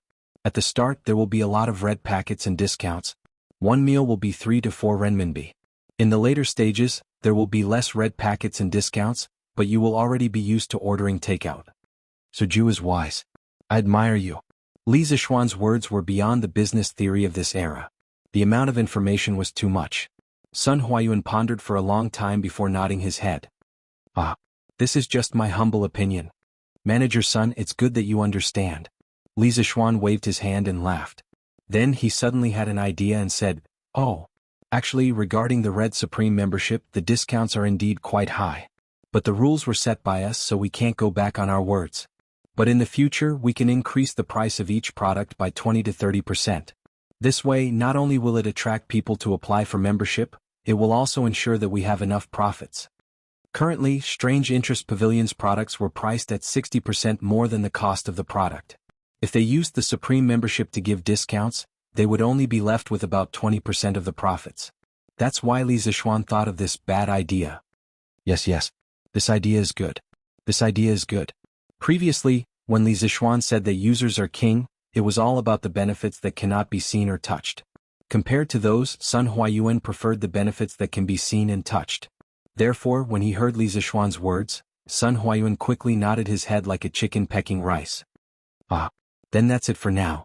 Manager Sun, why don't you stay for lunch? Li Zixuan put down his cup and laughed. Ah, no need, no need. Zhu, you go ahead with your business. This old man won't disturb you any longer. Goodbye. Sun Huayuan hurriedly stood up and waved his hand. Then take care. Li Zixuan smiled and didn't force him. Sun Huayuan was more concerned about the difference in status. Even if he forced him to stay, he wouldn't be able to eat to his heart's content. Chapter 354. Hee hee. Guess who I am? In the afternoon, Li Zixuan was lying in the air-conditioned room, a room with a lot of ice cubes, happily taking an afternoon nap. On a hot day, what else could he do but take an afternoon nap? Suddenly, he felt two soft and slippery little hands on his eyes. Then he heard a deliberately rough voice. Li Zixuan was sleeping soundly. After being disturbed, he became a little angry. He closed his eyes and removed the little hands from his eyes and muttered, Lan, don't mess around. Let brother sleep a little longer. Wow. Stinky brother, how did you know it was mean? Lan slapped Li Zixuan's forehead in dissatisfaction and jumped up to shout. Li Zixuan curled his lips and was speechless. He thought to himself, such a boring game. Only a little girl like you won't get tired of it no matter how many times you play it. Stinky brother, get up quickly. Someone is looking for you in the front yard. Seeing that Li Zixuan was about to go back to sleep, Lan impatiently pinched his face and said, What? Little girl, let go of me. Although Li Zixuan had practiced martial arts, he had never practiced being thick-skinned. He quickly slapped the little girl's hand and shouted, Hiss! Who is looking for meat? In this state he definitely couldn't go back to sleep. He sat up and rubbed his face. He thought to himself, this little girl is really ruthless. What will happen when she gets married in the future? Oh, brother Crown Prince and sister Changle are here. Brother, go and wash your face. Li Qingqian? Changle? What are they looking for me for? Li Zixuan said in disbelief. He suspected that Lan was deliberately teasing him. How would I know? They just said that they have something to talk to you about. Brother, go quickly. Lan put her hands on her waist and said matter-of-factly. Oh, okay. Seeing Lan confident expression, Li Zixuan nodded. He got up and was about to wash his face when he suddenly remembered that there was something wrong with Lan's words. He patted Lan's little head and asked, What? Little sister, aren't you coming with me? Lan was not going. They are here to look for my brother, not me. Lan will use brother's telegram machine to chat with sister Yushi later. Lana raised her head and said in a crisp voice. Chatting again? What do you two have to talk about? Chat every day? Li Zixuan rubbed his forehead, speechless. Ever since she discovered the function of the telegram machine, this little girl would come over to play and chat with Han Yushi almost every day. The key was that the only one that could communicate with Li Zixuan's telegram machine was the Han family's one. The little girl couldn't find anyone else to talk to even if she wanted to. After a while, the length of her conversation with Han Yushi was almost as long as Li Zixuan's. In order to prevent misunderstandings, Li Zixuan specially created a password to prove his identity, hitting the tiger at the back of the mountain. Every time he spoke to Han Yushi, he would first send these 4 words to prove that it was him. This also prevented Han Yushi from accidentally recognizing the wrong person and saying things that she shouldn't say. Of course, it was also very power-consuming for the telegram machine to keep working for such a long time. After Lan's actions, Li Zixuan recently worked overtime to make more than 20 batteries. He sent half of them to Han Yushi and kept the other half for himself. Of course there's something to talk about. This is a matter between us women. Brother, you don't understand. Hurry up and go to the front yard. Lana raised her chin proudly and pushed Li Zixuan out of the room. She was like a dove taking over a magpie's nest. What? A matter between women? Little girl, can you be considered a woman? Li Zixuan sweated profusely. There was only a 7 or 8 year difference between the two of them. Was there a generation gap? Fortunately, there were no computers, no internet, and no QQ in this era. Otherwise, this little girl would definitely evolve into an internet-addicted girl. Okay. You guys chat. I'll leave first. Li Zixuan waved his hand helplessly. Anyway, was already familiar with how to operate the telegram machine. She didn't need him to teach her at all. Moreover, what was even worse was that when she sent the telegram she was even better than him. That speed tsk was simply incomparable. Hee. Oh, right. Brother, don't forget Sister Yushi just because you have Sister Changle. Otherwise Lan will complain. F***Sike. Li Zishuan staggered and almost fell to the ground. Changle was indeed natural and unrestrained, beautiful and cute, but she was only 8 or 9 years old, okay? No matter how much of a beast he was, he wouldn't have any thoughts about a little girl. Looking back at the room, Li Zishuan couldn't help but ask the heavens. Could it be that the children of ancient times were also so mischievous? Hee. Qingqian, Changle, why are you guys here? After washing his face in the western courtyard, Li Zishuan went to the main hall and saw Li Qingqian and his sister sitting there, eating fruits and drinking iced wine. They chatted as they ate and drank. They were very comfortable and didn't treat themselves as guests at all. Ah, little Xian, you're up? Come, sit first. Li Qingqian laughed and pointed to the chair beside him. Hey, was this fellow trying to turn the tables? Li Zishuan rolled his eyes and sat opposite Li Qingqian, next to Princess Changle. Hee. I've long heard that Brother Xiaoxian likes to sleep. Today I've finally personally encountered it. Changle covered her mouth and laughed softly. Ah, Li Zishuan's face reddened and he awkwardly said, Ahem, little sister Changle's words are wrong. You have to know that taking a nap can eliminate fatigue, recover physical strength, and strengthen the heart. It can also increase the ability to resist diseases, delay aging, and promote longevity. There are many benefits, so we should all take more naps. Stop. Li Qingqian hurriedly waved his hand and interrupted. He speechlessly said, Xiaoxian, your skin is really thick. You can find so many excuses for your own laziness. I'm convinced. Changle couldn't help but giggle. However, she was afraid that Li Zishuan would be too embarrassed and hurriedly covered her mouth. Li Zishuan angrily said, What do you mean by looking for excuses? Everything I said is in line with medical theory. If Qingqian doesn't believe me, you can go to the Imperial Physician Bureau and ask the old Imperial Physician. He then turned his head to look at Changle and said, Also, little sister Changle should do as I say and take more naps. Your foundation is weak to begin with. Oh, that's right. Is your qi better? Hearing Li Zishuan's slightly concerned words, Changle's tender face reddened. She softly said, It's better. Previously, Daoist Sun gave Changle a prescription. Changle has been taking it all this time. It's already been a long time since my qi flared up. Li Zishuan nodded his head. In history, Changle had died before the age of 22. Regardless of the reason, Li Zishuan didn't want such a gentle and pleasant girl to die so early. However, it was a pity that he hadn't studied medicine in his previous life. Now, he could only hope that Sun Simiao was more capable. That's good. However, Changle can't let down her guard. It's summer now and it's not easy for qi to flare up. You still have to take care of your body. Qi asthma was the most common season in winter. It was indeed not easy to flare up in summer. That was why Li Zishuan reminded her. Chapter 355. Thank you for your concern, Brother Xiaoxian. Changle will definitely pay attention. Changle's bright eyes flashed with a hint of complexity. She stood up and bowed to Li Zishuan. Xiaoxian, you were able to obtain blood to prolong Uncle Qin's life. Don't you have a way to cure Changle and my mother's illness? The smile on Li Qingqian's face had long disappeared. He looked at Li Zishuan and asked in a deep voice, Does this guy really think I'm an omnipotent doctor? Li Zishuan smiled bitterly and said, Qingqian, you think too highly of me. If I had that ability, I would have cured Sister Changle long ago. Actually, even if my master were alive, he would only be able to alleviate the illness. It would be difficult to cure it completely. Asthma was caused by tracheal allergies. There were as many allergens as there were things in the world. Everyone's allergens were different, so the cause of asthma was extremely complicated. The pathogenesis was also unclear. Even in modern society with extremely advanced medical conditions, there was no way to cure it completely. But if the right method was found, the asthma condition could be controlled very well. But I do have some ways to alleviate or stabilize the condition. Li Zishuan tried hard to recall and muttered. Oh, then tell me, Xiaoxian. Li Qingqian's eyes lit up as he hurriedly said.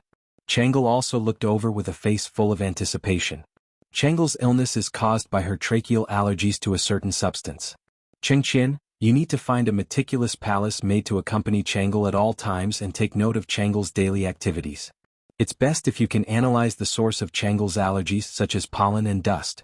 In the future, as long as you try to avoid these sources of allergies, you will have fewer relapses and suffer less. Generally speaking, people with illness are more sensitive to dry and cold air. It's fine now that it's summer. But once winter comes, Jianghu will probably suffer. So Jianghu, you must take advantage of this season to walk around and exercise. It's best if you do some exercise that isn't very strenuous, such as riding a scooter. Also, I have a prescription for treating qi disease. I memorized it when my master prescribed medicine. It might not be useful, but Jianghu can give it a try. Hey, Xiaoxian, wait. I'll take notes. Li Qingqian hurriedly raised his hand to interrupt. Although Li Zishuan said so, he did not dare to underestimate him. The news of Li Zishuan obtaining blood to prolong Qin Xiong's life had spread throughout Chang and city, so he trusted Li Zishuan's medical skills very much. Li Zishuan smiled and didn't stop him. He waved his hand and asked the servants to bring Li Qingqian a brush, ink, paper, and ink stone. When everything was ready, he continued. This recipe costs 30 renminbi for the ginkgo, 20 renminbi for the sugar, and 5 renminbi for the starch. First, he removed the outer shell of the ginkgo and placed it in a pot with water. After boiling, he peeled the ginkgo and dug out its core. Then he placed the ginkgo into a bowl, steamed it with water, and took it out. Put the ginkgo and sugar into the pot, add 2 bowls of water and bring it to a boil. Remove the foam and thicken it with starch before serving. This recipe can unblock the blood vessels, protect the liver, moisturize the skin, anti-aging, suppress lung qi, stabilize phlegm, detoxify, and strengthen the body. Even if it can't cure Jianghu's qi disease, it will be very beneficial to her body. It can be eaten for a long time and should be helpful. The ginkgo was the seed kernel of the ginkgo tree. It could not only be used as medicine but also as an ingredient. It was very effective for asthma. In his previous life, Li Zishuan's grandmother had mild asthma. She had been eating ginkgo according to this folk recipe. She paid attention to avoiding allergens and didn't have an attack for many years. However, ginkgo was poisonous when eaten raw. Ginkgo can treat qi disease? Then I'll have people pick more and send some to mother. Li Qingqian happily folded the recipe in his hand and smiled. Thank you, brother Xiaoxian. Jianghu squinted her eyes and smiled sweetly. Of course, she was happy that her illness was under control. After all, no one wanted to be sick all day. Ah, small matter. But Jianghu, you still have to move around more. Our bodies are like a container. Exercise can make this container stronger, and it won't be easy for external diseases to invade. Okay. Jianghu has been playing with my brothers and sisters recently. Oh right, brother Xiaoxian, I heard that your curious pavilion is selling new carriages today? Jianghu raised her head and looked at Li Zishuan. This was also one of the reasons why she came here with Li Qingqian today. Yes. What? Jianghu also wants that kind of carriage? Yes. Jianghu sat in Brother Crown Prince's carriage before. It was so comfortable. It's a pity that Jianghu can't leave the palace for long periods of time, and you have to line up to buy a carriage from Curious Pavilion. So I can only buy one from Brother Xiaoxian. Jianghu blinked her beautiful eyes and said mischievously. Ah. Li Zishuan patted his head and said embarrassedly, this is my fault. Cough. It's my fault. I should have given you one back then. You're also one of the shareholders of Curious Pavilion. How about this? Our current carriages are all black and red. They don't suit you. In a while, I will ask the workshop to customize a carriage for you for free. They will make it in whatever color you want. By then, Jianghu's carriage will be unique in Tang Dynasty. How about it? Really? That's great. Jianghu wants a pink one. Is that okay? Jianghu said excitedly. Indeed, every girl has a cute young girl's heart. Ah, of course. Hee. Thank you, brother Xiaoxian. Changla cracked a smile. It was truly a smile that could charm hundreds of people. Li Qingqian, who was sitting at the side, pursed his lips in jealousy. Jianghu had never smiled at him like that before. Ahem. Xiaoxian, I'm here today to talk to you about business. Li Qingqian coughed dryly and said seriously. What is it? Qingqian, tell me. Li Zishuan was observant and alert. He had already noticed the fleeting expression on Li Qingqian's face. He couldn't help but find it funny. Brother Xiaoxian, brother Crown Prince, let's talk about business. Jianghu went to play with Sister Lan. Jianghu stood up and said. Empress Zhang's son had taught her well in this aspect. She had never asked about the so-called business between men. Okay. Lan is in the western courtyard. Xiaohe, take Princess Jianghu to find Miss. Li Zishuan nodded and instructed. Yes, young master. Your Highness, this way please. Xiao He cautiously bowed to the three people in the main hall and then led Chang'e out. Okay Qingqian, what do you want to say? Li Zishuan said casually as he leaned back in his chair. Li Qingqian thought for a moment and slowly explained his intentions. A few days ago Xiao Xian, you said that you wanted the imperial court to send people to supervise Datang daily. Imperial father arranged for me to come over. Therefore, I came today to discuss the follow-up matters with you. Chapter 356. Li Qingqian came over today mainly to contact Li Zishuan before he officially sent someone to the Datang Daily editorial department. He wanted to confirm the scope of authority of the person he sent over. While ensuring that he could complete the task given to him by Li Zishuan, he tried his best to avoid conflicts with Li Zishuan's people. Just like what Li Zishuan said before, if the person he sent over didn't know the scope of authority and blindly fought for power, it would affect the normal operation of Datang Daily. As the founder of Datang Daily, Li Zishuan didn't want to see this result. As the leader of the Tang Empire, Li Er also didn't want to see this result. Li Qingqian himself didn't want to see this result, because he was already a small fan of Datang Daily. He would take time to read every issue of the newspaper. After an hour of friendly negotiation, both sides finally reached a peace treaty. From tomorrow onwards, Li Qingqian would send 5 scholars, led by Yu Shinan, to the Datang Daily editorial department to set up the censor department. Every issue of the newspaper had to be submitted to the censor department for content review before it was published. If it passed the review, it could continue to be published. If it didn't pass the review, it would be rectified. The censor department only had the right to review the content and didn't have the right to appoint or remove the internal personnel of Datang Daily. As for the restrictions on the content of Datang Daily, as long as it didn't involve party struggles or maliciously smearing the imperial court, it would be reviewed and passed. Of course, this didn't mean that Datang Daily could only flatter the imperial court in the future. For some corrupt officials, if there was conclusive evidence, the censor department could also report it on Datang Daily after more than half of the scholars approved it. The Datang Daily editorial department also had the right to supervise the censor department.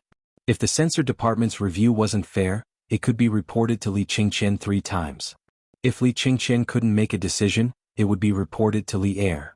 At first glance, in terms of function, the so-called censor department was a bit like the modern ****, which specialized in reviewing media content. But in terms of power, the censor department was much weaker because it could be supervised by the editorial department. It was a bit like the modern political commissar, and the editorial department was equivalent to the military chief. The military chief was to solve the problem of how to fight a war. The military chief, including the company instructor, battalion instructor, and the political commissar of regiments and above, solved the problem of why to fight a war and who to fight for. It was hard to say who was more powerful between the two of them, as they did not have a direct superior-subordinate relationship. They were supposed to keep each other in check. The purpose of their existence was not to fight for power, but to help the army win the war. Similarly, the censor department and the editorial department didn't want to let Datang Daily to get on the big ship of the imperial court and get rapid development nationwide. Li's ultimate's goal was to let Li's to get involved. What? Where's Chang'e? After the discussion, Li Qingqian looked at the time and felt that it was time to return to the palace. So he followed Li Zishuan to the west courtyard to find Chang'e and return to the palace together. But he didn't see Chang'e and Lan Er in the courtyard, so he couldn't help but ask in confusion. He thought that Chang'e and Lan Er would be playing with the scooter in the west courtyard. That was why he asked.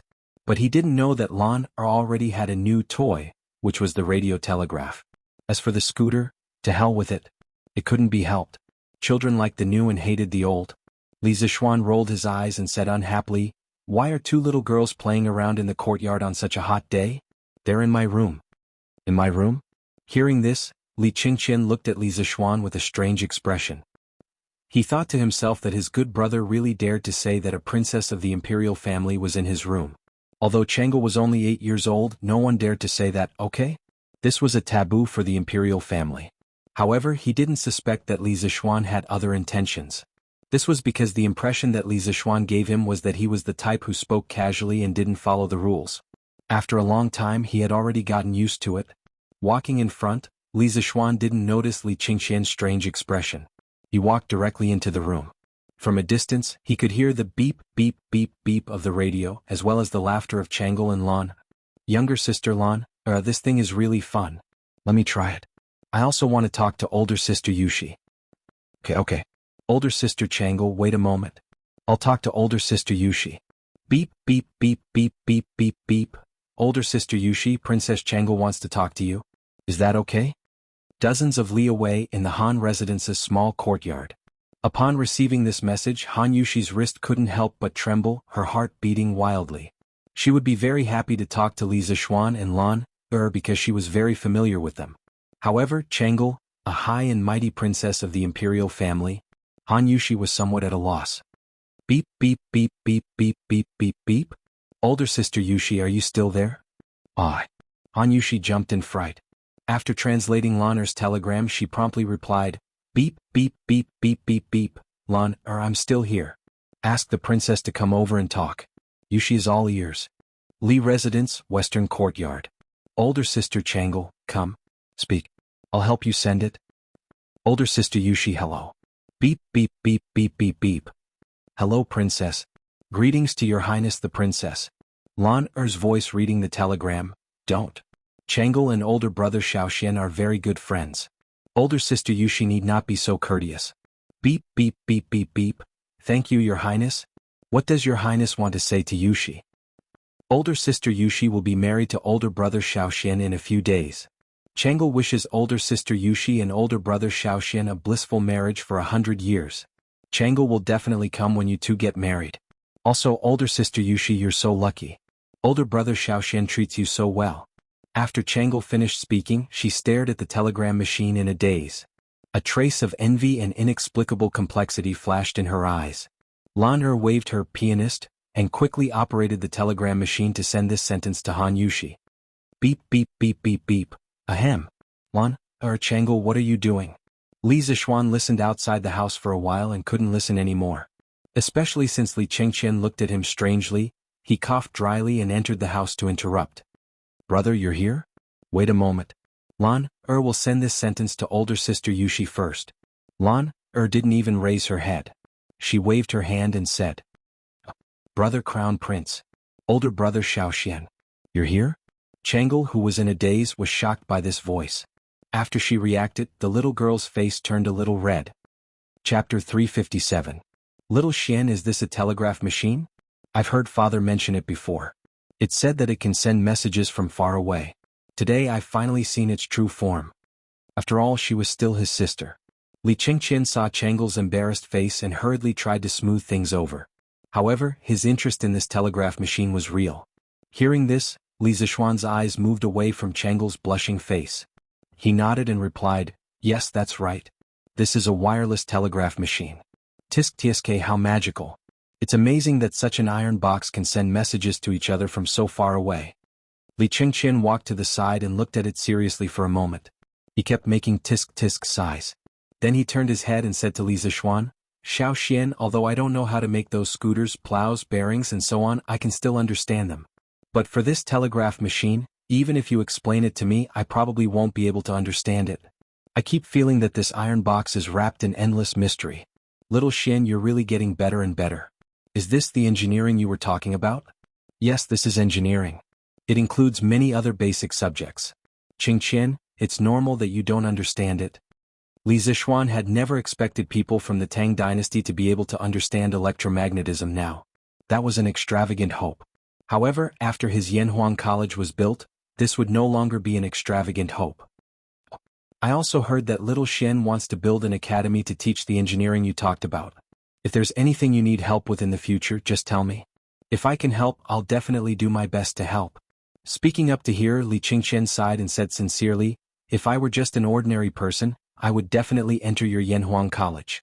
Listening to the engineering you talked about, I keep feeling that it's not the knowledge of the human world. Unfortunately, it's not up to me.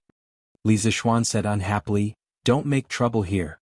Qingqian, you were born with a noble status and didn't have to worry about food and clothing. Do you know how many people envy you? If you're still not satisfied, how are those poor commoners going to live? As the saying goes, be content with what you have. When you are envious of others, you don't know that even more people are envious of you. Li Chengqian was stunned when he heard this, then he smiled bitterly and said, be content with what you have. Looks like I still don't understand it as well as you, little Xian. Brother little Xian, where are you going to build your academy? Was there enough money? If it's not enough, Chang'e can give up this year's bonus. When Chang'e heard them talking about Yanhuang College, she raised her head and said, No need, no need. I have more than enough money. Li Zishuan waved his hand in relief and said with a smile, the academy will be built in Plum Village in the east of Chang'an City. It's surrounded by mountains and rivers and the environment is beautiful. It's very suitable for learning. Moreover, it's not far from Chang'an City. If Chang'e and Qingqian have time in the future, you can visit Yanhuang College. After my academy is built, it will definitely be beyond your imagination. Oh, is that so? When the time comes, Chang'e must go and have a look. Chang'e blinked her eyes and said excitedly, Little Xian, how big is your academy going to be? The more Li Qingqian listened, the more he felt that something was amiss. How was this building an academy? This was building King Villa. It's not that big. The Cloud Mountain behind Plum Village is about 1,000 acres. After some rest, it should be enough to build Yanhuang College. Li Zishuan rubbed his chin and said, 1,000 acres. Li Qingqian and his sister were instantly petrified. Brother Crown Prince, Chang'e heard from Lan, that this telegraph machine was made by Brother Little Xian to relieve Sister Yushi's boredom. Brother Little Xian is so good to Sister Yushi. On the carriage back to the palace, Chang'e shifted her gaze from outside the window and said as she held her little face, Oh? I didn't expect Little Xian to be a guy who forgets his friends over his lust. Li Qingqian had never heard Li Er mention this before. He couldn't help but say with a cheeky look, What do you mean by forgetting his friends over his lust? It's obviously Brother Little Xian who values his friends, okay? Chang'e rolled her eyes at her brother and secretly thought that her brother Crown Prince was really unromantic. After being together for so many years, how could Li Qingqian not understand what Chang'e's expression meant? His face was full of black lines. He wanted to explain but didn't know how to. He could only blame Li Zishuan. Brother Crown Prince, if Chang'e can be like Sister Yushi in the future and marry someone who loves me so much, Chang'e will have no regrets even if I die. But it's said that the marriage of the children of the royal family can never be decided by themselves. In another 3 years, father and mother will probably arrange a marriage for Chang'e. Chang'e is so scared that I'll marry the wrong person. But Chang'e doesn't want to make father and mother unhappy. Brother Crown Prince, what should Chang'e do? The carriage was silent for a few breaths of time. Chang'e suddenly raised her watery eyes and looked at her brother as she said with a pained expression. Li Qingqian had always doted on his sister. Now that he saw Chang'e like this, his heart felt as if it was pierced by a needle. He hurriedly said, Don't think like that, Chang'e. Father and mother have doted on you since you were young. They definitely won't let you marry someone who doesn't love you. Besides, I'll definitely speak up for you when the time comes. Hey, Faubert? Busy? After sending Li Qingqian and his sister off, Li Zishuan let Lana chat with Han Yushi at home while he went to the workshop to see how the printing of the Tang Dynasty dictionary was going. Yo, young master, you're here. Faubert put down the stack of papers in his hand and said with a bitter smile, Young master, the entire workshop is so busy that their feet don't even touch the ground now. I'm no exception. Li Zishuan scratched his head in embarrassment. He was here today to give the workshop an additional task. With Faubert in such a state, how could he say it out loud? Faubert, it seems that our workshop still needs to be expanded a little bit. Now, the workshop's products were still in short supply. Even though the scooters had been launched for several months, they still didn't have to worry about sales. Generally, when the workshop produced something, it would definitely be sold out within 5 or 6 days. That was because foreign merchants liked to resell. As for the new products, needless to say, the demand in Chang'an City couldn't be met by the workshop. People in other places certainly couldn't enjoy the latest technology of the fantastic pavilion workshop immediately. Young master, you've seen the workshop now. Even if I want to recruit more people, I don't have a place to settle them down. It was reasonable to say that the workshop of the Odd Taste Pavilion occupied a large area, occupying nearly a quarter of the entire NE lane. However, it was wishful thinking to use the productivity of this small area to meet the needs of the entire NE lane and even the entire Tang Empire. Chapter 358. Looks like it's time to expand our workshop. Li Zishuan looked up at the sky and said after some thought. Expand? How do you plan to expand? When the workshop was in Minister Yan's hands, the surrounding houses that could be moved away had all been moved away. Now we can't expand anymore. Faubert shook his head and sighed. Since there's no space in Chang'an, we'll move outside of Chang'an. Li Zishuan's eyes suddenly became firm as he said in a deep voice. Outside of the city? How can we do that? Young master, this. People in any era tended to live in big cities. Just like how modern people like to live in big cities like Tiandu and Shanghai, the ancient people were no exception. The workshop had finally taken root in Chang'an. Now that Li Zishuan wanted to move the workshop out, how could Faubert agree to that? Why not? Faubert, you know that I'm going to build a college in Plum Village, right? Well, I've heard about it from Ma Zhou. Ah, it's good that you've heard about it. Li Zishuan nodded and smiled. Plum Village is surrounded by mountains and rivers. It's not only suitable for learning but also for production. In the future, not only will I be staying in Plum Village, but most of the workshop's production tasks will also have to be moved there. But there, no buts. Before Faubert could refute, Li Zishuan interrupted him. He said firmly, Plum Village is indeed remote and desolate compared to Chang'an. But when Yanhuang College is built, that place will replace the Imperial College and gradually become the Tang Empire's sacred land of learning. Many other industrial chains will be born there. Moreover, with the talents cultivated by Yanhuang College, the workshop will gain a lot of benefits. Modern first-rate universities basically had a lot of companies under their name. For example, Tsinghua University had 30 to 40 listed companies under its control. Among them, there were a few very famous and powerful companies such as Tsinghua Tongfang, Tsinghua Purple Light, and so on. This was the so-called combination of production, learning, and research. To the greatest extent, it could quickly turn academic knowledge into wealth. Li Zishuan came up with this idea on the spur of the moment. Yanhuang College's initial position was an engineering college. Of course, it didn't mean that in the future only engineering would be taught. Confucianism would also be taught, for political reasons, but the focus would definitely be on engineering. With the engineering foundation provided by Yanhuang College, the workshop would definitely be able to produce more high-end black technology. Of course, there was one thing that Li Zishuan did not mention. Mei Village was surrounded by the Ba River, which was very suitable for using water power to carry out industrial production, especially for some stamping and forging products that required very high surface precision. Hydraulic impact forging could perfectly meet the requirements. When the time came, Li Zishuan might consider making some more awesome black technology. Alright, since young master insists, this old man agrees. Faubert was speechless.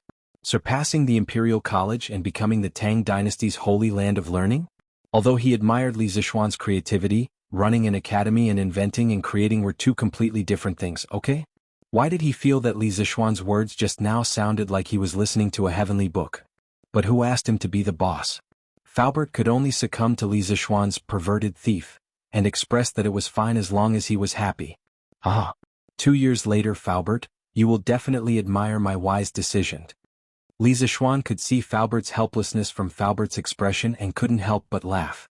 Faubert was too lazy to even speak. He just stood there and rolled his eyes. Faubert, I will go to Plum Village in a few days. Come with me then and see where we can build our workshop. In the future, an E-Lane will be the headquarters of our workshop.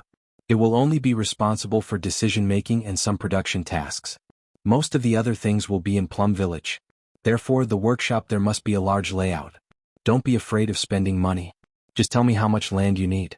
If Plum Village doesn't have enough, I will go to the neighboring villages to buy it. Li Zishuan said in an overbearing manner. He liked to do things in one step.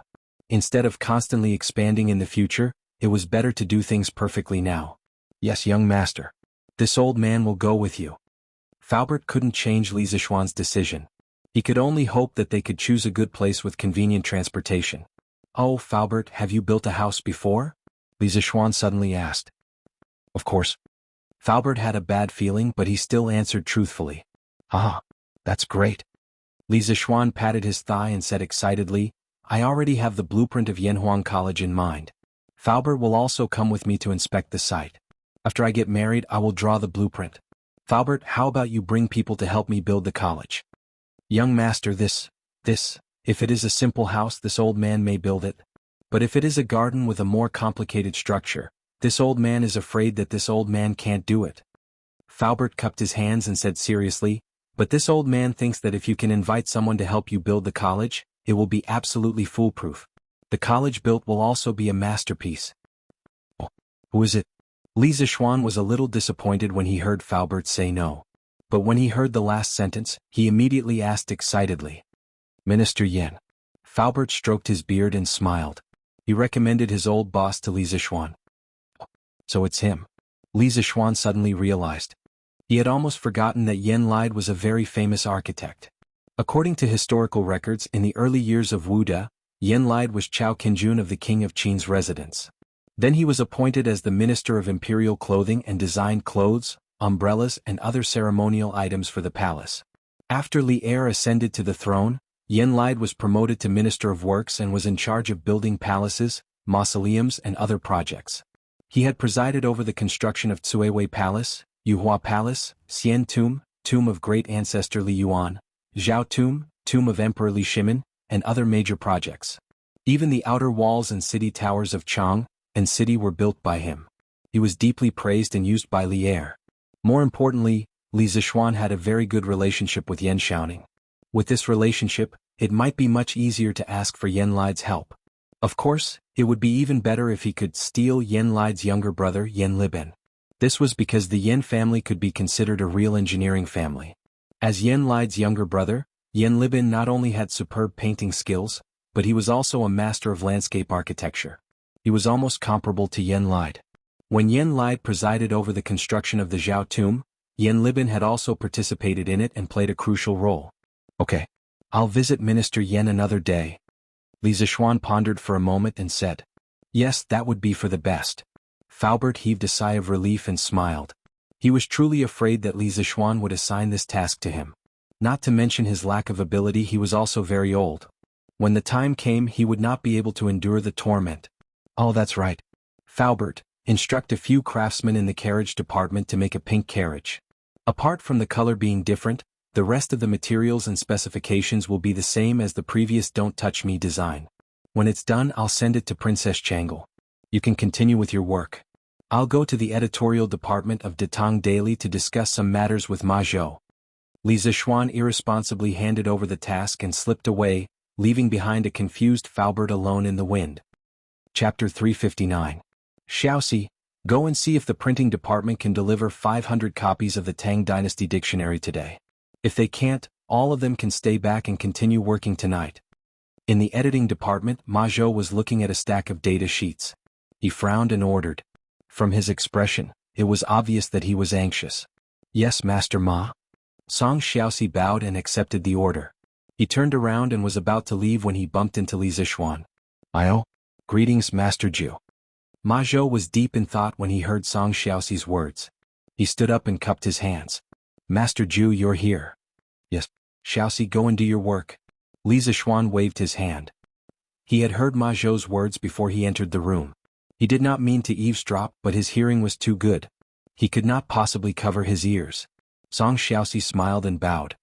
He quietly left the room and closed the door behind him. What's wrong, Brother Ma? Is the printing department unable to keep up with the progress? Li Zixuan sat down at the head of the table and asked with a smile. That's true. Ma Zhou nodded helplessly and said gloomily, you can't blame the editing department. The craftsmen there are so busy that they can't even eat. The main reason is that the people are too enthusiastic about the Tang Dynasty Dictionary. Master Ju, the 1,000 copies you mentioned earlier is far from enough. Why do you say so? Li Zixuan's interest was piqued as he asked curiously. 2 days ago, Ma Zhou was still questioning his decision to print 1,000 copies. He did not expect that in just 2 days Ma Zhou would change his mind. Li Zixuan wanted to know what happened in between. Ma Zhou mumbled. I'm sorry to say that I had doubts about Master Ju's decision. So after the Tang Dynasty Dictionary was released today, I hired dozens of workers and asked them to go around the streets of Chang and city to find out how many people were willing to buy the dictionary. In the end, what's the outcome? Li Zixuan's eyes lit up. He did not expect Ma Zhou's thinking to be so advanced. He even knew how to do market research before a new product was launched. What a genius. According to the data I just collected, there are nearly 2,300 people who are willing to buy the Tang Dynasty Dictionary immediately, not including those who don't know the news of the Tang Dynasty Dictionary and those who haven't been investigated. In other words, we have attracted at least 2,000 people who are willing to spend money to buy it through just 1 day of publicity. Our printing department worked so hard to print the dictionaries for 2 days, but I don't think it's enough for 1 day. Moreover, as more and more people know about the Tang Dynasty Dictionary in the future, I can't imagine how terrifying its sales will be. I'm afraid that even if everyone in the workshop does nothing but print the dictionary of the Tang Dynasty, We still won't be able to catch up with the sales speed. Ma Zhou scratched his messy hair and smiled bitterly. Li Zixuan said in surprise, "Why are there so many people who want to buy it? It shouldn't be." He already had a very optimistic estimate of the demand for the Tang Dynasty dictionary. However, from the data that Ma Zhou brought back, the actual demand for the first batch was more than 4 times higher than his estimate. He found it hard to understand. After all, the Tang Dynasty dictionary was only advertised in the newspaper today. Why not? Ma Zhou shook his head and explained, "I didn't think it would be so crazy at first, but after I got the data, I thought about it seriously. It's reasonable that there would be such a huge demand. Our Tang Dynasty Dictionary is an essential reference book for the imperial examinations and an elementary teaching material for children.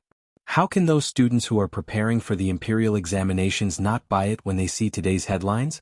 Those poor families will see this news and know that the imperial court will send teaching assistants to teach illiterate children pinyin for free.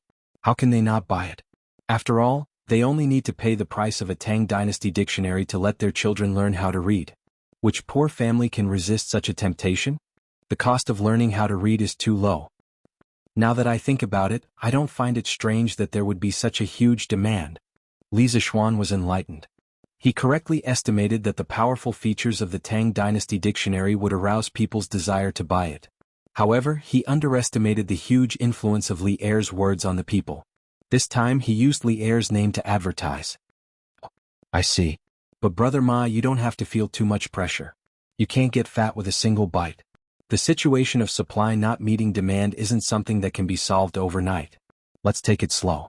Those who need to eat still need to eat, and those who need to rest still need to rest. The problem now is that the workshop is not big enough. I just discussed with Faubert about expanding the workshop in the future. At that time we can recruit more people." When Li Zixuan saw Ma Zhou frowning with a bitter expression, he couldn't help but find it funny. Hence he consoled him. "Expand?" Ma Zhou suddenly raised his head and looked at Li Zixuan in disbelief. Obviously, he knew the current situation of the workshop very well. He knew that according to common sense, the workshop could not be expanded. Bang bang. "Ah, Godfather Ma, I'm back. This time, I have to thank you properly. Alright, I'll be the host later, please." Creak, in the house. After Li Zixuan told Ma Zhou about the workshop relocation plan and Li Qingxian's plan to set up an internal audit department in the Datong Daily editorial department, he looked at the sky and felt that it was time to go home. When he got up and walked to the door, he heard Brother Chicken knocking on the door and shouting outside. "Lord Zhu, you're here too." "Ah, that. I'm sleepwalking. Ah." The door opened wide. Looking at the young and handsome face behind the door, Brother Chicken's right hand suddenly froze in the air. After several breaths of time, Brother Chicken dryly laughed. "Li Zixuan?" Ma Zhou was speechless. "Hold on." Li Zixuan watched as the clown stretched out his arms and hopped away like a zombie. Li Zixuan angrily called out, "Come back here." "Ah. Why am I here?" Pang Feiji was stunned. He stopped in his tracks and turned around to walk over. "Ah. Is Pang Siggy back from his investigation? What's the result?" Seeing the awkward atmosphere, Ma Zhou chuckled and tried to smooth things over for Brother Chicken. "Ah. Yes, it's true. It was all thanks to old Ma for pointing out the right path. You're really like a god when it comes to solving cases." Cough cough. "As you expected, it was really a bunch of kids playing tricks. However, that bunch of kids didn't come to cause trouble again, so I can only report back first. After all, the safety of the workshop and the strange culture is also very important." Brother Chicken went up and said flatteringly, "Then you two can chat. I'm going back." Li Zixuan heard the gist of it, smiled, waved and left. Ma Zhou had told him about the right Marquis household's investigation. To get such a result, Yuqi Jingda must have purposely gone easy on him. Otherwise, it wouldn't have ended so hastily. At the very least, the Biaozi he hired should have been found out by the Marquis. Now it seemed that he had to accept Yuqi Jingda's favor.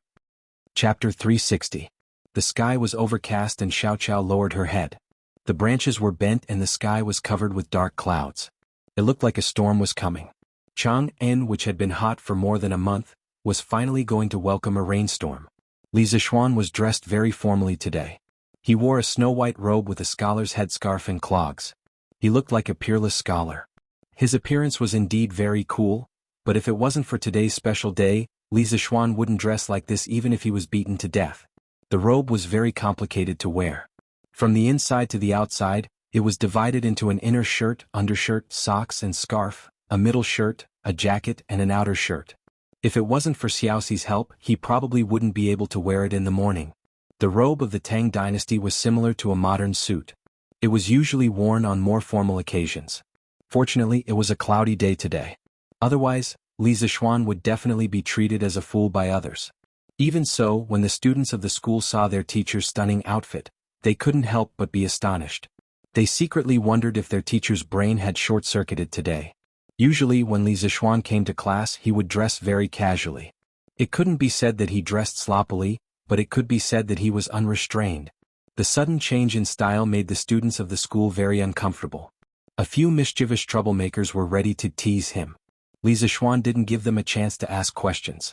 He directly started the class with a serious expression. Everyone in the classroom inexplicably felt an invisible pressure. A kind of oppressive atmosphere gradually filled the classroom. Everyone couldn't help but look at the blackboard. Even Ching Chumo and Wang Meng, who were usually the most mischievous and didn't like to study the most, didn't dare to make trouble. Clang clang clang. Unknowingly the class had passed. Li Zixuan, who never delayed classes, didn't stop to let the students rest this time. It was as if he didn't hear the end of the class and continued his class as if nothing had happened. After so many lectures, all of you should have an intuitive understanding of fractions. Next, I'll talk about the addition, subtraction, multiplication, and division of fractions. Some students might be confused. How do you add, subtract, multiply, and divide a score? In the first chapter we learned about addition, subtraction, multiplication, and division between natural numbers. Of course, it is possible to extend it from natural numbers to fractions, but the rules of addition, subtraction, multiplication, and division between fractions will be different. Please look at the blackboard. On the podium, Li Zixuan was meticulously and seriously teaching the class. It was as if he wanted to give all the knowledge to the students in this class. Influenced by this solemn mood, no one raised any objections. They all sat in their seats and listened attentively. Why hasn't the class ended yet? As the status of the mathematics school in the Directorate of Imperial Studies rose, students from the other schools came here more and more frequently. Very quickly, people discovered that the mathematics school, which had always been very normal, was very abnormal today. Classes at the other schools had ended a long time ago, but there was still a class here. Thus they all discussed it outside the window. That's not right. Li Sai would never give a lecture during recess. What's going on today? Are my eyes playing tricks on me? Yuan Shua couldn't help but touch his chin and wonder. You're right. Why does Li Sai's clothes today feel a little off? Also look down there. Even Ching Chumo is listening attentively. This is unbelievable. The person who spoke clearly knew Ching Chumo from the mathematics school very well. This is too strange. They're still in class at this time. Don't they need to go to the toilet? This idiot's brain is clearly wired differently from the other students.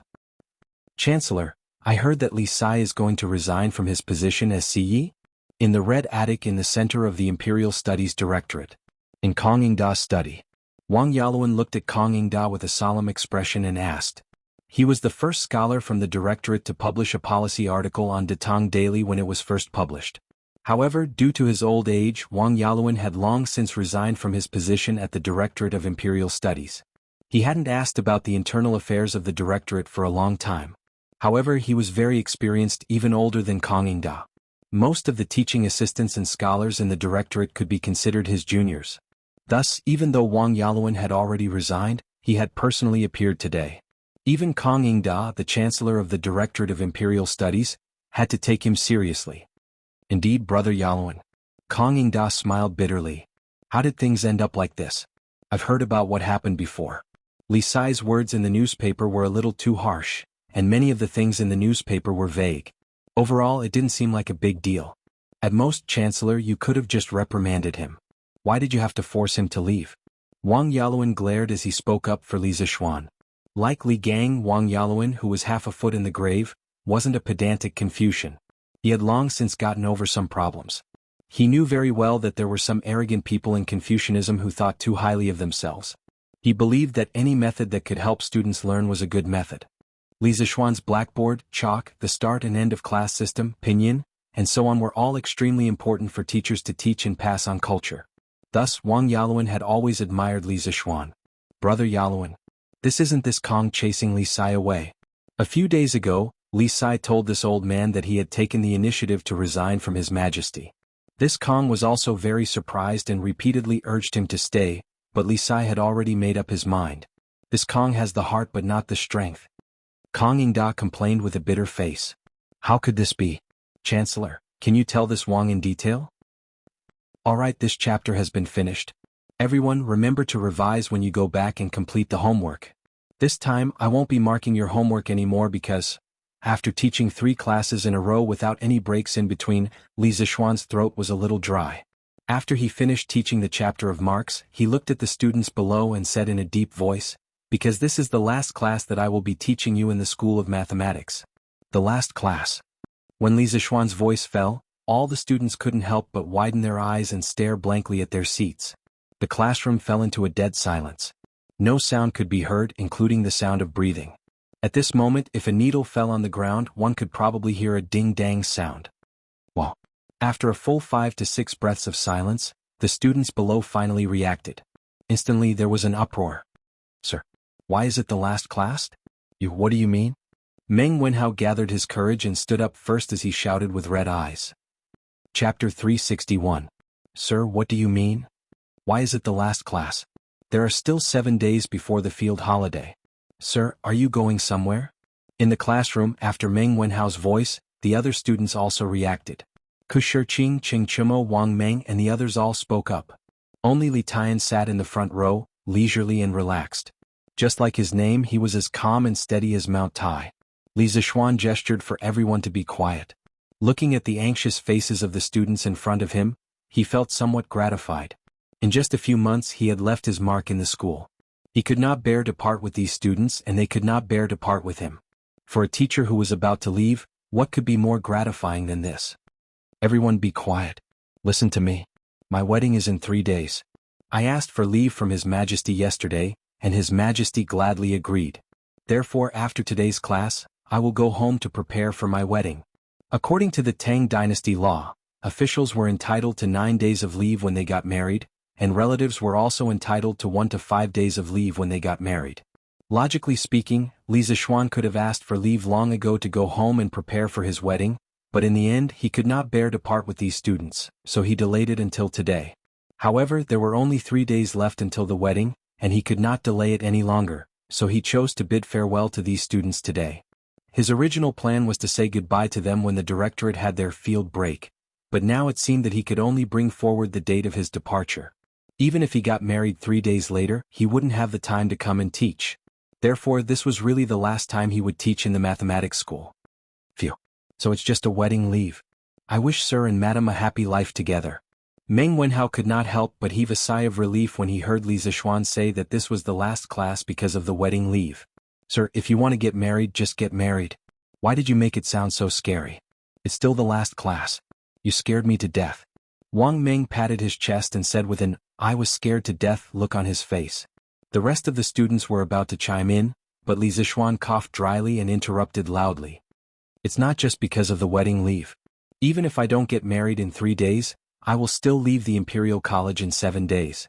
I have already resigned from His Majesty a few days ago. After 7 days, I will no longer be the minister of the Imperial College, and I will no longer be your teacher.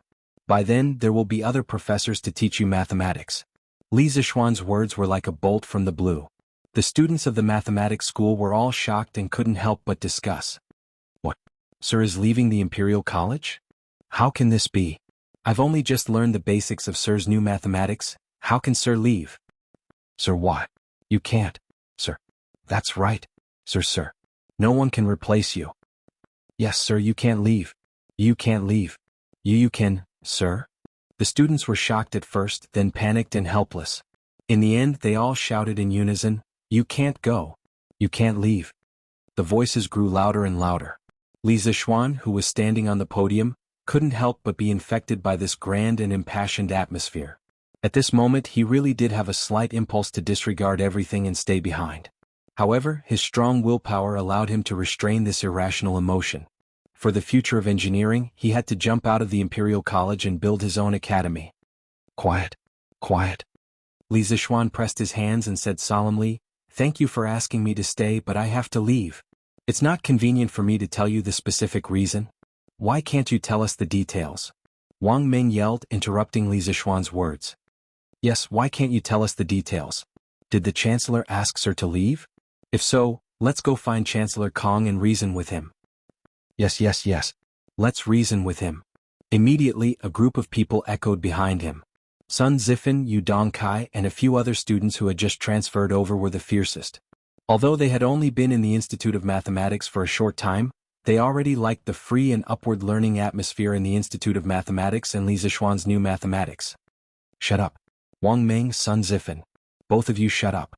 Li Zishuan was both touched and angry at the sight of this group of idiots eager to go out and fight with Kong Yingda. He shouted loudly, "Let's go. We won't shut up. Sir, if you don't tell us the reason, we won't shut up." Yes. Sir, quickly tell us who stopped you from teaching us. We'll go beat him up. Yes. We'll beat up whoever doesn't let Sir teach us. Although Wang Ming, Sun Zifan, and the others were usually afraid of Li Zishuan, they didn't seem to be afraid at all now. Pa. Cough, don't misunderstand. F***CK. Li Zishuan broke a piece of chalk and shot 3 arrows at the same time. They accurately hit Wang Ming, Sun Zifan, and Yu Dongkai, the 3 little rascals who were jumping around the most. He said coldly, "I'm still your teacher now. Does no one listen to what I say?" Once these words were spoken, the teaching room immediately regained its silence. Only then did many people recall Li Zishuan's past as a pervert, and stop their heckling. No matter what the reason is, I have to leave the Imperial College. I appreciate your good intentions, but as my students, you must abide by the rules. My students definitely wouldn't do such a thing. After saying that, Li Zishuan waved his hand and prepared to leave. Meng Wenhao quickly got up and said, "Sir, can you tell us what your plans are after leaving the Imperial College?" The other students' eyes lit up when they heard that. They looked over, but this time no one dared to jeer. Li Zishuan paused and said, "I plan to build my own academy to impart engineering." May I ask what engineering is? Meng Wenhao cupped his hands and asked. I have named what I have learned as engineering. The so-called engineering is the study of engineering, the study of the principles of all things, the creation of weapons in the world, and the study of improving the lives of the people. The mathematics that you have learned is the foundation of engineering. Li Zishuan answered. Meng Wenhao carefully savored those words. Then he asked with a complicated expression, "Then why don't you impart engineering in the Imperial College?" The Imperial College doesn't offer this subject. Besides, engineering is a huge academic system that includes many subjects. It would be inconvenient to impart it in the Imperial College. Therefore, I applied to build my own academy to impart my knowledge to the Emperor. Li Zishuan shook his head and said, "What kind of students will your academy accept?" Meng Wenhao hesitated for a moment and asked. "That's right, I can go to Mr.'s academy then." Wang Ming patted his head and said excitedly, "When the academy is built, I will hold an entrance exam. At that time, no matter if you are a noble or a commoner, as long as you pass the exam, you will be able to enter the Imperial College and the tuition will be free. However, Wenhao, you have to think carefully about whether you will choose to stay in the Imperial College, where you have a bright future, or go to my academy, where you have an unknown future, to search for the distant truth. You have to know that with your current level of mathematics, you have a high chance of entering one of the 4 schools in the Imperial College's annual examination at the end of the year." Li Zishuan said seriously. He hoped that all the students in the School of Mathematics would go to Yanhuang College. However, people at this age were the most impulsive. Therefore, he had to tell them clearly in advance so that they would not regret it. Chapter 362. I'm not afraid. If you want to set up your own academy, I, Sun Zifan, will be the first to sign up. Li Zishuan's realistic words woke everyone up. Many times, there was a big gap between ideals and reality. The Imperial College was the highest educational institution run by the Tang Empire's government. There was no doubt about its superiority. There were so many poor students in the 360 provinces and 1,500 counties of the Tang Empire who wanted to enter the Imperial College. For them, entering the Imperial College was equivalent to taking half a step into the official career. At this time, it was really difficult for these students to give up the Imperial College with a bright future. However, Li Zishuan's vast knowledge and novel teaching methods deeply attracted them. Even Ching Chumo and Yu Dongkai, who disliked studying the most, had to admit that they could learn a lot of novel knowledge from Li Zishuan's classes. This difficult multiple-choice question made many students feel conflicted. The School of Mathematics quieted down again. However, some people didn't care about the so-called future. When most people were thinking and conflicted, Sun Zifen was the first to jump out and say loudly. Li Zixuan had said that if they continued to stay in the School of Mathematics, they would definitely be promoted to the School of Mathematics by the end of the year. He really didn't care about this at all. Back then, he had voluntarily transferred from the Imperial College to the School of Mathematics. Why would he care about the School of Mathematics, which was one level lower than the Imperial College? For him, the most important thing was to be happy. The atmosphere of the School of Mathematics made him very comfortable. There was no boring competition of wealth or scheming. There was only mutual learning, joking, and cursing. You like to stay here. As for his father, Sun Zifen, he sent his son to Li Zixuan because he liked Li Zixuan's knowledge and wanted his son to learn more. Coincidentally, the father and son had the same idea. Therefore, Sun Zifen was the first to stand out and say that he wanted to follow Li Zixuan. Tai is also willing to go to teacher's school. Li Tai raised his head and laughed. He was the first of the students to know that Li Zixuan wanted to leave the directorate and set up his own school. He had already made a decision in his heart, so when Li Zixuan had just announced the news, he was not at all surprised. However, what made him depressed was that he had originally wanted to deliberately delay for a while before stepping forward to show his importance. But the first place had been snatched away by Sun Zifan. Even King Wei is going. Yes. This is too crazy. Who was Li Tai? Hearing his decision, some of the wavering students couldn't help but discuss in whispers. They felt that it was too crazy, but there was something even crazier than this. Count me in. Isn't it just a directorate? Old Qing don't care about it at all. Following Mr. Li is still the most comfortable. As Li Zixuan's best buddy, Qing Chumo certainly couldn't show weakness. He also stood up and shouted. Count me Li Huiran. Li Huiran also stood up. In fact, it was the same whether he stood or not. When his father left, he asked him to follow Li Zixuan. Wherever Li Zixuan went, of course he had to follow him. Otherwise, when Li Xiaogong came back, he would have a hard time. In addition, he had a good relationship with Qing Chumo. When he had just transferred to the Imperial College a few days ago, he had been tutoring with Qing Chumo. He had already become Qing Chumo's underling. If the big brother wanted to go, how could the underling not follow? Count Qin Huayu in.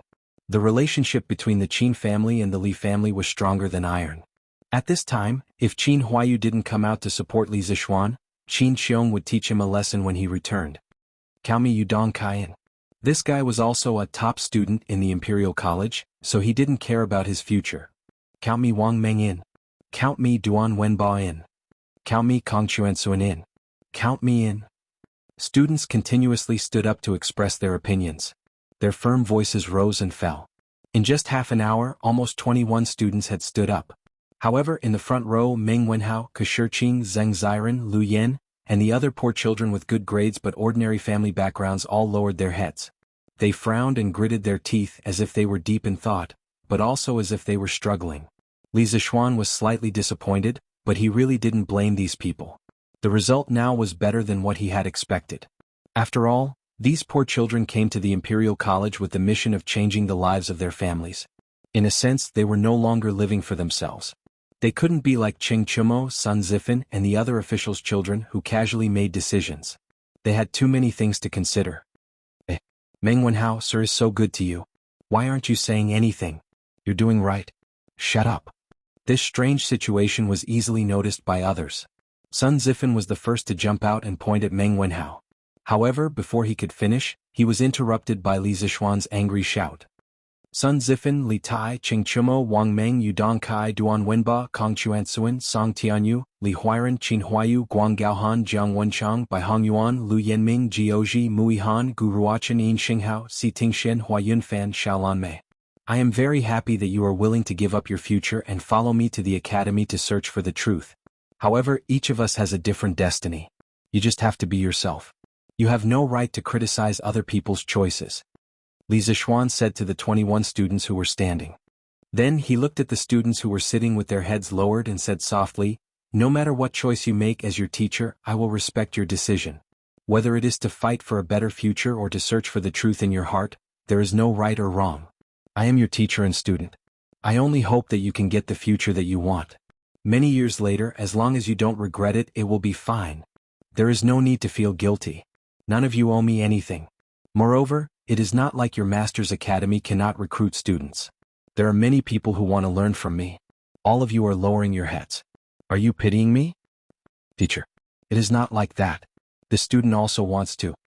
Hearing this, Meng Wenhao hurriedly stood up and explained to Li Zixuan with a face full of shame.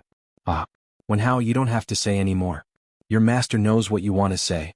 You are one of my most valued disciples. You are also very talented in mathematics. After your master leaves, I hope that you can continue to study diligently. The path of mathematics is endless. You have only grasped the surface. A teacher for a day, a teacher for life. If you have any questions in the future, you can come to Yanhuang College in the eastern suburbs of Chang and City to find me. Li Zixuan waved his hand and smiled. A teacher for a day, a teacher for life. Teacher. Meng Wenhao was greatly moved. His eyes were red as he shouted. He wanted to say something but he could not say it. All right. Your master is leaving. Everyone, this September we will meet at Yanhuang College. If the other students change their minds, your master will also welcome them. Lastly, I will leave you with a word of advice. Your master's Yanhuang College may not be worse than the Imperial College in the future. If you believe it, it will exist. If you don't, it will not exist. Choosing Yanhuang College does not mean that you have given up your future. It depends on whether you have the guts to take the gamble. 3 years later you will know the result. Li Zixuan smiled meaningfully.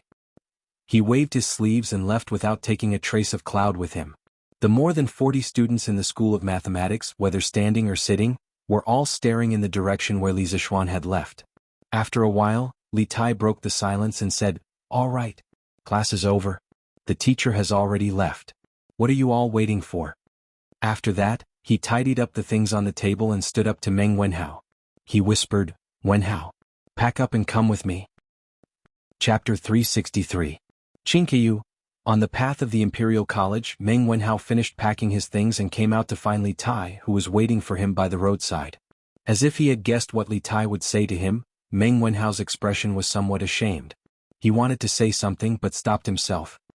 Let's talk as we walk. Li Tai, who had been in the palace for many years, could tell what Meng Wenhao was thinking. He smiled, picked up his backpack, and walked forward. Li Zixuan was no longer in the Imperial College, and he definitely wouldn't come back in the future. The only reason he came to the Imperial College was because of Li Zixuan's novel knowledge. Otherwise he wouldn't have come. The knowledge that the other doctorates and teaching assistants in the Imperial College could teach could be taught by the scholars under him. Why would he give up what was near and seek what was far away? Therefore he was on leave from today onwards. Meng Wenhao stared blankly for a moment before responding. He moved his feet and followed behind Li Tai. Li Zixuan announced the big event at the beginning of the 4th class in the morning. At this time only the mathematics school was open for classes, so the path was quite quiet. Meng Wenhao stepped on the smooth and hard bluestone pavement, listened to the various sounds of insects and birds, looked at the lush branches of the century-old trees around him, and smelled the fragrance of the expensive flowers on the side of the road. Meng Wenhao's mood didn't improve at all. He felt that he was going to make a wrong decision that he would regret for the rest of his life. His heart was heavy. "Wenhao, are you still thinking about what happened in class?" Li Tai walked in front and asked softly without turning his head. "Yes." Meng Wenhao nodded his head, but he forgot that Li Tai's back was facing him, so he couldn't see him nodding his head. If we don't talk about your family, what is your original intention, Wenhao? Do you want to stay in the mathematics school and wait for the year-end examination to be promoted to a 4-gate school, or do you want to go to Yanhuang College with Sir and learn his engineering knowledge? Li Tai's sharp eyes saw through Meng Wenhao's misgivings. He stopped and asked, "Of course I'm going to Yanhuang College with you." Meng Wenhao answered without thinking. Then he seemed to realize that his answer was too impulsive and hurriedly added, "As the saying goes, one can see a whole leopard through a tube. From Sir's new mathematics, I seem to be able to see another world in Sir's heart. If I don't care about my future, my parents and my younger sister, of course I'm willing to follow Sir to pursue that distant truth. That kind of knowledge is what scholars like us should spend our whole lives studying. Moreover, entering the 4 Gates Academy and learning all day long to recite pedantic articles for no reason is definitely not what I want. Also, Mr. Wenhao's family is greatly indebted to you. When my father went out to sea this time, it was you who personally asked Prince Hejin to take care of him. But now, when Mr. needs me, I am wavering. Wenhao is so ashamed that he wants to die." "Stop." Li Tai turned around and interrupted, "Wenhao, you are right about one thing. Only engineering is worthy of us scholars to spend our whole lives studying. I deeply agree with this point, but the second half of your sentence is wrong. Sir helped you out of his own heart, not because you want to repay him. Sir is not the kind of person who wants to repay kindness. Meng Wenhao hurriedly shook his head and said, I know, I definitely don't mean that. Also, Wenhao, you just said that if you don't consider your future, you would be very willing to go to Yanhuang College. I don't agree with this very much. It seems that you didn't take the last words Sir said before he left seriously. Li Tai said meaningfully. What words? Meng Wenhao was startled. He had been struggling and blaming himself in the teaching room, so he really didn't hear the last few words Li Zishuan said. It seems that Wenhao really didn't listen carefully. Li Tai curled his lips, turned around and said as he walked, Sir said that choosing Yanhuang College doesn't mean that you give up your future. Maybe you don't think so, but I have always believed in Sir. I believe in the future of Yanhuang College. Otherwise, why would my father agree to let Sir build his own college? At this point he looked at Meng Wenhao and said very seriously, even my father thinks highly of Yanhuang College. What reason do you have to think that Yanhuang College has no future? Wenhao, think about it seriously. Don't ruin your future because of secular views. That's all I have to say. You're on your own. After that, Li Tai flicked his sleeves and turned to leave. Meng Wenhao was stunned in place and was speechless for a moment. Li Tai left a sentence in the air in front of him. Confucianism cultivates the heart and benefits the world. Do you want to cultivate the heart for a lifetime and become a rotten scholar who only knows how to care about others, or go to Yanhuang College and become an omnipotent and peerless expert who benefits the country and the people like Sir? It's all up to you, Wenhao. Confucianism cultivates the heart and benefits the world. Meng Wenhao's lifeless eyes suddenly bloomed with endless vigor. Slowly his eyes gradually became firm. I want to benefit the world. I don't want to become a rotten scholar. Meng Wenhao murmured, picked up his school bag and walked resolutely to the gate of the directorate. So, Li Sai has no choice but to leave? In the principal's office. The conversation between the two big shots came to an end. At this time Wang Yaluan stood up and asked with his hands behind his back. Brother Yaluan, I don't want to either, but Li Sai insists on leaving. Kang Yingda heard the blame in Wang Yaluan's tone. He couldn't help but cup his hands and smile bitterly. It was originally a small matter but it ended up like this. Chancellor Kang, I have something to say but I'm not sure if I should say it. Wang Yaluan shook his head and said with some displeasure. Brother Yaluan, feel free to say it. Although Kang Yingda roughly guessed that this brother's words wouldn't be pleasant to hear, he still nodded and said, Forgive me for being blunt. Confucianism has been passed down to this day and has changed. When the sage first proposed Confucianism, it was to let people cultivate the heart. Chancellor, take a look. What kind of heart are people cultivating now? Scheming against each other, fighting for power, and completely forgetting the responsibility of being a teacher. Confucianism is degenerating, but Li Sai's new learning is rising like the morning sun. I have a feeling that losing Li Sai in the directorate is definitely an immeasurable loss. Chancellor Kang, you will definitely regret it soon. Wang Yaluan's tone was solemn, and there were hidden meanings in his words. After he finished speaking, he didn't even bother to say goodbye and left with his hands behind his back. Confucianism is degenerating, and a new learning is rising. Sai. Yaluan is expressing his dissatisfaction with Cui Shanyu and the rest. Looks like I've really made a mistake this time. It's really a case of being clear-headed for a lifetime and muddle-headed for a moment. Kang Yingda looked in the direction where his old friend disappeared and muttered to himself. Chapter 364. Master. This concubine just heard a piece of good news outside. In the evening at the Cui residence. Madame Cui smiled as she walked into Cui Shanyu's room with a bowl of medicine. Cui Shanyu had already been transferred home from the Imperial Medical Department yesterday. After all, he wasn't seriously ill. He just vomited 2 mouthfuls of blood out of anger. How could the medical officers of the Imperial Medical Department let him stay there every day? After a few days of recuperation, Cui Shanyu's complexion was clearly much better. However, he was a little gloomy because it was almost time for the Imperial College's field break, yet he still hadn't fully recovered. Back then, Li Er had said that he would wait for him to fully recover before restarting the case of 8th Doctor's impeachment of Li Zishuan. Now it seemed that it was impossible before the field break. After all, his purpose of impeaching Li Zishuan was to prove to the teachers and students of the Imperial Medical Department that he, Cui Shanyu, was not worse than Li Zishuan. If he waited until the field holiday to reopen the impeachment case, how could he show his face in front of everyone?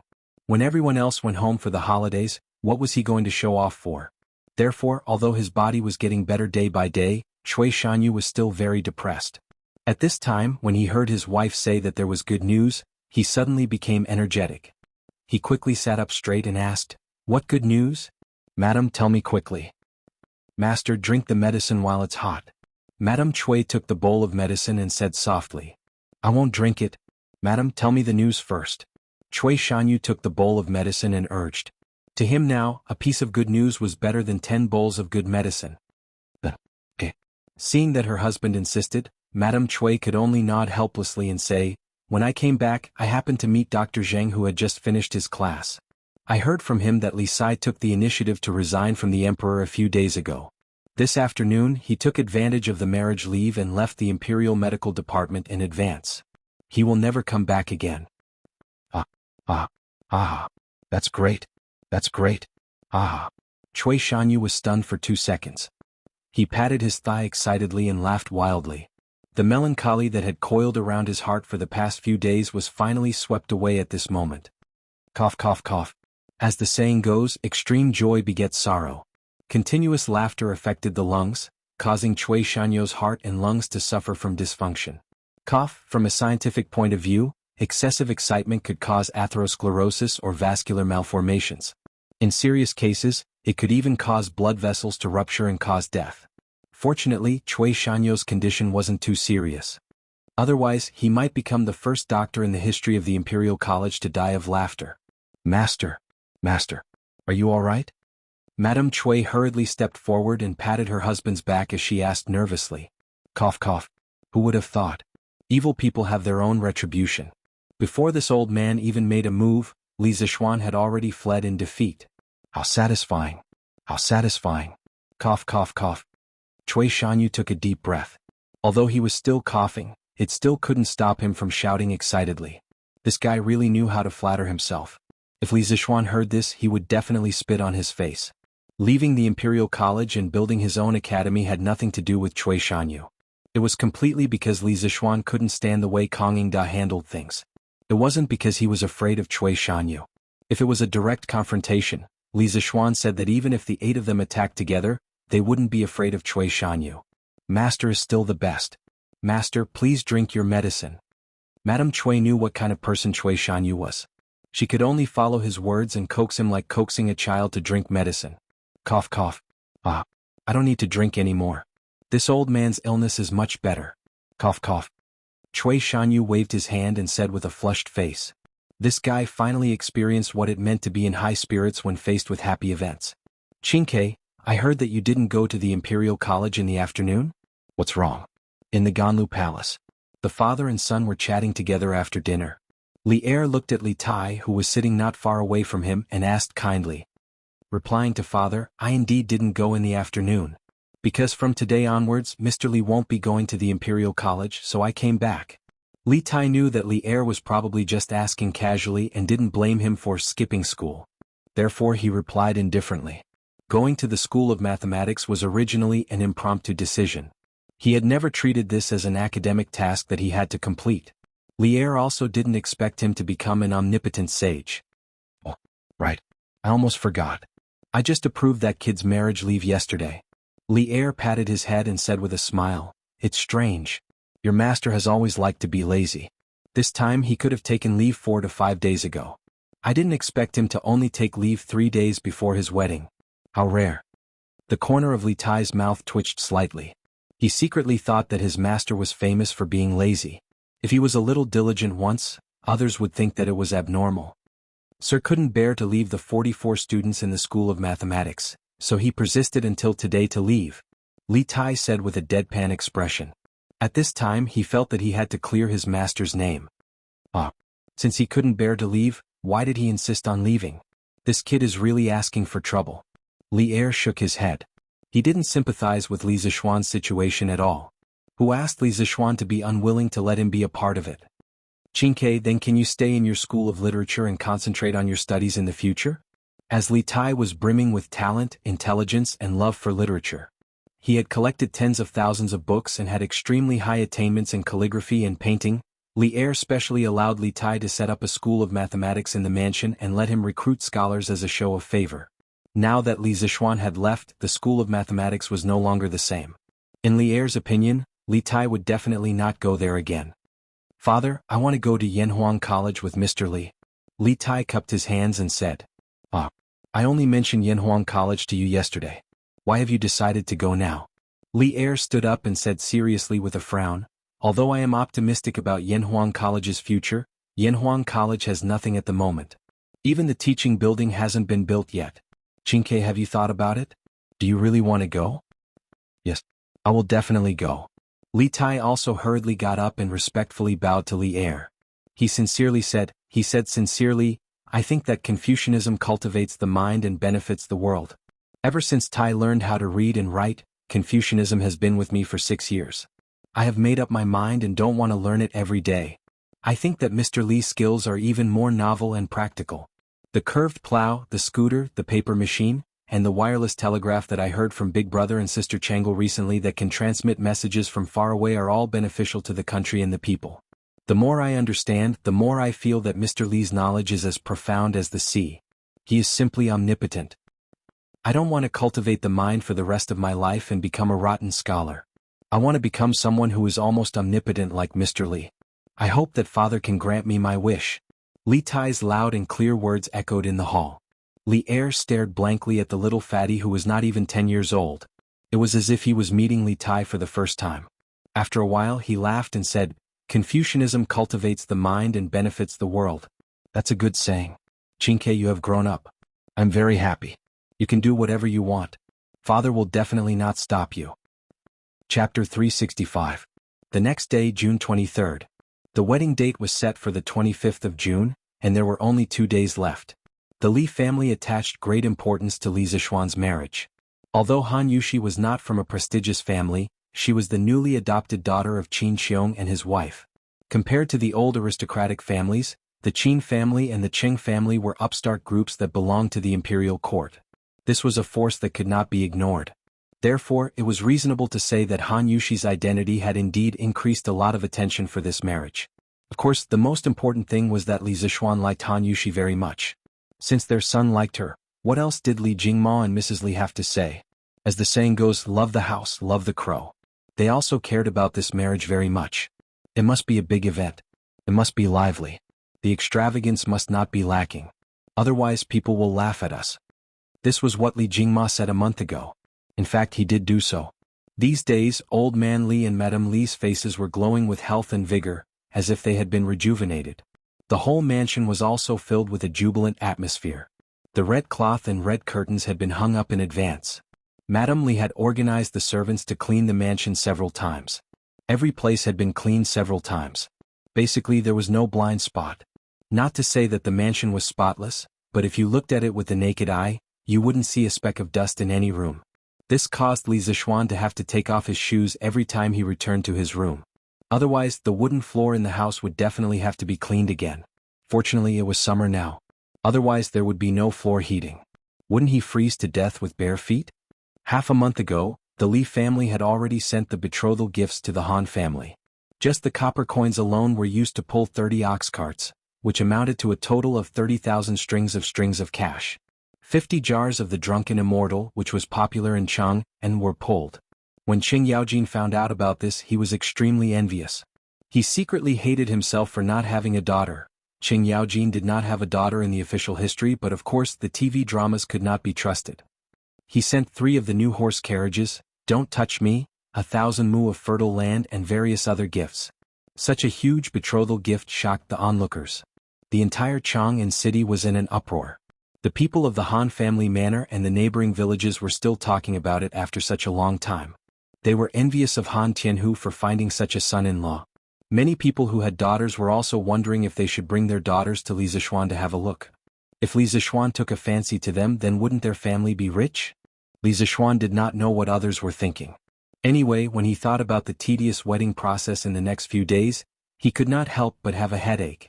He actually felt that the wedding should be simple, but he had to consider for Han Yushi. If the wedding was simple, the one who would be embarrassed would not be him, but Han Yushi. Although Han Yushi was not the kind of person who despised the poor and loved the rich, this was a once-in-a-lifetime event for a woman. Who would not want to be grand and happy? Therefore, when his parents said that they wanted to hold a grand wedding, Li Zixuan also followed suit and said that they wanted to hold a grand wedding. He was not afraid of spending money. In order to give face to Han Yushi, this new daughter-in-law, it was worth spending any amount of money. The currently family did not lack money at all. Yesterday afternoon, the Han family had sent someone to deliver a message saying that they would be sending people over to make the beds today. Thus, Lady Li had woken up early in the morning to make preparations. Naturally, the entire residence was cleaned up once again. None of the servants complained. Instead, each and every one of them was overjoyed and worked hard without complaint because they would be rewarded. Making the bed, also known as making the house or making the bed, was usually done a few days before the wedding by a lucky person who would move the new bed to the appropriate position. Then, the lucky woman would be responsible for making the bed. She would spread the mattress, bed sheets and dragon and phoenix quilt on the bed and sprinkle all kinds of wedding fruits, such as red dates, longans, dried lychees and red mung beans. After making the bed, no one was allowed to enter the new room or touch the new bed until the newlyweds entered the room on the night of the wedding. Ever since the wedding date was confirmed, Madame Li had been nagging Li Zixuan about the wedding process. Otherwise, how would Li Zixuan know about these complicated formalities?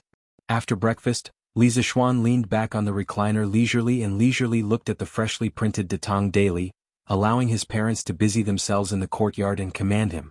It was not that he did not want to help, but that he would only make things worse. Regarding this point, Father Li and Madame Li had a deep consensus. Li Zixuan was also fortunate to be at ease. Diske, it's great not to have to go to work. Li Zixuan thought contentedly. Stinky brother is slacking off again. Suddenly Lan Er's legs sank, and he saw Lan Er sitting horizontally on Li Zixuan's thighs. Her two hands reached over to pinch Li Zixuan's face. Perhaps it was because Li Zixuan's face was too handsome or something else, but Lan Er liked to pinch Li Zixuan's face the most, other than often pulling Li Zixuan's arm. Li Zixuan hurriedly slapped the little girl's hands away and said unhappily, "Get off. What are you doing?" He really had a headache when it came to Lan Er. This girl was almost 7 years old. In this era where girls were generally married at the age of 11 or 12, this age was not considered young. Although the Tang dynasty was liberal, it was rare for siblings to be so intimate. Li Zixuan, who came from the modern era, did not think much of it, but his parents had scolded him and the little girl many times over this matter. No. Brother, are you reading the newspaper again? Why don't you go and chat with Sister Yushi? Lan Er shook her head and used her two white and tender little arms to resist Li Zixuan's pull. She was unwilling to get off. Li Zixuan was afraid that he would hurt her, so he was too lazy to care. In any case, his parents were so busy right now. He glared at the little girl and said, "Don't worry. You still have the nerve to say that? You're hogging the telegraph machine every day. How can I use it?" The little girl was getting more and more thick-skinned. It was all because of her that Li Zixuan's chat time with Han Yushi sharply decreased. Of course, when it came to this little tyrant, at home, Li Zixuan could only tolerate it. How can there be? Lan Er won't hog it in the future. Brother can use it now. Lan Er giggled embarrassedly. Why? Li Zixuan looked at the little girl suspiciously and asked. Brother, your telegraph machine is not good. It can only transmit words and it can't hear Sister Yushi's voice. It's really too bad. Lan Er feels that it's meaningless. Also, I heard from Mother that from the day after tomorrow, Sister Yushi will be living in our house forever. When that time comes, I can play with Sister Yushi every day. Why do I still need to use this broken telegraph machine? It's too tiring. You can't do this. It's too bad. Broken telegraph machine. Li Zixuan's face darkened. This communication tool that transcended eras was actually despised by the little girl. Lan Er had developed a sense of superiority from playing with the telegraph machine. There was no one else who had higher standards than her now. Chapter 366. Broken telegraph machine? How can you play with a broken telegraph machine for so long? Li Zixuan said angrily as he reached out to pinch the little girl's cheeks. Isn't there nothing else to play with? Brother and Iron Egg used to go to the Imperial College every day. It's boring for Lan Er to be alone at home. Lan Er kept shaking her little head as she tried to get away from her brother's evil grip. It's boring for Lan Er to be alone at home. When Li Zixuan heard this, he felt a little uncomfortable. The hand that was going to pinch Lan Er's cheeks gently landed on the little girl's hair bun. Li Zixuan said gently, "It's my fault. Brother will accompany Lan Er often in the future." Lan Er nodded happily. Suddenly, she rolled her eyes and said mischievously, "I don't want to." When the time comes, Sister Yushi will play with Lan. I don't need you anymore, brother. Li Zishuan was speechless. This little girl was worried for nothing. Young master. The Han family's betting team has arrived. Master wants you to go out quickly. Just when Li Zishuan wanted to teach this little girl a lesson, Xiaoxi ran over in a panic. The little girl might have run too fast as her face was red. Lan had been scolded by Madame Li many times. She knew that her current appearance was indecent. When she saw Xiaoxi come in, she quickly jumped down from Li Zishuan's lap and stood at the side, pretending to be an obedient girl. This obviously deceiving action made Xiaoxi smile. Actually, she was already used to this phenomenon. Even if she saw it, she wouldn't go out and say anything. You're here so soon? Okay, I'll go and take a look. Li Zishuan patted his thigh, got up and said a few words before leaving the room. Sigh. Lanner wants to go too. Brother, wait. When they arrived at the front yard, they saw that the yard was filled with all kinds of gifts, from silk and cloth to porcelain, gold and silver, to carriages and horses for food. There were 8 pieces of each, and 8 large carriages were pulled by copper coins. It wasn't that the Han family was stingy, but that these were just gifts to settle down in bed and not part of the dowry. The dowry was calculated separately. According to the etiquette, the bride's dowry would only be sent over after the bed was set up. Master. Iron Egg came over and cupped his hands in salute. After Li Zishuan announced his independence at the Imperial College yesterday, Iron Egg didn't need to go to the School of Mathematics anymore. Moreover, he went back to the Han family village yesterday afternoon. After all, his father was busy at home and it was hard for him. He could help out when he went home. It had to be said that after studying at the School of Mathematics for a few months, Iron Egg had become much more sensible. Today the Han family came over to settle the bed. It was inconvenient for Han Tianhu to come, so Iron Egg came along. Hee Iron Egg, you can't call me master anymore. You should call me brother-in-law. A chubby woman walked out. It was Lu Yue. It was rare for her to say something witty in front of Li Zishuan on this festive day, but no one blamed her. She and Old Hu were both wearing bright red clothes today, and they looked very festive. Unlike other big families which had a lot of direct relatives, Han Tianhu came to the Han family village after experiencing war. The Han family was really a small family. They didn't have a matriarch, so Han Tianhu could only invite Hu Hanyun and Lu Yue over to settle the bed. Logically speaking, he could also invite Qin Qiong and old Madame Qin. After all, they were Han Yushi's adoptive parents. However, those two's status was too high, and Han Tianhu couldn't bring himself to invite them. You silly woman, how dare you make a joke about young master? Old Hu tugged at his wife's arm and said angrily. Ah, Yui is right. Old Hu, don't blame her. And all of you, come in and have some tea and pastries. Don't stand on ceremony. Li Jingma quickly waved his hand and said to the people in the courtyard with a smile. Thank you, old master. This time the Han family brought a lot of gifts. Other than a few carts of copper coins, the rest of the things were all picked by people. Half of the Han family village's youths came to help. Ah, yes. Annie Lu is right.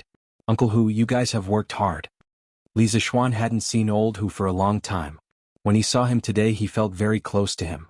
Back then, when Han Yushi was robbed at Rhinoceros Slope, Old Hu stepped forward regardless of his own safety and delayed for a while. In the end, Li Zishuan successfully rescued Han Yushi. Li Zishuan would not forget this kindness. It's not hard. Young master, what are you talking about? This is what I, Old Hu, should do. Putting aside the benefits that Li Zishuan brought to the Han family village, his son and daughter's illness were cured with Li Zishuan's help. Li Zishuan was grateful to him, but he was even more grateful to Li Zishuan. As expected, how are you guys doing recently? I haven't seen the two of them in a long time. Li Zishuan saw that his father had called the rest of the people in for tea and pastries, so he chatted with Old Hu as they walked. Good. Thanks to you, young master, everything is fine. Now this child is running around the Han family village. There are many farmers there who want to learn his skills. Yui and I really miss this child. Old Hu scratched his head and chuckled. Then he said with a face full of nostalgia. What? She hasn't come back yet? Li Zishuan frowned and asked worriedly. He couldn't help but think in his heart. Could it be that Yui met some evil people outside and encountered some danger? Young master, don't worry. That girl just replied to me a few days ago. Yui and I are illiterate. We only understood after we found Yui from the Han family. The letter said that great immortal son wanted to refine a type of medicine and lacked one ingredient. She and Great Immortal Sun have been picking herbs in the Taibai mountain area recently and helping the villagers there to treat their illnesses. There's no danger. Old Hu looked at Li Zishuan's expression and quickly waved his hand with a smile. Taibai Mountain was also known as Changbai Mountain. The name of Changbai Mountain had changed many times in history. Before the Qin dynasty, it was known as Buxian Mountain, meaning mountain with God. The classic of mountains and seas recorded, in the vast wilderness, there was a mountain named Buxian because of the reverence of the people.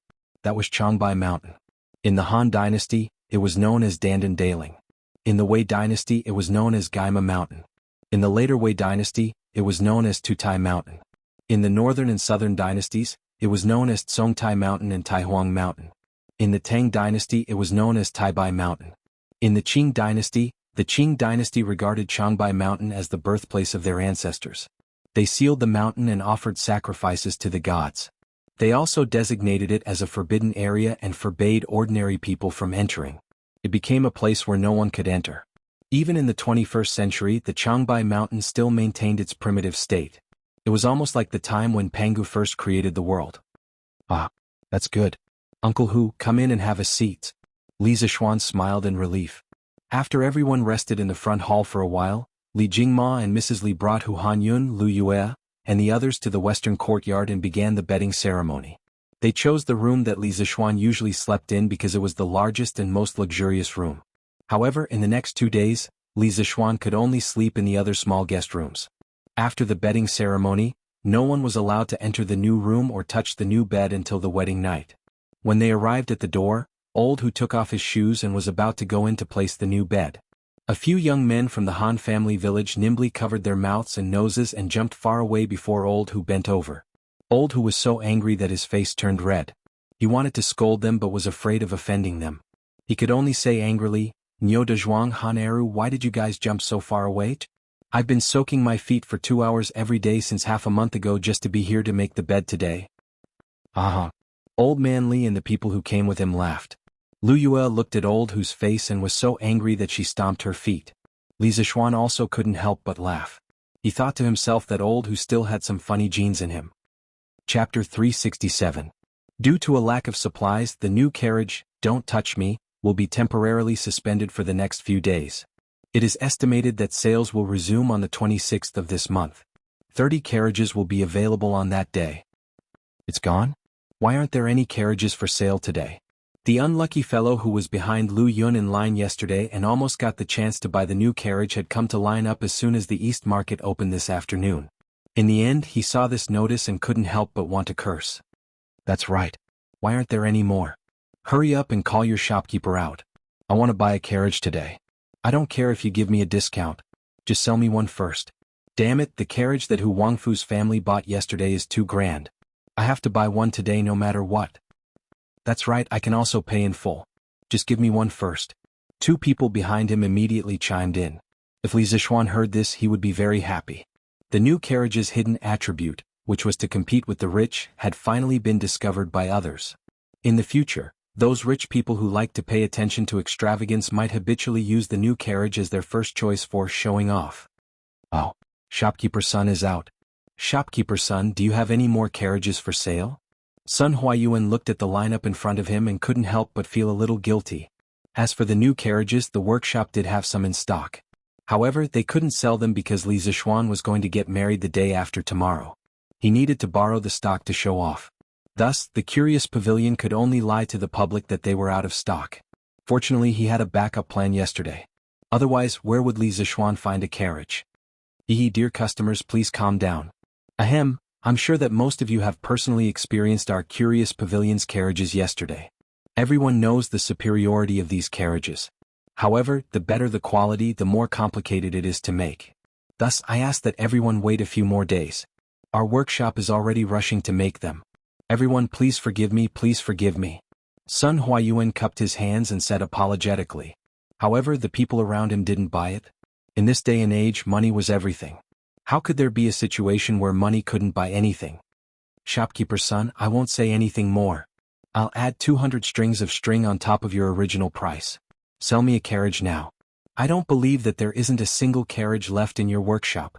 An old man in luxurious clothes pulled Sun Huayuan and said, "Sai, Boss Chow, it's not that I don't want to sell it to you, but we really don't have any stock these days. Sun Huayuan cupped his hands and said with a bitter face. This was Chow Wendong, the biggest silk merchant in Chang'an. His family was not much weaker than Li Zishuan. They could not afford to offend him. 500 strings. It's impossible that your workshop doesn't have a single one in stock. Chow Wendong stretched out 5 fingers and insisted. Whoosh! The surrounding people were in an uproar. 500 strings of cash could almost be sold for half a carriage. He was really rich and willful. Chow Wendong was indeed not lacking in money. A few hundred strings of cash was really a drop in the ocean for him. The reason why he wanted to buy a carriage today was because he had a business acquaintance who bought a new carriage from Curious Pavilion yesterday. How could he fall behind? On the other hand, Curious Pavilion's carriages were indeed high-end and comfortable. Putting aside the fact that he was angry, he also wanted to buy this carriage.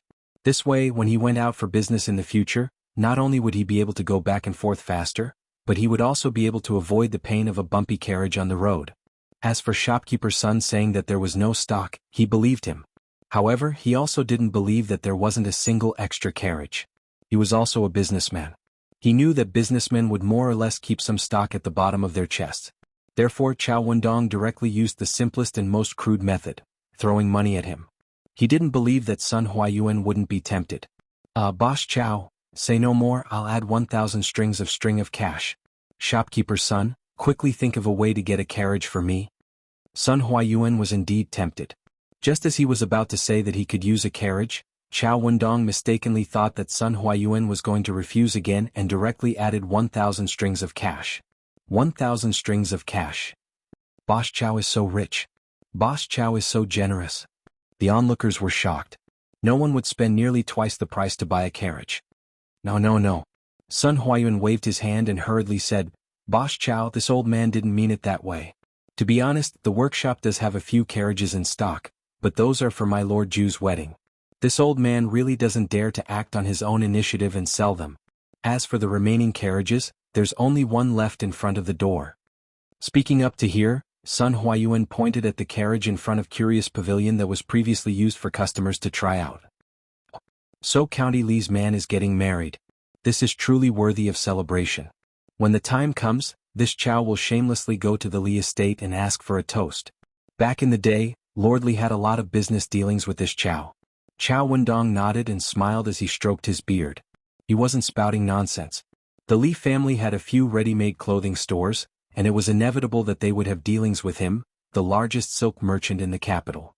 Of course, if he could use this opportunity to build a relationship with a Lord Ju, Chow Wendong felt that it would be worth it even if he had to spend an extra 2,000 strings of cash today. Therefore, he wasn't particularly interested in the carriage in front of him now. He was thinking about whether he could build a relationship with the Li family at the wedding banquet the day after tomorrow and get familiar with him. So Lord Li is getting married. Boss son, congratulations. Yes, that's right. Congratulations. Congratulations. When the time comes, we have to ask for a toast. The rest of the people also laughed and said happy words. Most of them were businessmen, and no one was willing to offend a Lord Ju for no reason. Thank you. Thank you. My Lord Ju has always been hospitable. He will definitely welcome Boss Chow and all of you. Boss Sun clasped his hands and said politely. He looked at the carriage in front of the door again and said hesitantly, if Boss Chow doesn't mind, I can sell this carriage to you at its original price. Don't worry, I will first send this carriage to the workshop for refurbishment.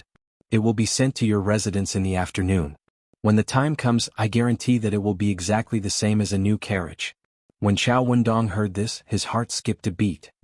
He looked at Boss Sun and said with a forthright smile, Ha! Boss Sun's words are very good. This Chow wants this carriage. However, this Chow said earlier that I will increase the price by 1,000 strings of cash. How can I go back on my words? This Chow will buy this carriage for 2,199 strings of cash. I will have to trouble Boss Sun to send it to this old man's residence in the afternoon. Hearing him say this, the eyes of the surrounding people who were looking at the carriage suddenly dimmed. If Chow Wendong didn't want it, they would also be willing to buy this carriage at its original price. But now that Chow Wendong had raised the price so high, they were a bit hesitant. After all, the Strange Interest Pavilion would have stock in a few days. There was no need for them to waste money. Chow Wendong glanced at the expressions of those people and couldn't help but laugh inwardly.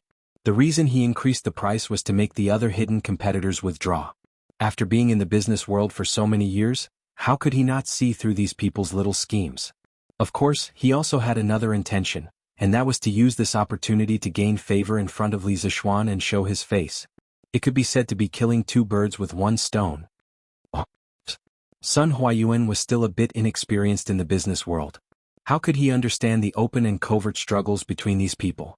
When he heard Chao Wendong's words, he was dumbfounded.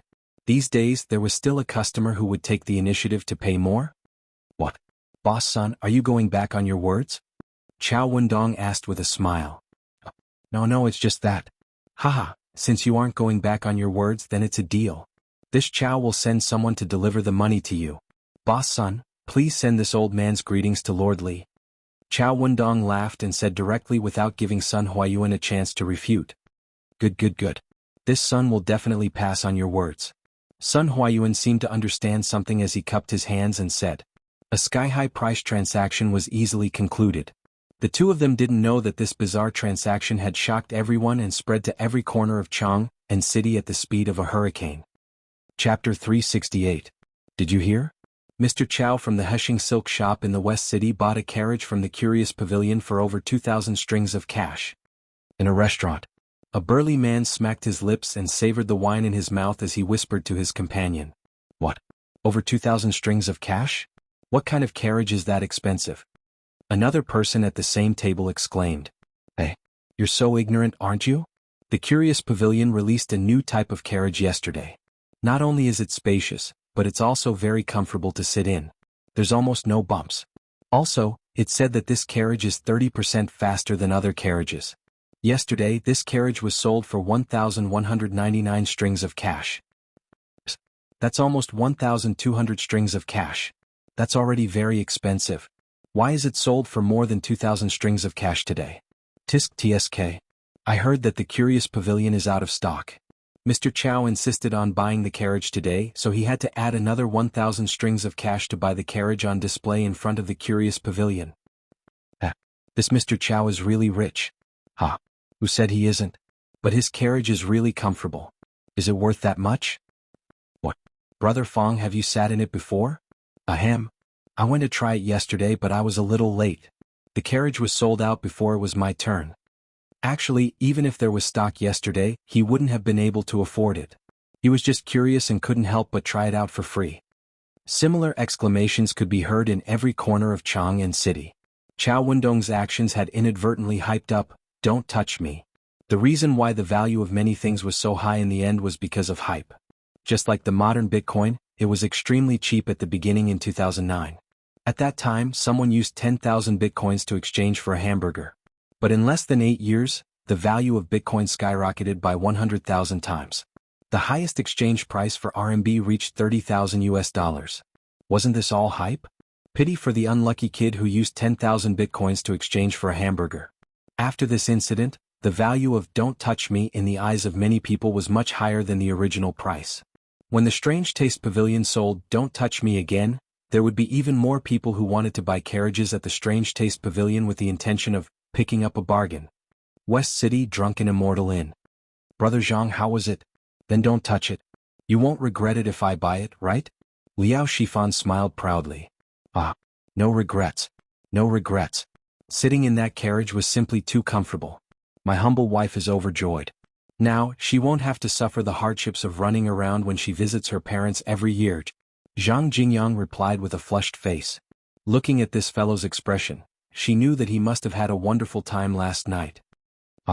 Brother Zhang, you're really flushed with success. Liao Shifan teased with a smile. Ahem. Brother Liao, please don't laugh at me. Zhang Jingyang coughed awkwardly and then cupped his hands mysteriously. Brother Liao, now that you've asked this question, I do regret it. I regret that I bought too little yesterday. Oh? What do you mean by that? I just heard that the Strange Interest Pavilion won't be selling any carriages. And Chonghua Square's Chao Wendong increased the price by 1,000 strings of cash today and bought the carriage in front of the Strange Interest Pavilion for exhibition. TSK, if I could buy one more carriage yesterday and sell it today, wouldn't I be able to earn 1,000 strings of cash? Zhang Jingyang said greedily. He was just a small businessman and couldn't be compared to Liao Shifan and Chao Wendong. To him, a deal that could earn him 1,000 strings of cash was already very tempting. Since that's the case, why don't you sell the carriage in your hands? After all, the Strange Interest Pavilion will still be selling carriages like this in the future. Liao Shifan, who had been in the business world for a long time, disagreed. He guessed that Chao Wendong was willing to pay 1,000 strings of cash because he wanted to curry favor with Li Zixuan. If Zhang Jingyang were to resell the carriage, he might not be able to earn 1,000 strings of cash. However, he could only think about it in his heart and couldn't say it out loud. Their relationship wasn't that close yet. That won't do. What if I can't buy it in the future? Wouldn't my wife cause trouble at home? I can't sell it. I definitely can't sell it. Zhang Jingyang was stunned and hurriedly shook his head. Sister-in-law is really good at managing a household. TSK little Xian is still the best.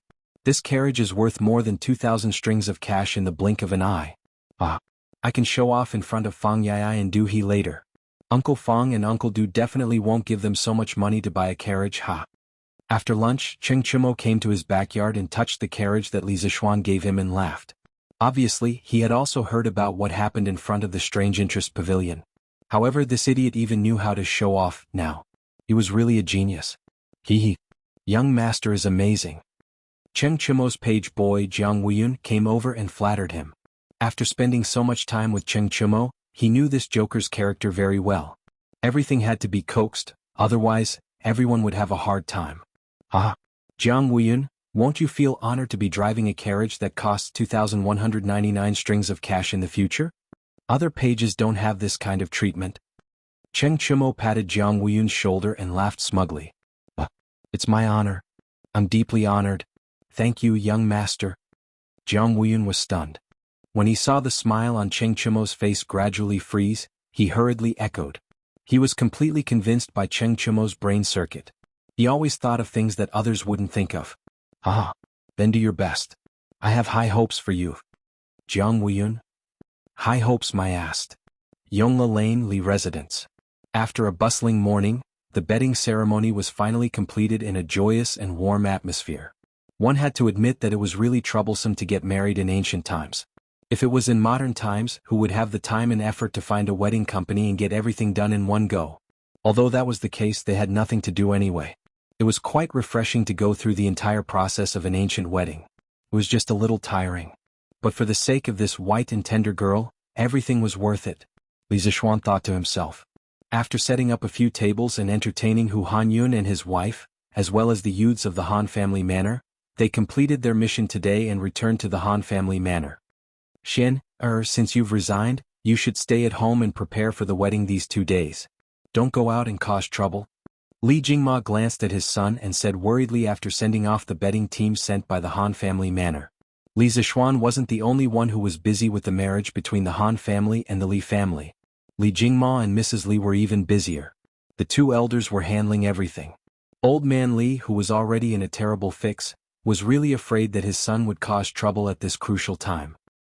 Father, am I the kind of person who likes to cause trouble? Don't worry. Li Zixuan's face was full of black lines.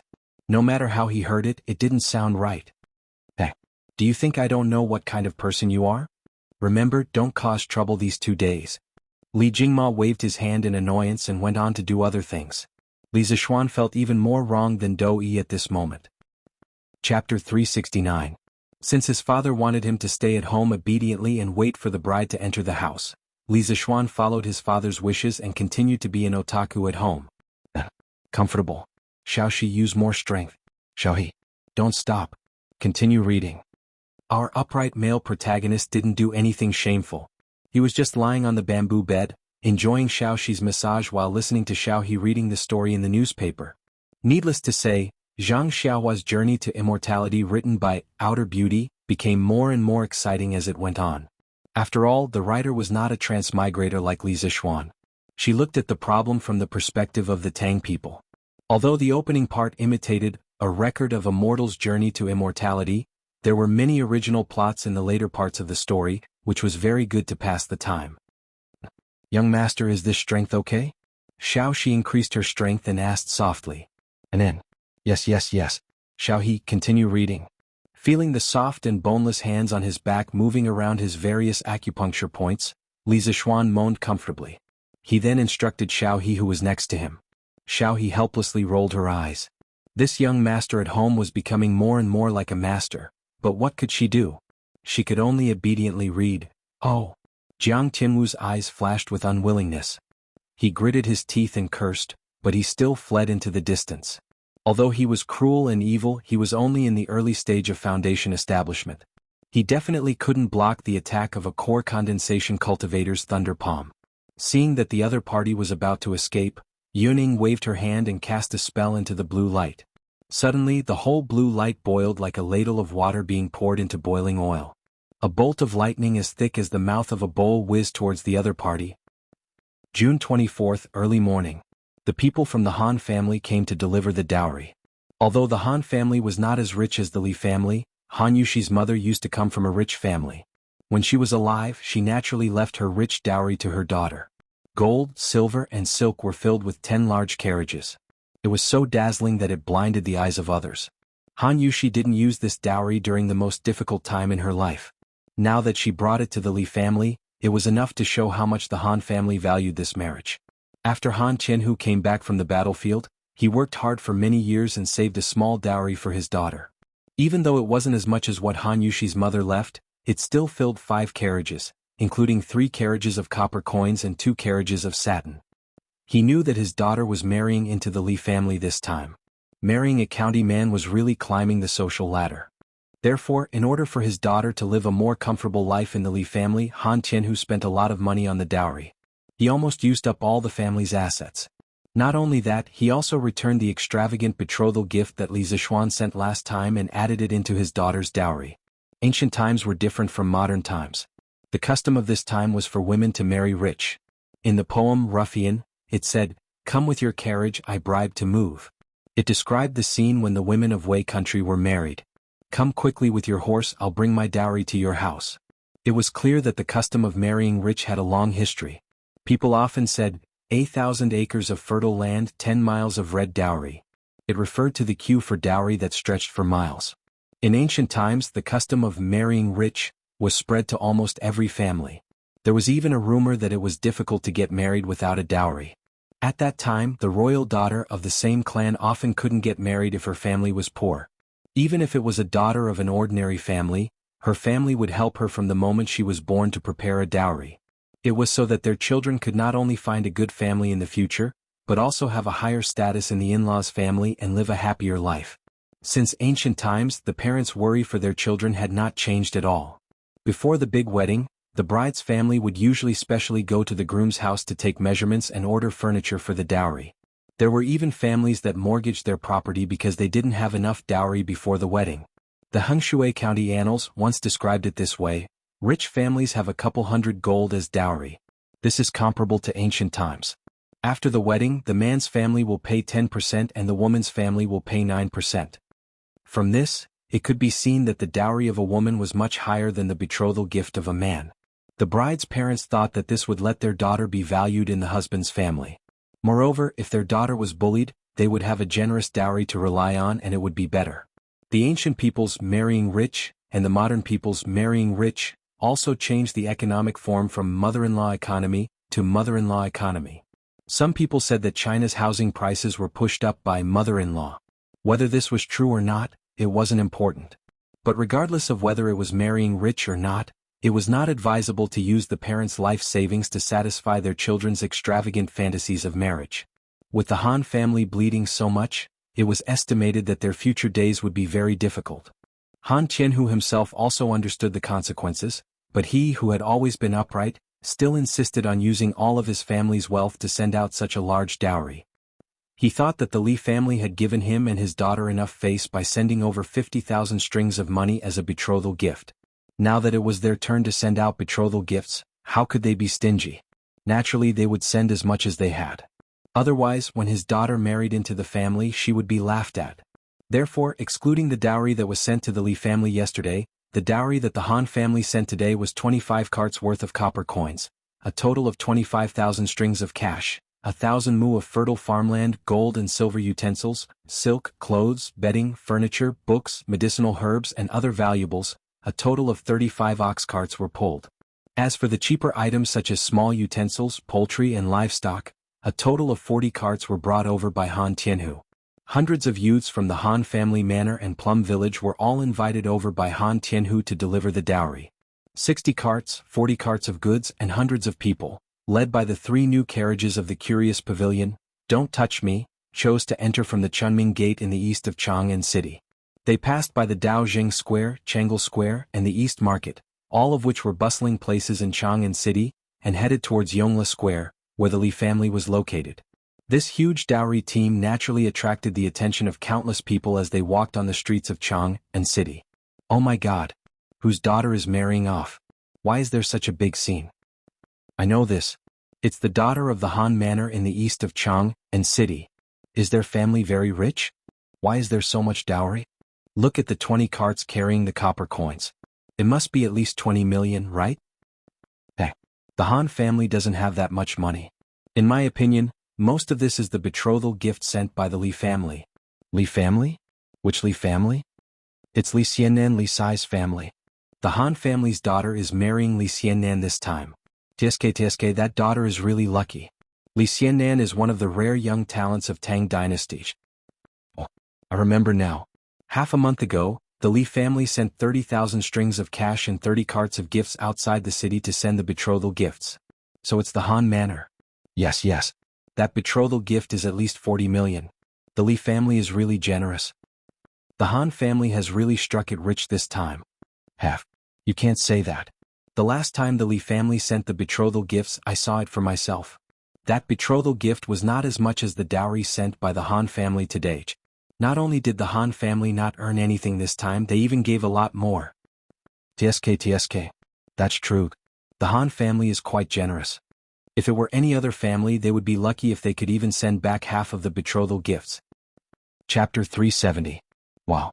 Isn't that the carriage in front, the Don't Touch Me, that was just released by the Curious Pavilion? Yes. Someone was willing to pay more than 2,000 strings of coins for one carriage yesterday. It's rare that the Han family is willing to give it out. Yes. Han Lijing's actions are undeniable. He's not greedy for money. He's a real man. Yes. Not bad. Those with a bit of eyesight could immediately tell that the 3 carriages leading the dowry team had an extraordinary origin. Combined with yesterday's incident in front of the Strange Interest Pavilion, everyone's eyes became even more fervent as they looked at this team. This dowry was really too generous. There were also people who were jealous of such a generous dowry and were not convinced. Li Xinji's marriage is not a bad deal. Look at the dowry sent by the Han family. There are so many precious gold, silver and jade items. It's worth a lot. TSK, what a lucky bastard. Why is no one willing to marry me, Lu Fengshui, with so much dowry? Lu Fengshui, who would want to marry someone like you? Moreover, this Li County man was not simple. Not only was he young and held a high position, but his business was also doing well. It was as if he could earn a lot of money from whatever he did. Many peddlers privately called him the god of wealth. If the Han family's daughter can marry into the Li family, she'll be lucky in the future. Yes. Lu Fengshui, what do you know? I've always wanted my daughter to marry into the Li family. I'm willing to give as much dowry as you want. Boss Huang, your daughter looks like an old woman. Even if you give her to me, I, Lu Fengshui, don't want her. Why would Lord Li want her? Lu Fengshui was first scolded until his face turned red. When he heard what the person behind him said, he held his stomach and laughed. Bastard. Lu Fengshui, you bastard, you're too much. Sanfu beat him up. Yes. Old master. Today's dowry delivery team was led by Hu Hanyun and Iron Egg. After feeling the envious gazes of the people around them, the two of them could not help but puff out their chests and walk forward valiantly and proudly. Iron Egg didn't resent his father for giving his sister so much dowry. First of all, the childhood days when he and Han Yushi depended on each other for survival were deeply engraved in Iron Egg's heart. He knew that without this sister, he would not be where he was now. In addition, Tai Dan felt that now that he had acknowledged Li Zishuan as his master, he would definitely not have to worry about his livelihood in the future. Therefore, Tai Dan supported Han Li's decision to spend all his wealth to buy a dowry for Han Yushi. Which family is marrying off their daughter over there? It's true. Why is there another gift-giving team here? Just as they were watching the show, someone noticed another gift-giving team on the other side of the street. There are quite a few gifts here. Look at this long line. Which family is this? They actually bumped into the Han family. Those who came to watch the show would never mind that things were getting out of hand. Since they had nothing to do, this group of melon-eating people chatted as they watched the show. It was extremely comfortable. It seems to be the Du family's carriage. Look, there are markings on it. Du family? That Du family? Could it be that Duke Kai's, Du Ruhui's, family is marrying off their daughter? Someone immediately laughed. Nonsense, since when did Minister Du have a daughter? The person next to him suddenly realized that he had misspoken. Chonghua Square's Du family's Du Yanheng is adding to his niece's dowry. 800,000 copper coins, 30 carts of silk, satin, gold, silver and jade. At this moment, in front of the gift-giving team, a page boy walked forward while beating gongs and drums and shouting loudly.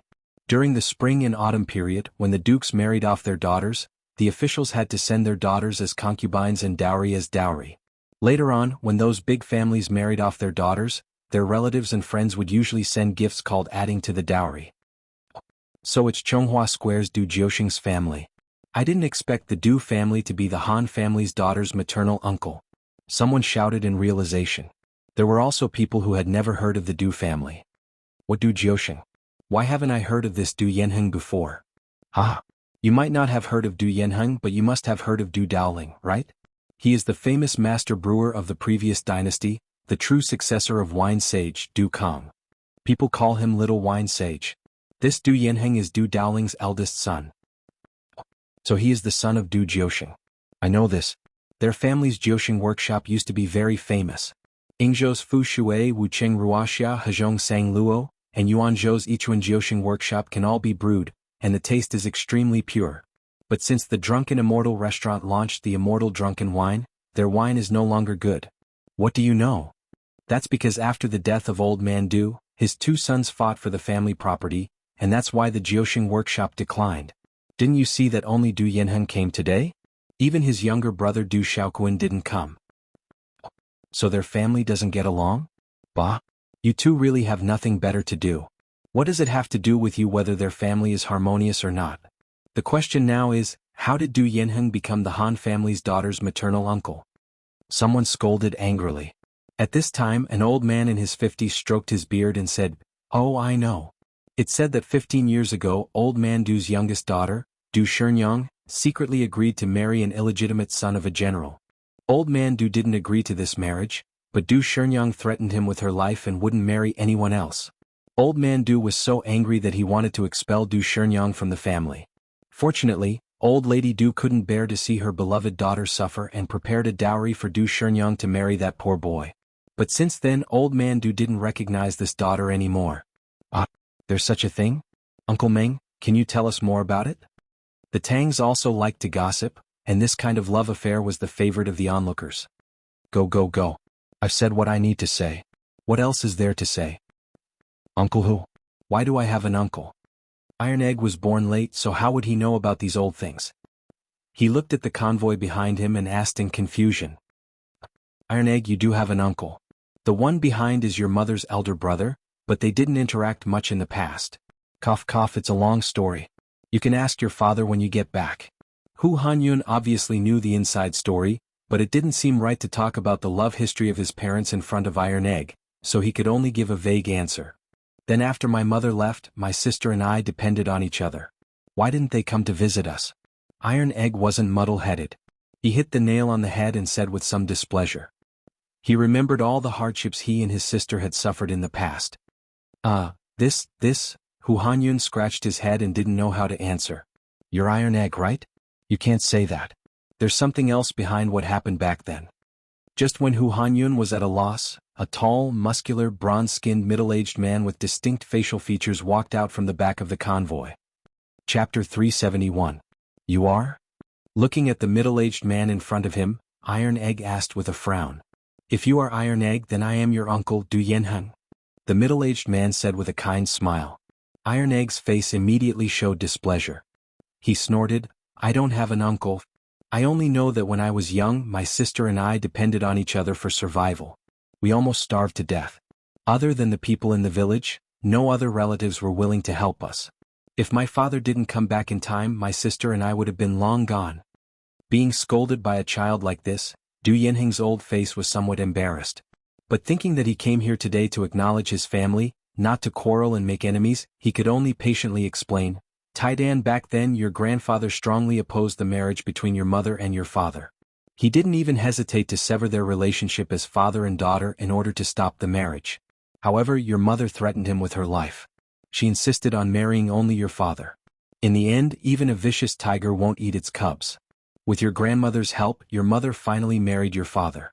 But since then, under your grandfather's insistence, the Du family no longer had any contact with your father and mother. Jianghu changed his name and went to live in the countryside with your mother.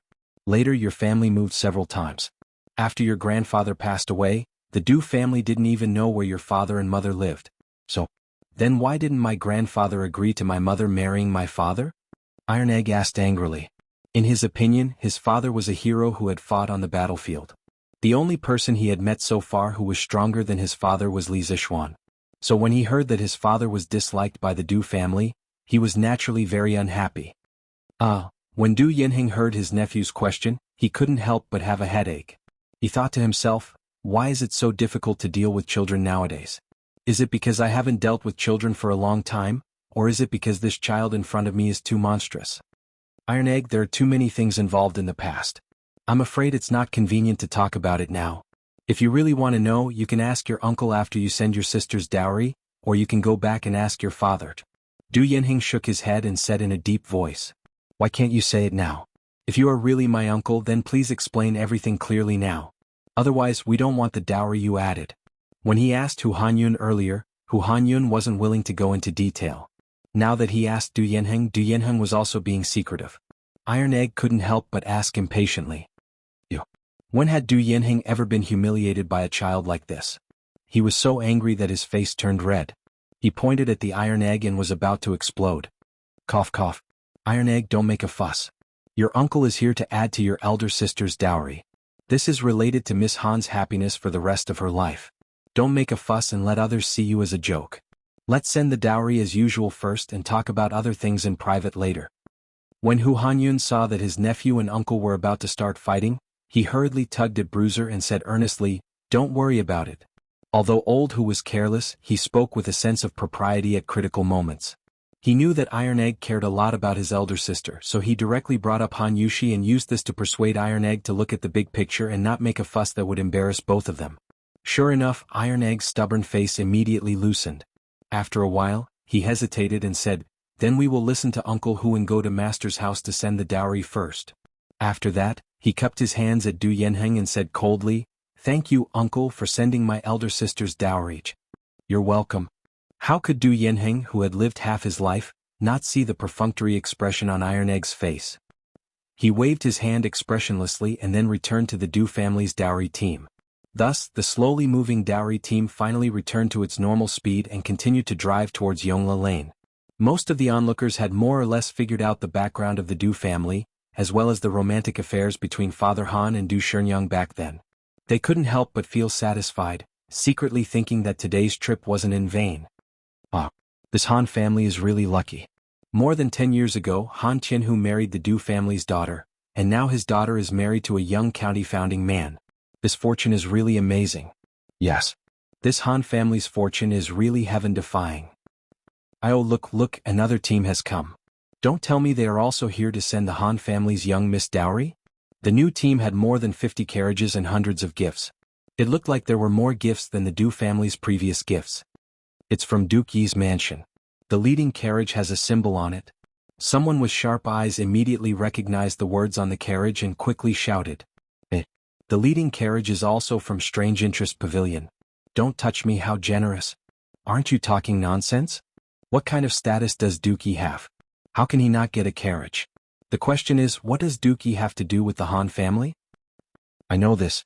Do you still remember the bandit suppression a few months ago? Duke of Igua, Duke of Lugua, Duke of Wugua, Great General Nyo, and 1,000 Yulin guards all filed out of Yensheng Gate at noon.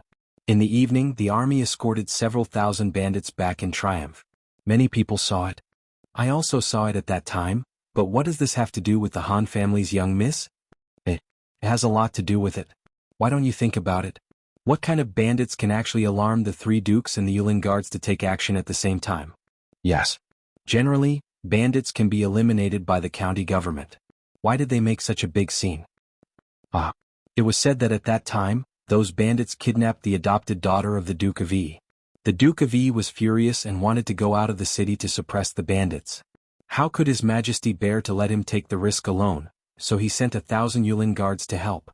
And this Han family's young miss is precisely Duke Yi's adopted daughter.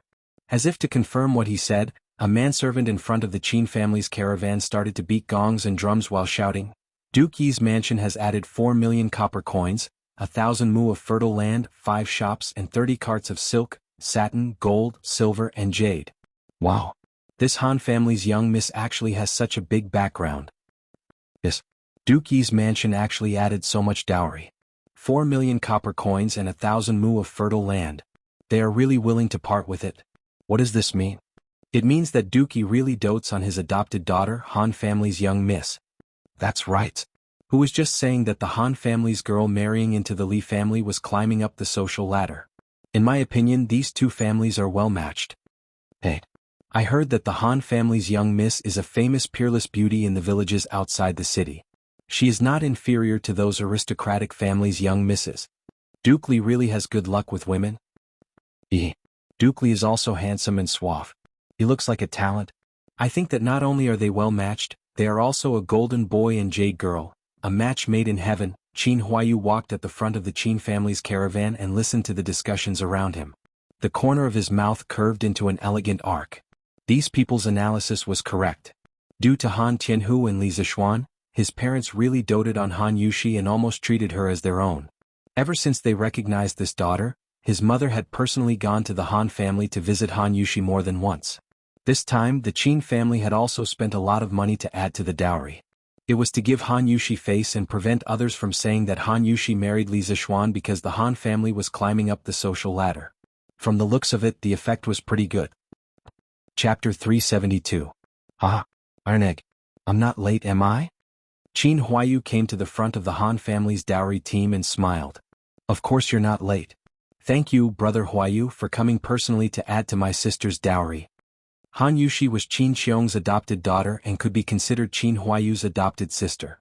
With this relationship and the fact that Iron Egg was sitting next to Qin Huayu in the mathematics school, they had a very good relationship. Therefore, when he saw Qin Huayu representing the Qin family to support his sister, Iron Egg was naturally happy from the bottom of his heart. We're all family, no need to be polite, no need to be polite. Let's go and send the bride off together. Qin Huayu chuckled as he patted Bruiser's shoulder. Iron Egg nodded and the two walked side by side. Du Yanheng saw this scene from behind and his expression changed slightly. His eyes flashed and then he quickly returned to normal. He continued to follow the Han family's team expressionlessly. After the Qin family's huge dowry team joined in, the atmosphere was pushed to a climax. Just when everyone thought that today's excitement would end here, another small team came from the west side of the street. There were only about 20 carriages, and it looked about the same size as the Du family's dowry team. Why is there another team here? Are they also here to add to the dowry? Oh my god. One family after another, who exactly is that Miss Han? Which family is this? It doesn't look like there are many gifts. Just when everyone was puzzled, someone in front of the team shouted, Duke Wei's mansion is adding to the dowry of his grandniece Han Yushi. 1 million copper coins, 500 mu of fertile land, 15 carts of silk, satin, gold, silver and jade. How did Duke Wei become Miss Han's granduncle? Someone vomited blood after hearing this. Yes. I've never heard of it before. Strange things are happening one after another today. Amazing, this Han family probably has an extraordinary background. Uncle Hu, do I have a granduncle? Iron Egg was even more confused than the people around him. Today he was supposed to deliver his sister's dowry. How did it suddenly become a family reunion? First there was his uncle.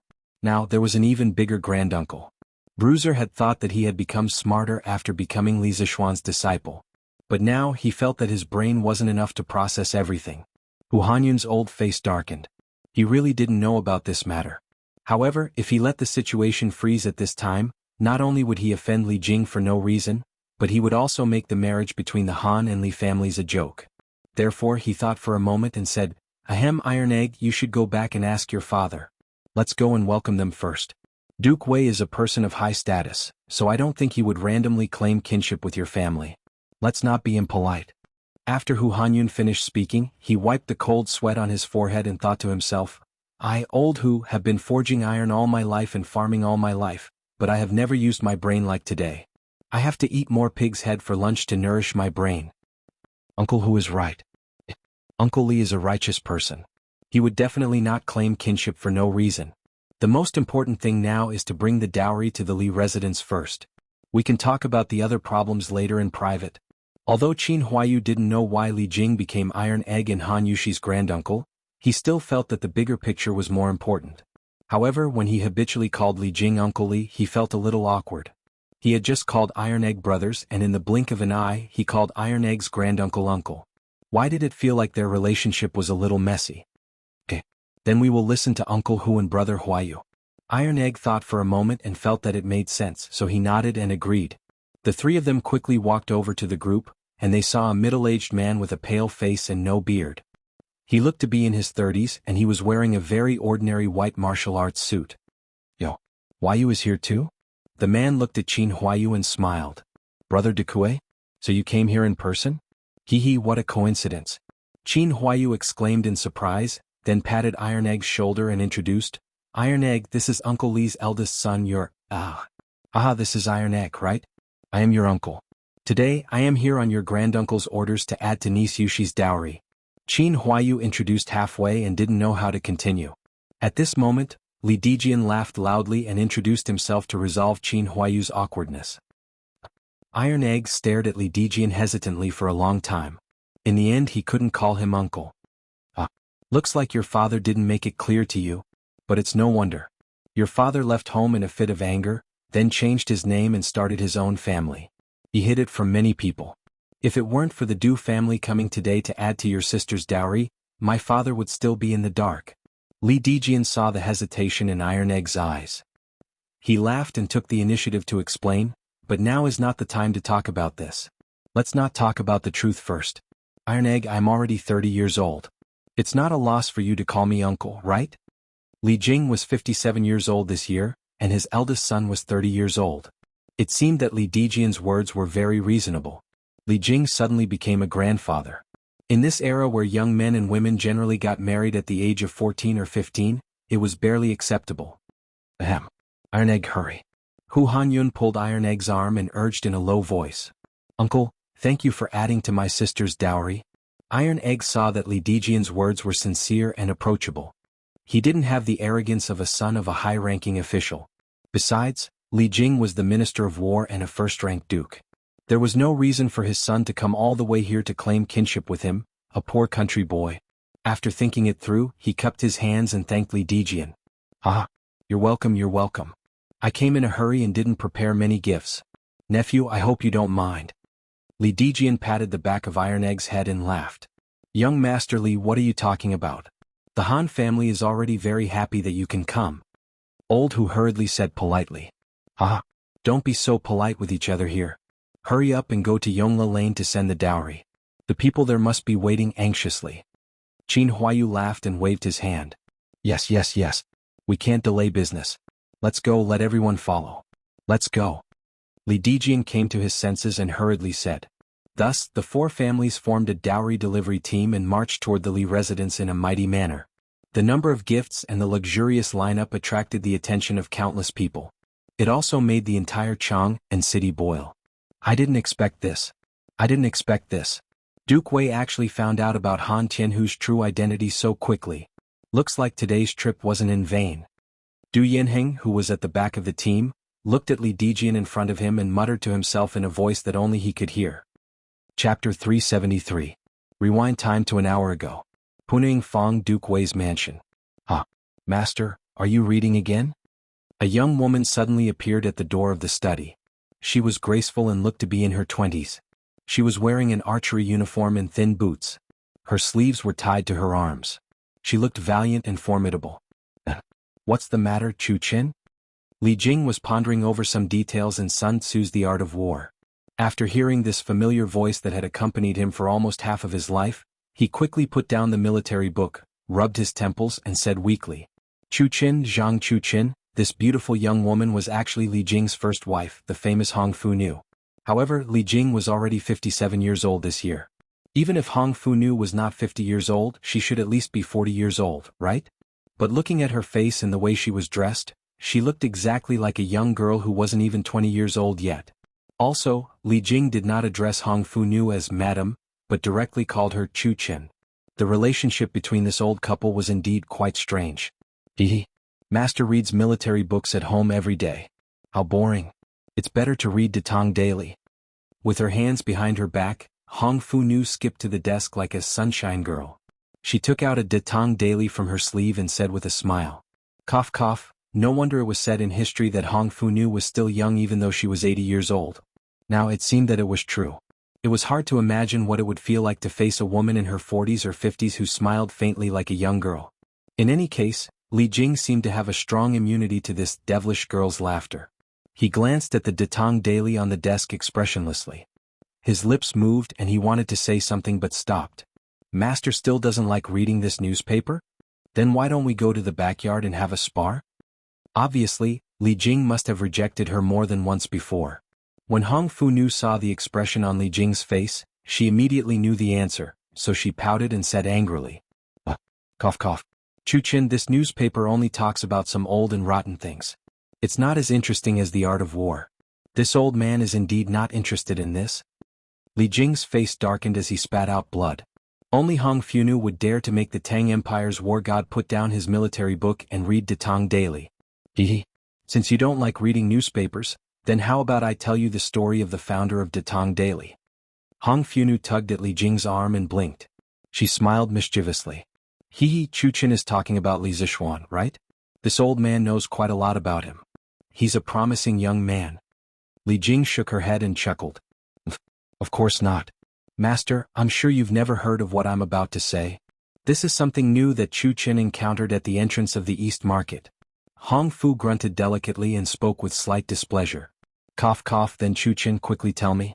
This old man is all ears. Li Jing retreated in defeat.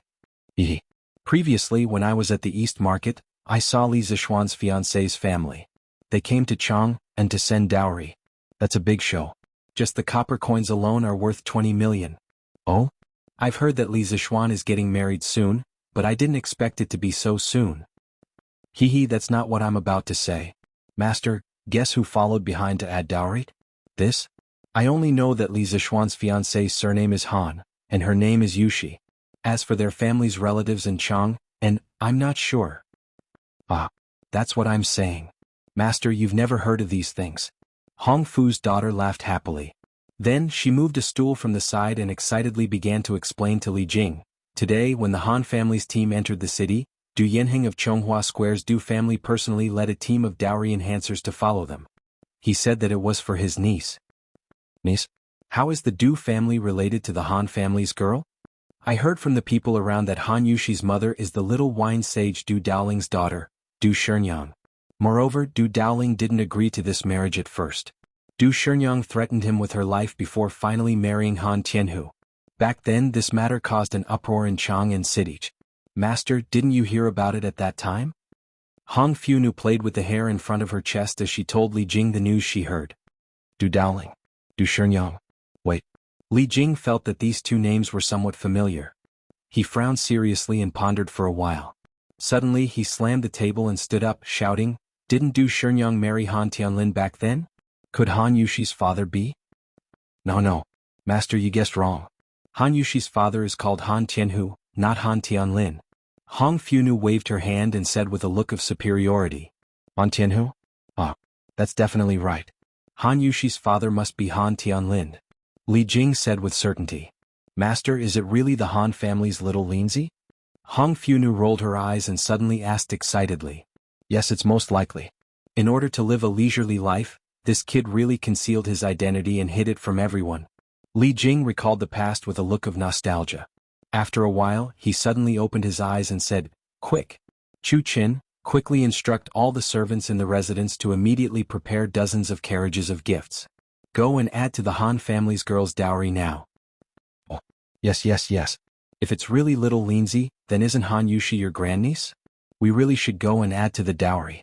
Hong Fu-nu reacted and said happily. Li Jing was speechless. Isn't she also your grandniece? Umph. Of course not. I'm still so young. I don't want to be someone else's grandaunt. Master, you should be it yourself. Hong Funu snorted and was about to leave. When Li Jing heard that, his face was filled with black lines. Was this something a grandmother should say? Sigh. All right, master. If we want to catch up to the Han family's team, we have to hurry. But this way we won't have time to prepare many things. What should we do? Hong Funu had just walked to the door when she came to her senses and turned around to ask. It's fine. Even if we don't bring anything and only send some people to support the Han family, little Lindsay will be very happy. Li Jing stroked his beard and said calmly. Yes, that's true. Then I'll personally send the Han family's girls dowry. Hong Funu said eagerly. Nonsense. Just let the Jian go. What will you look like if you go? Li Jing said unhappily. Throughout history, which grandaunt personally went to send dowry to her grandniece? Why can't I go? Am I unpresentable? Hong Funu said angrily with her hands on her hips, revealing her shrewish and unreasonable side. The veins on Li Jing's forehead were throbbing. He wanted to be angry but didn't dare to. After a pause, he could only swallow his anger and coax her nicely. Cough, Chuchen, I definitely didn't mean that. Then what do you mean? You see, you let the Jian send the dowry. We can practice martial arts in the backyard. I haven't tested your martial arts skills in a long time. So that's the case. Master, please wait a moment. I'll let the Jian bring people to send the dowry. Then we'll spar. Hong Funu smiled and ran out immediately. Chapter 374. Li Zixuan, who had been woken up early in the morning and tidied up neatly, was ordered by his father to stay at home and wait for the Han family's makeup team to arrive. After waiting for a long time, Li Zixuan lay down comfortably on the recliner and went back to sleep. Li Zixuan, who was wandering in his sleep, naturally didn't know about the wave of family reunion that was happening on the streets of Chang'an City. He also didn't know that today's makeup team would be so huge that it would stun everyone. Hey, old master, why isn't the makeup team here yet? Could it be that something went wrong on the way? Madame Li was anxiously pacing back and forth in the front yard, looking at the gate from time to time. However, after waiting for a long time and not seeing the makeup team, she finally couldn't help but ask. Madam, don't be anxious. What could happen to the emperor? They will definitely be here soon. Besides, didn't Madam just send Sanbao out to scout for news? There should be news soon.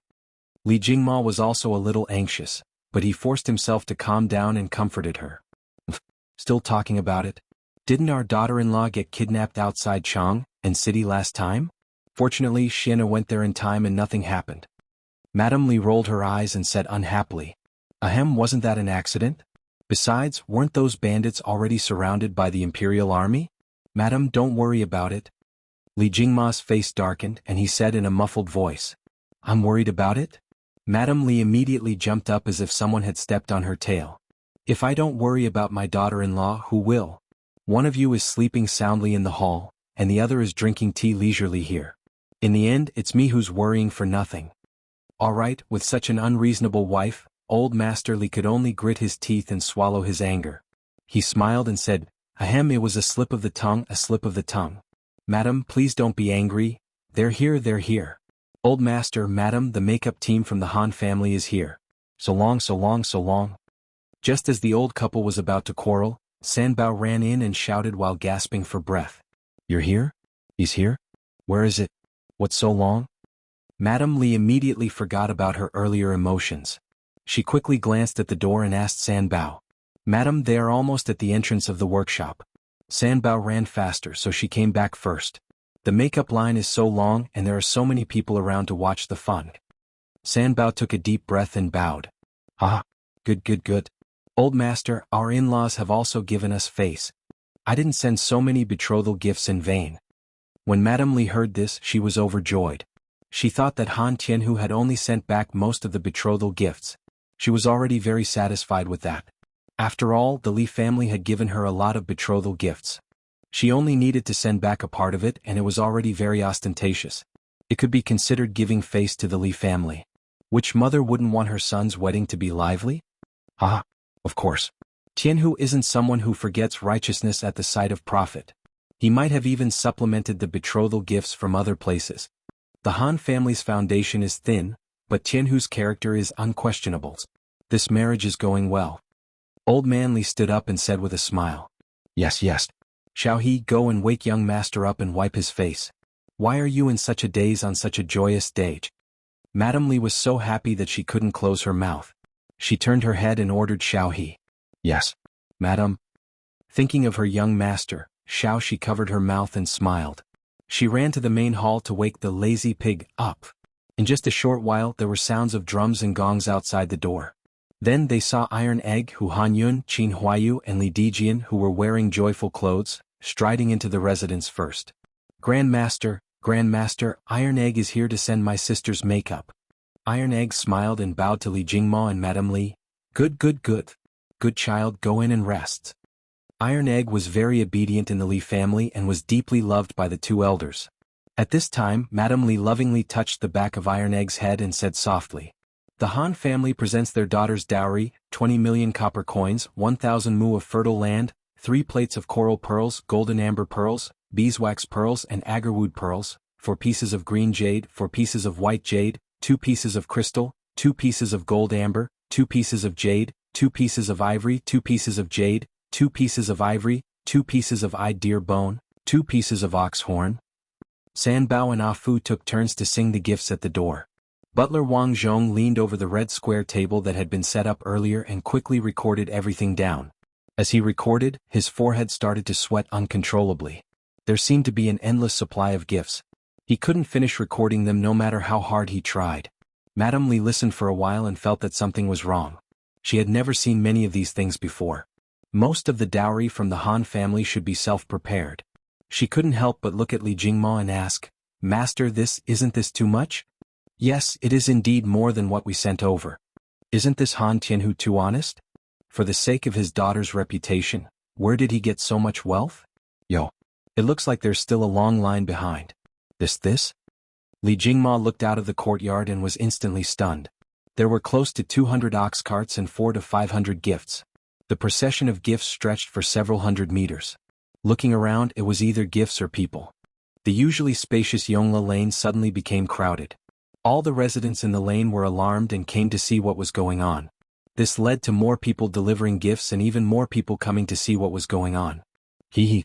Old Master Li, Madame Li Du Yanheng from the Du family in Chonghua Lane is here to send dowry for his niece. These are just some small gifts to show my respect. While Old Master Li was dumbfounded, Du Yanheng went forward and cupped his hands with a smile. You are Han Yushi's uncle? Li Jingma asked in surprise.